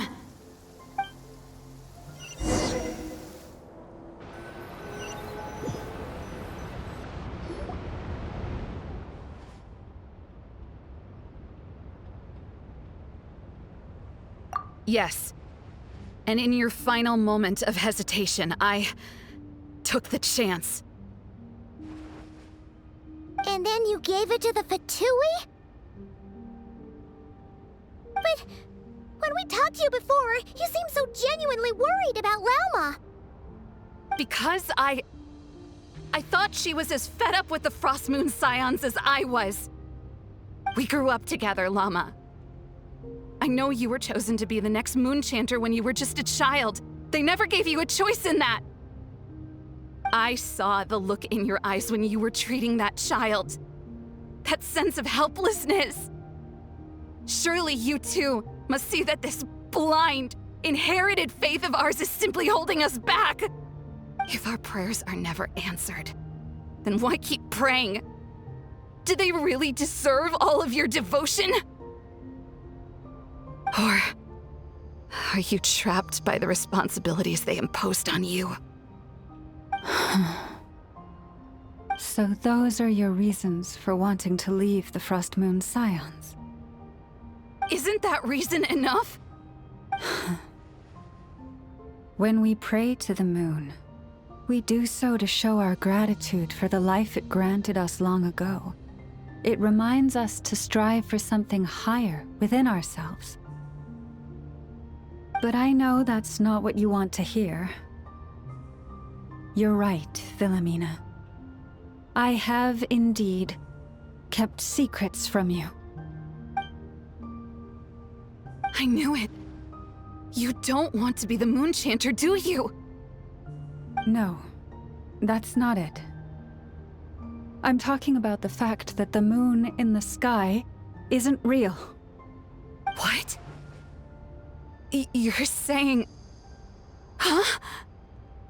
I've completely lost the thread now. Oh, do we really have to do this here? What if a Harbinger shows up? Oh, I'm not cut out for fighting big bosses! The pain you sensed in me was the pain of hiding this truth. If what you're saying is true, then you already knew that the Frost Moon Scions wouldn't believe any of this. Why didn't you just leave like I did? You don't understand, do you? That's the difference between us, Philomena. I care about the Frost Moon Scions. They're family to me.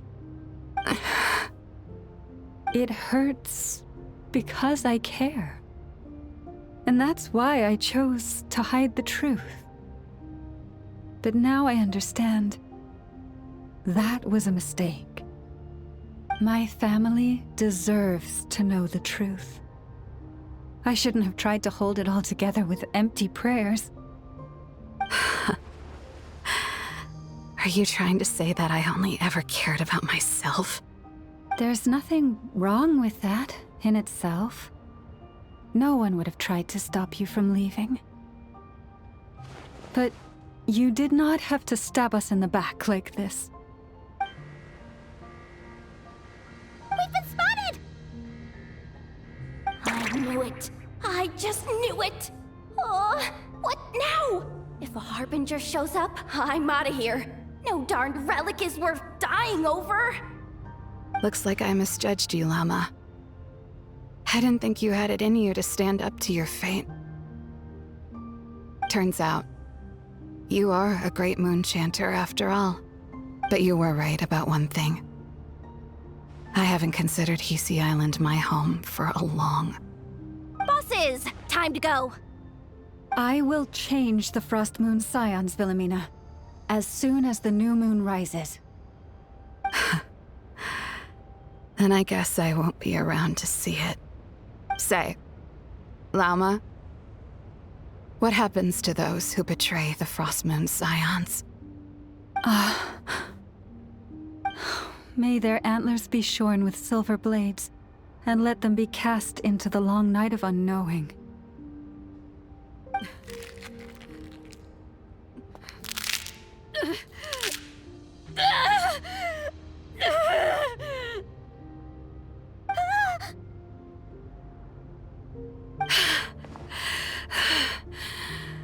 I have honored the ways of the Frost Moon Scions one last time.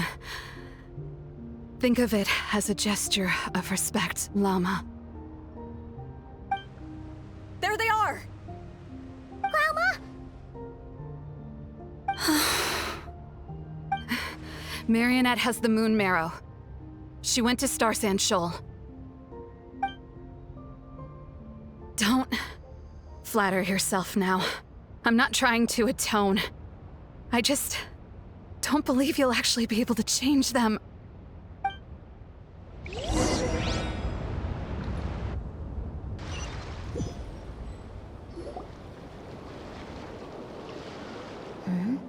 An alarm coming from the Experimental Design Bureau.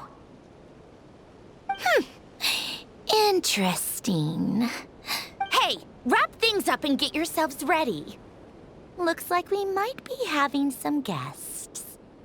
Yes, milady. Perfect timing. This job's been boring me to death. Time to test some hypotheses.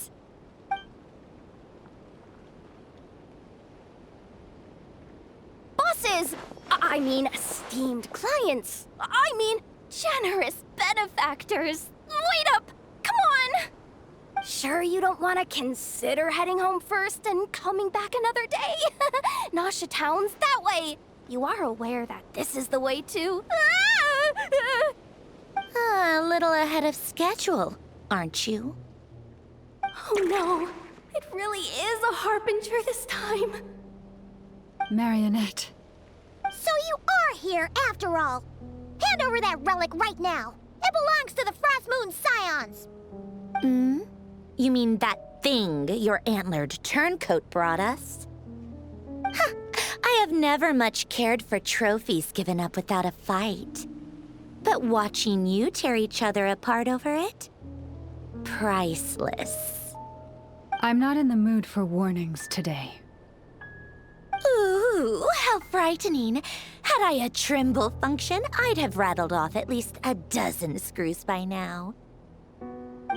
Or perhaps I've just set my sense of humor parameter too high. Were you trying to be funny just now? You don't honestly believe you're a match for me, do you? Go on then. Let's serve our guests a little appetizer.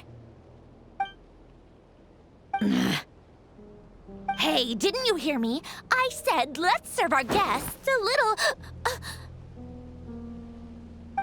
What's going on? Oh no. Watch out! It's the Wild Hunt!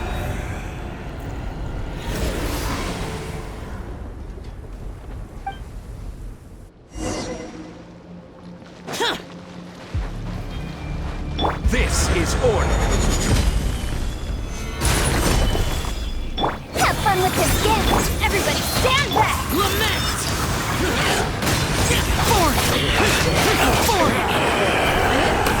Worthless! Foreign! Worthless!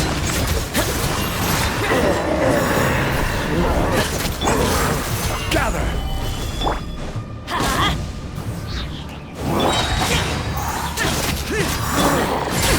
We'll see about that!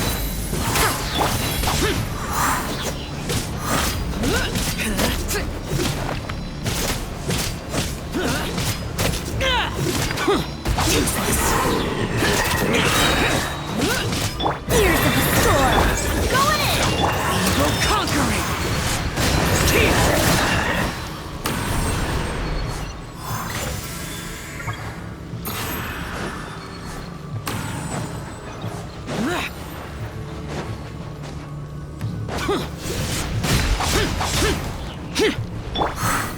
Solidified!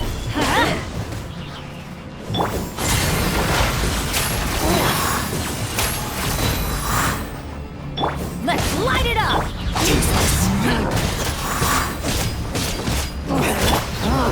Stabilize! Dare to mess with me!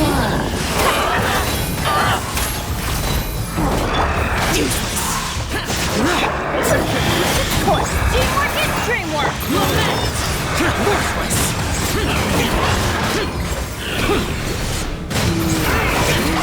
These things just keep coming! Isn't there anything we can do?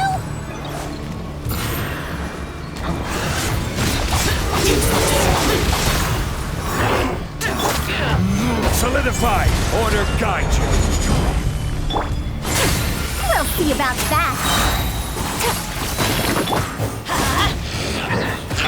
Foreign! Too late for regrets! Stabilize! Have fun with this gift! Going in! Disappear! Foreign!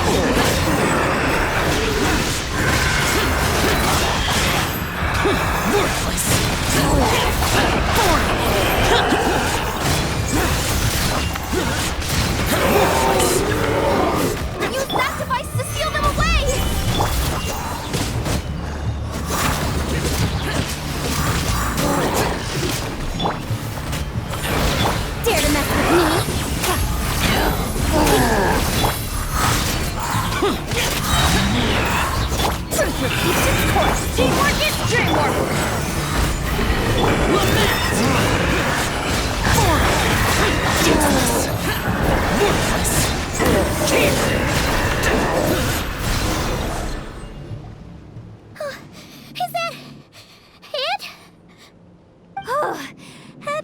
That's what the Lightkeeper's handbook says. Careful! It's not over yet!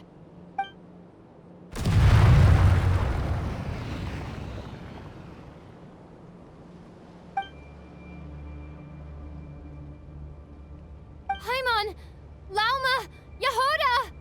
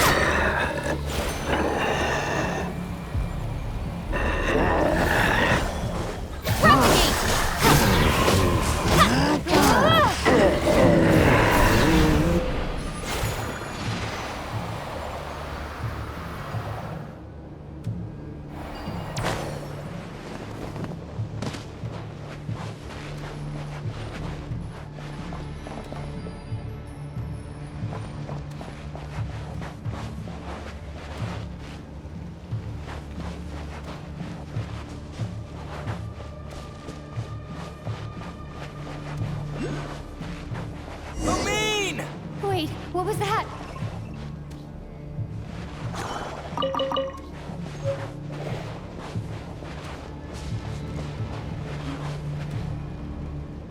Lumine, over here! Ether! Quick, grab my hand!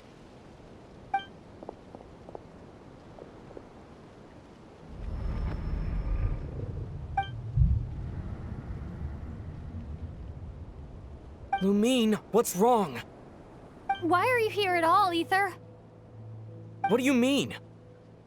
If I may be so bold, what does family mean to you? Why were you after the Moon Marrow that night, Ether?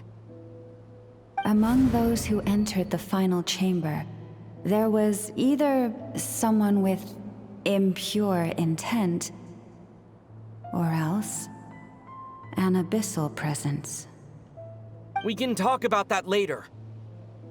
Tell me why, Ether.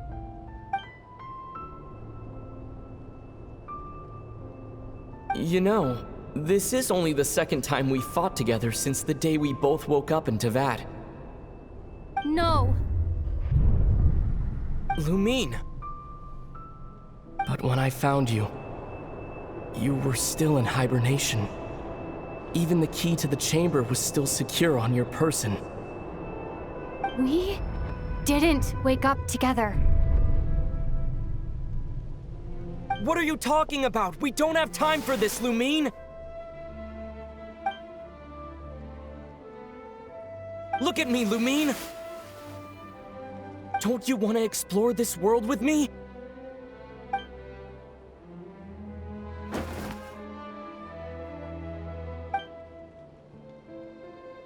You think I'd lie to my little sis?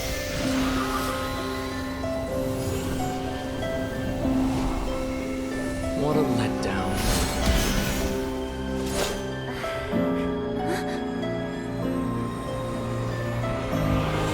Go get it from me, Lumine.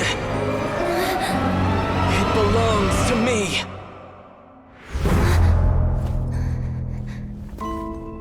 never believed it. I didn't want to believe it. That strange feeling that something was off. I wanted it to be real so badly, even if it only lasted a moment. But you're not my brother.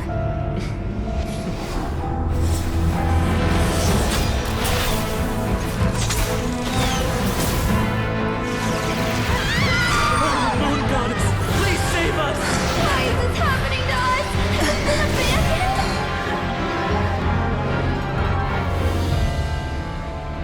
The cold night should be our blessing, yet only confusion and sorrow remain. The truth may yet lie beyond the sky, but must we become lost because of it? Standing before you, as a scion of Hyperborea and the Frost Moon's emissary, I say this.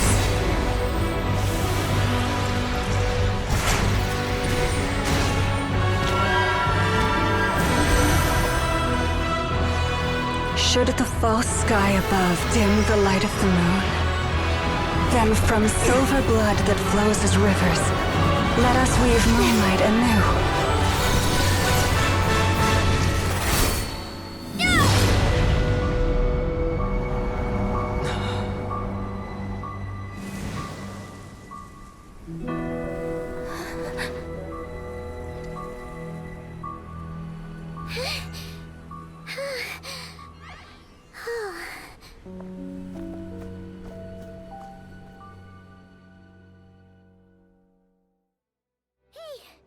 Is everyone okay?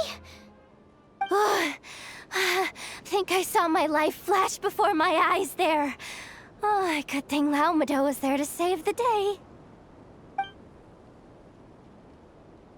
Are you all right, Traveler?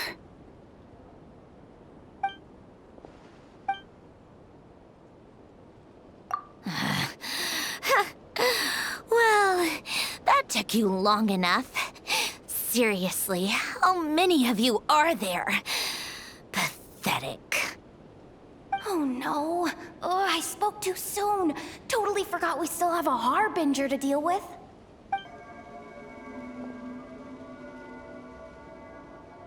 Hey, is that the moon marrow? It was hidden inside that big robot of hers all along. But that robot...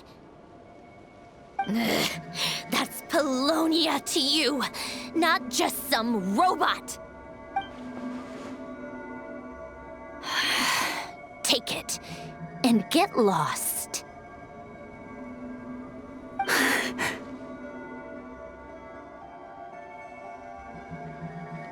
Huh?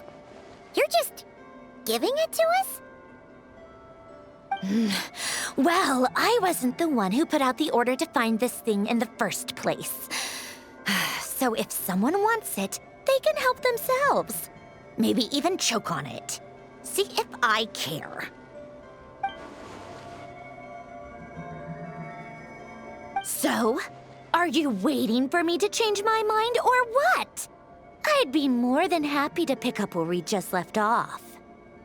But I should warn you, I'm in a bad mood right now. Let's go. Fine by me. Totally, completely, absolutely on board with that.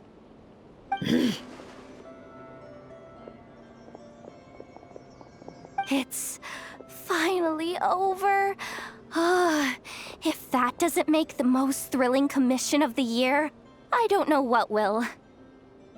Looks like the Fatui are all gone now.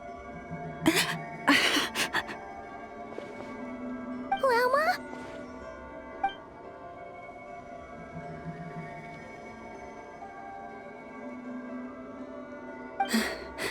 I'm all right. It's just been so long since I truly felt the power of the moon. I thought I sensed the wild hunt nearby. Don't tell me you've already taken care of it. Hey, it's Flint's! Hey, he's that Ratnik.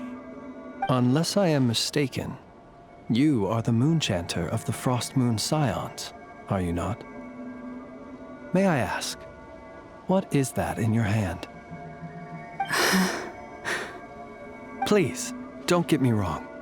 I've been tracking the wild hunt lately, and I've come to suspect that its actions aren't as aimless as they might seem.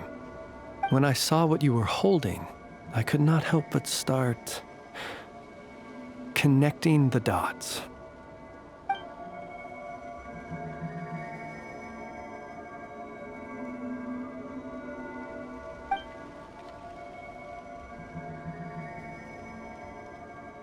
You better be extra careful, Flint.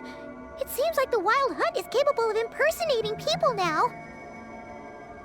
Oh, is that so? Funny that. I just showed up completely out of the blue, yet you seem to have no problems trusting me. I apologize. I shouldn't be making jokes like that right now. Anyway, I understand. Thank you for the tip-off. It seems that the Wild Hunt has somehow changed in nature. I'll have to report this to HQ right away. For now, let us part ways here.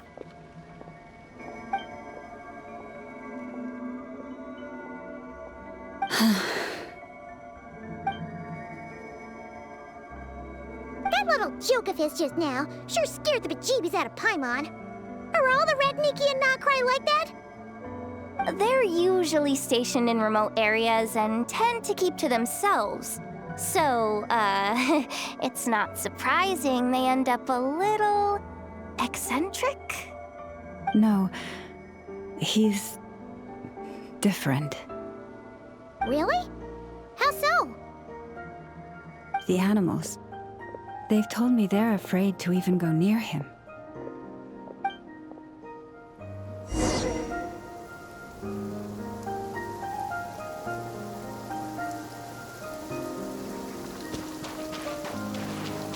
Demons do not stop for the...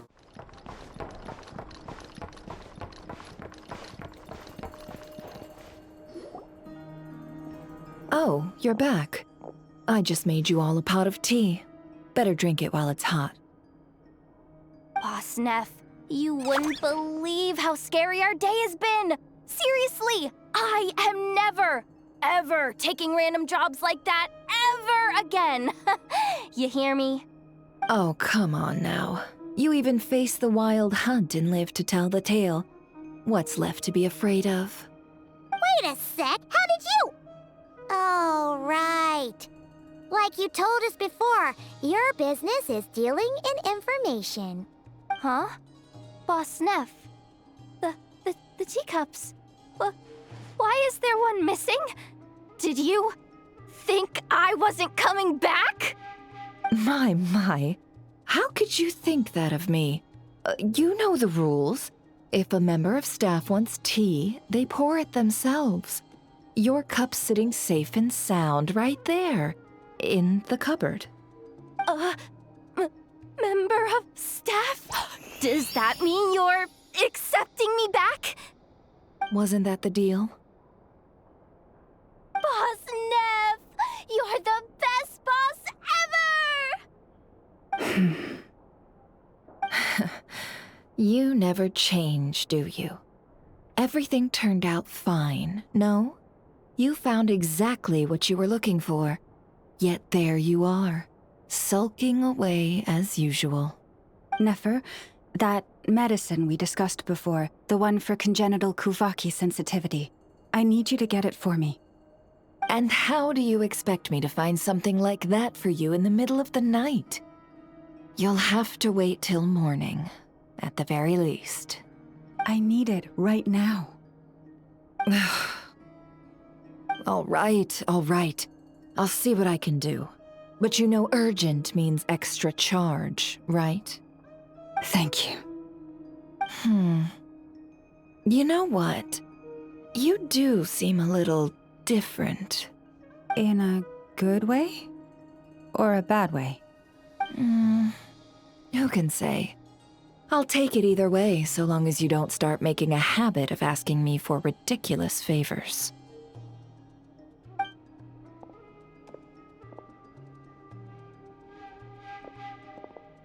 Traveler, Paimon, a lot has happened these past few days. I don't know what I would have done without you. Hey, don't mention it. That's what we're here for.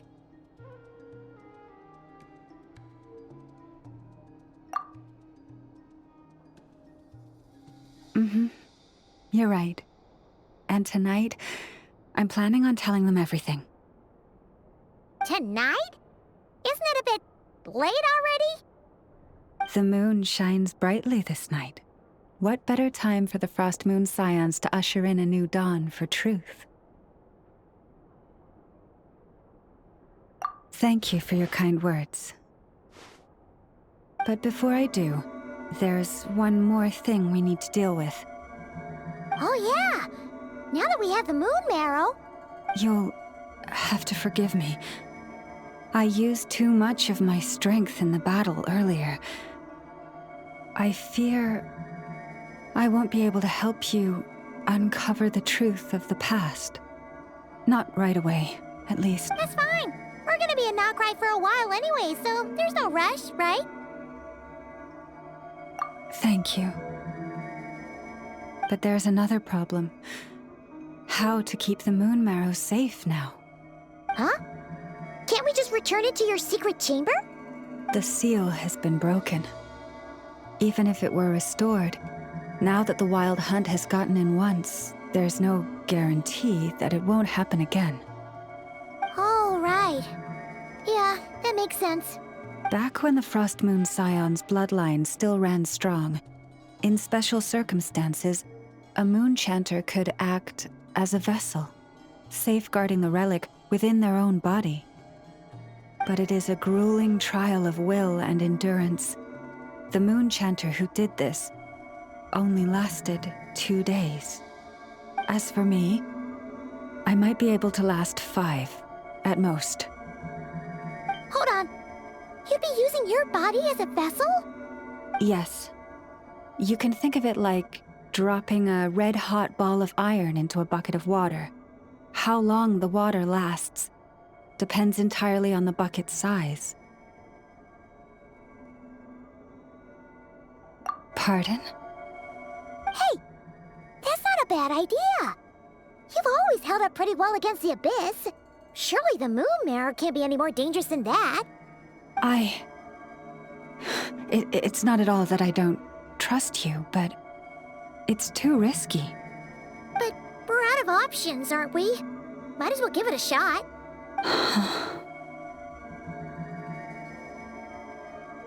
All right. Well, I'll be right by your side. If anything feels off, please tell me immediately.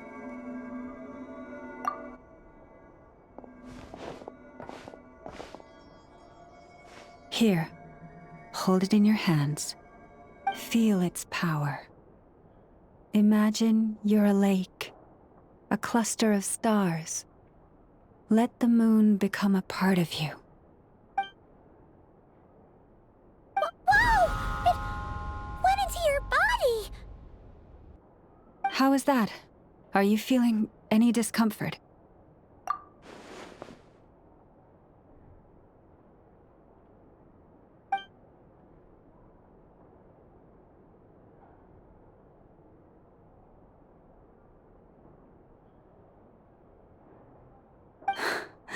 Astonishing. Not even the slightest hint of lingering fluctuations. It's as if all that power just sank to the bottom of the ocean. Well, looks like we won't have to worry about the wild hunt catching its scent now. Phew! Paimon knew you have special abilities, but still, you never fail to amaze. Hmm? Did I miss something just now? Yes. And it was nothing short of a miracle. Not something I'd be interested in then. Anyway, here's the medicine you asked for. This is all I've got for today. I'll have someone send the rest over when we have it. Thank you, Nefer. I really appreciate everything you've done for me. Please stop being so nauseatingly friendly. It's creeping me out. So, what exactly did you all go through during that wild hunt attack? I'd prefer to hear it straight from you.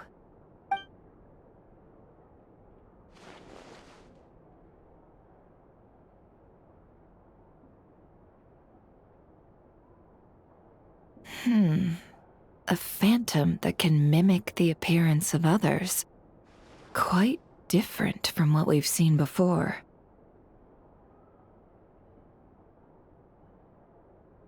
Yeah, and both times it appeared, its goal was pretty clear. It seems like it was after the moon marrow. And on both occasions, it was accompanied by the wild hunt, too. It appears there must be some close connection between the two. I must say, I don't often see you look this serious, never. Too late in the day for thinking, that's all. We'll pick this up again later. You all feel free to keep chatting, though. Just don't forget to lock up when you leave. On that note, Traveler, please keep the moon marrow stored within your body for the time being. We'll take it back off your hands as soon as the wild hunt's been taken care of. Once and for all. Of course. Anyway, if the two of you will excuse me, I'm heading back to Hisi Island now. It's— Hey, we're coming with you! Though, guess we won't be able to do much more than cheer you on from the sidelines. That alone means more to me than you could ever know.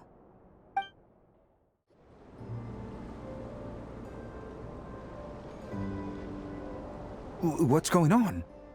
I'm not sure.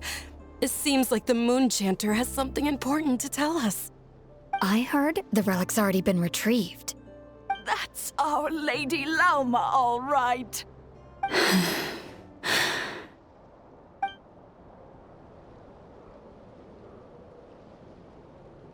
Noble scions of the Frost Moon, my kin beneath the moonlight, I hereby declare the truth to you.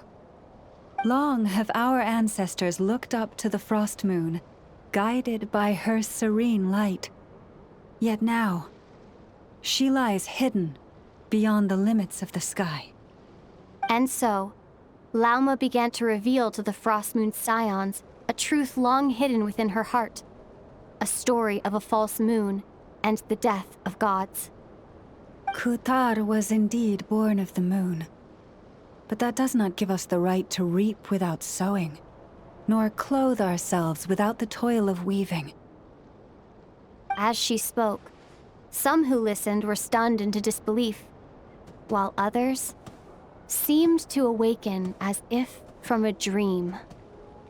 From this day forth, the road shall be paved with truth, and we shall pave it ourselves.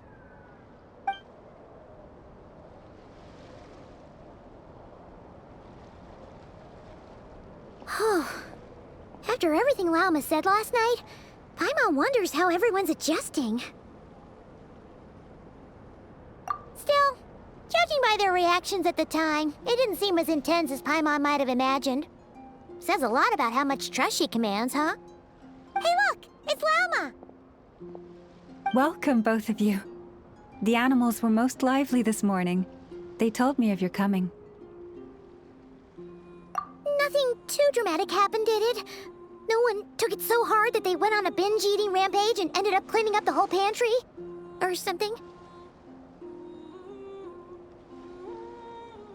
Hey! Paimon's just trying to lighten the mood. Thank you for your concern. Change doesn't happen overnight, and new ideas need time to take root. But nothing as extreme as that has happened, no. Although what? Well, just as I thought might happen, some have chosen to leave the Frost Moon Scions for good. For them, confusion, frustration, helplessness. I saw it all, reflected in their eyes. Oh. I respect their choice. May they carry the Frost Moon Scions' blessings far and wide, should they be willing to do so. If we meet again someday, perhaps we will be able to sit together and share stories once more. Others sought me out afterward, though, and thanked me profusely for sharing the truth with our people. They said they used to see me as distant, even somewhat unapproachable, whereas now I seemed much closer to them. Like a friend, or even a family member. Sounds like a win overall. Paimon thinks you did the right thing, Lauma. Thank you. Though, I wanted to ask, do I really come across as distant? Well, maybe just a little. To people who don't know you, you are kind of tall, especially if you consider the antlers. I see. That's a bit of a hard one. My antlers tend to grow under the moonlight, so I can't quite help it.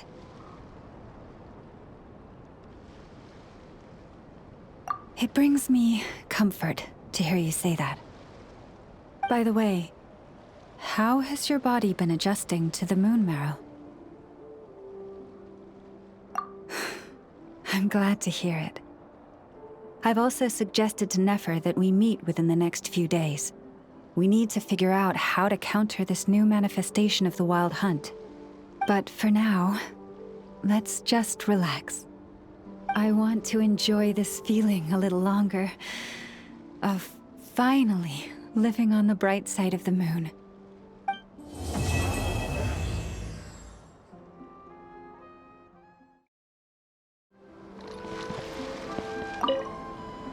Though the truth has been revealed, our deep connection with the moon remains unchanged. In fact, its power runs in our very veins. What has changed is our understanding of where the true moon lies, and that we must walk our own path in life without relying on a power outside of ourselves. Which is why we now say, come night or day, may the moonlight connect us.